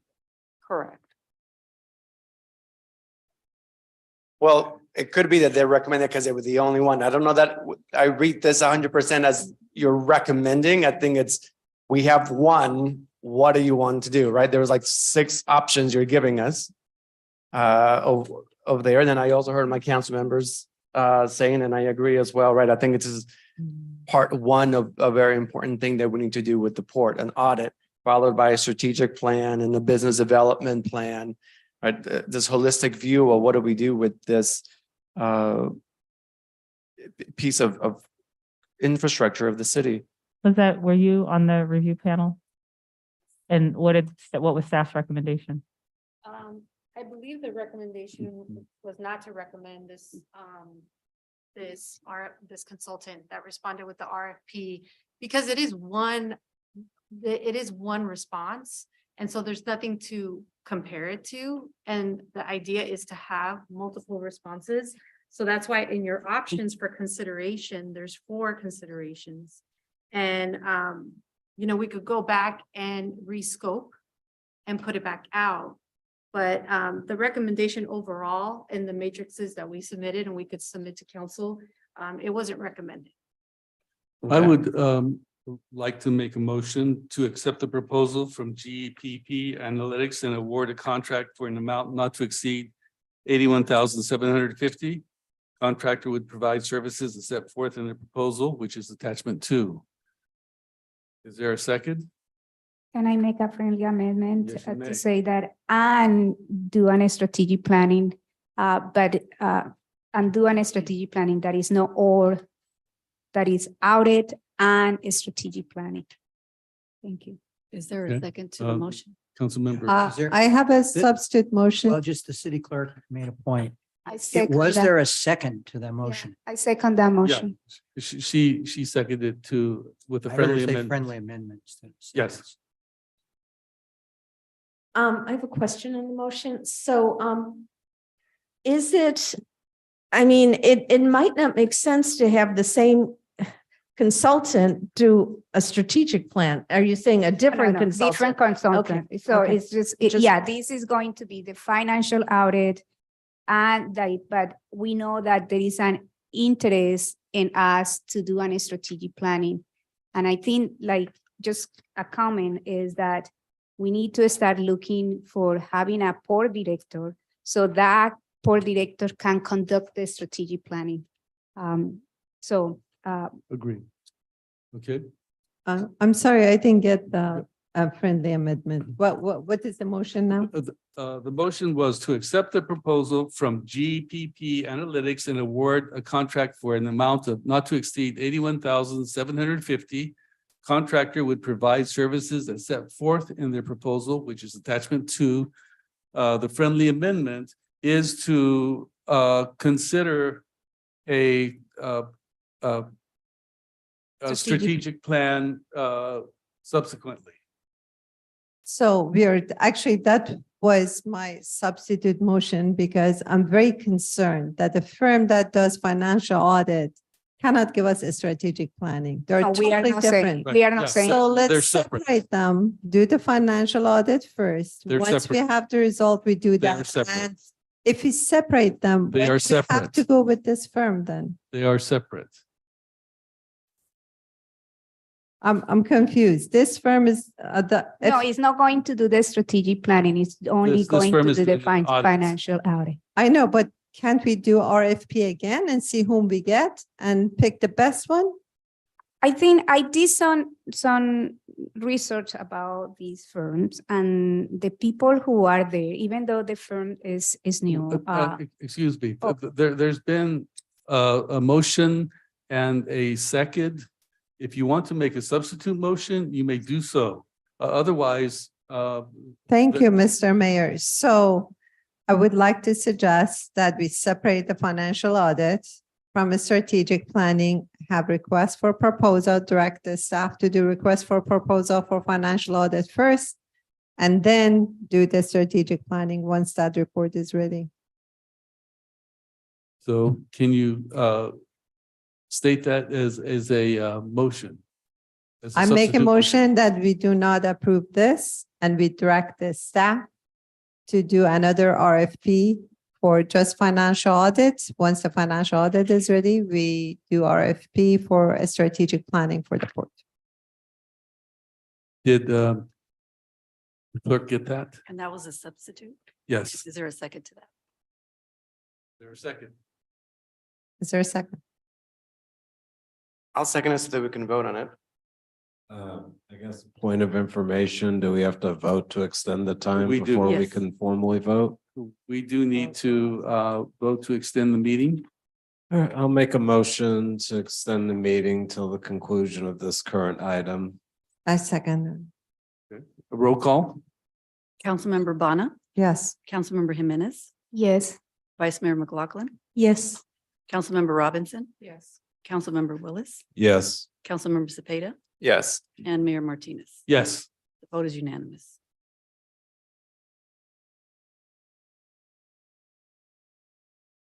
Is there a time for discussion or not? Yes, it's time for vote on the substitute. No, I think there's discussion still. Oh, on the substitute, right? May I ask my question? Yeah, go ahead. If I may finish my original question, I wasn't sure. So I just want to make sure that whichever way we go. So I know you had nobody else to compare it to, but just within themselves, were the answers they gave and everything in this proposal. Now you've never done an RFP on this, so I don't know what to compare it. I'm hoping you do. Was it a good, were they answering everything good? Are they going to give us the right information at the end? Or were they like, okay, and we can move forward and the end product is still going to be good for the city? They were not good. They weren't good.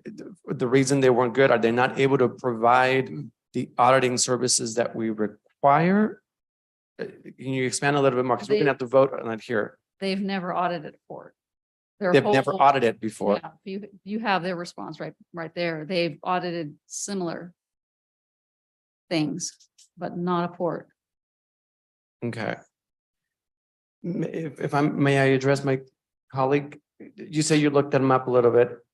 What do you feel is there, because according to staff, they're not scoring very high.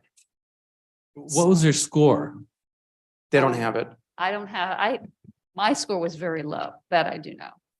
And altogether, they failed based on everybody else's score.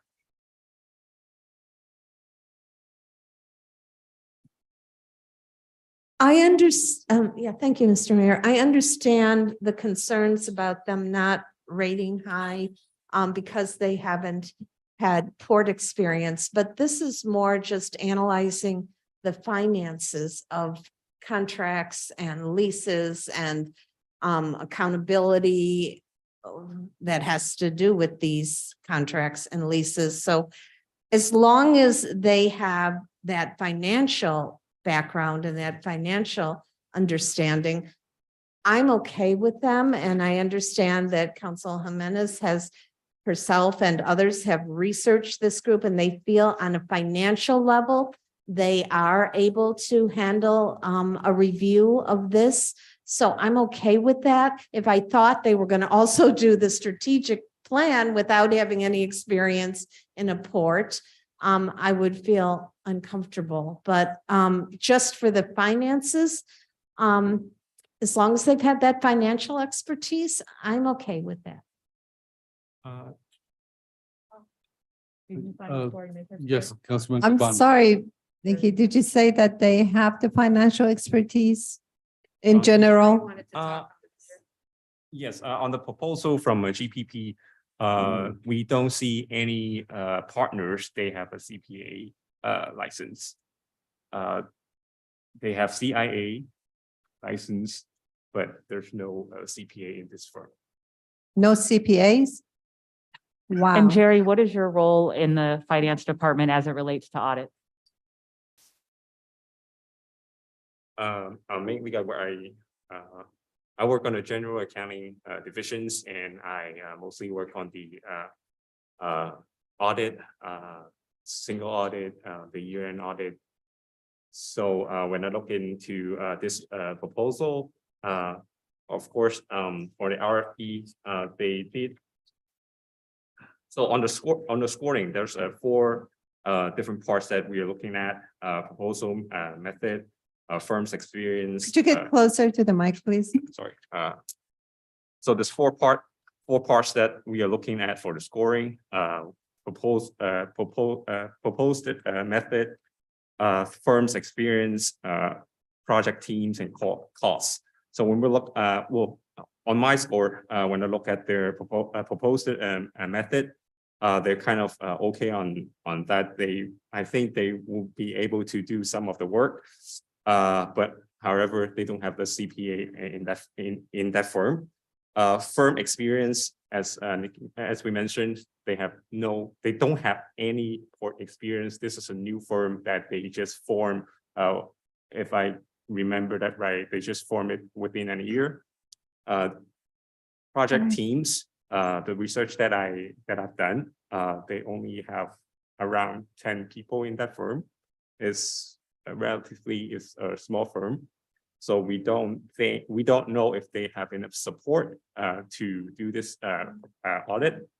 On the cost, since we do not have any port audit performed in the past, and also there's only one proposal that we received, so we were not really able to compare the costs. Thank you. Councilmember Jimenez.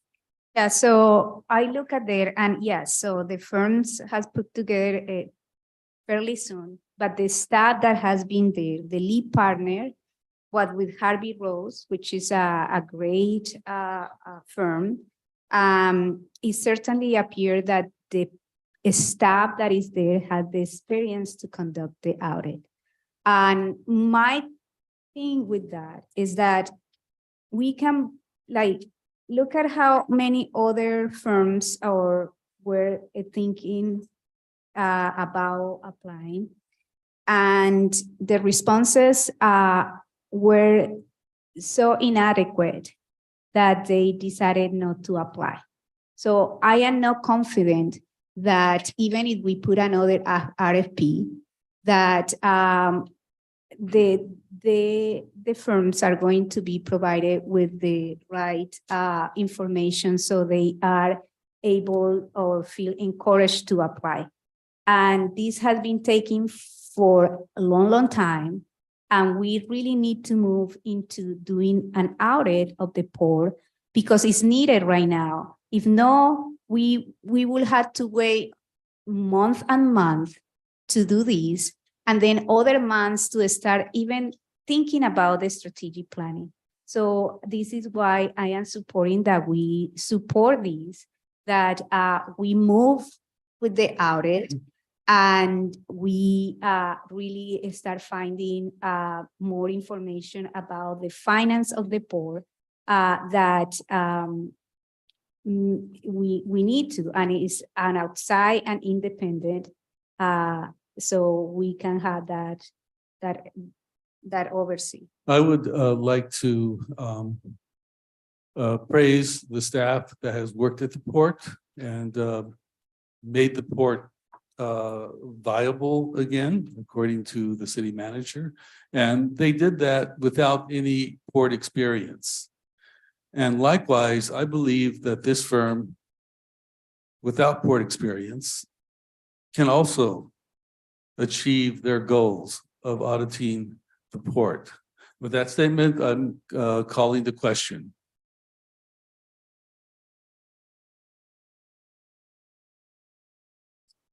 So are we on the substitute motion first? Yes. Sure. I called the question. For the substitute. Yeah.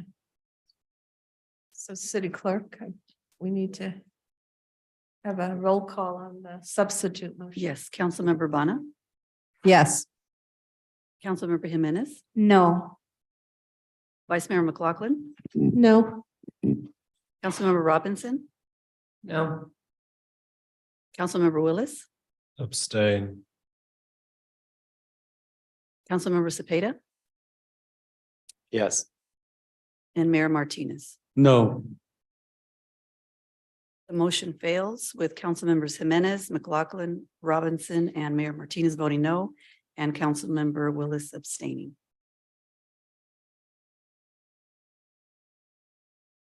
So the first motion, City clerk, will you repeat the outcome of that vote? Motion failed. Yeah, but I didn't hear what you.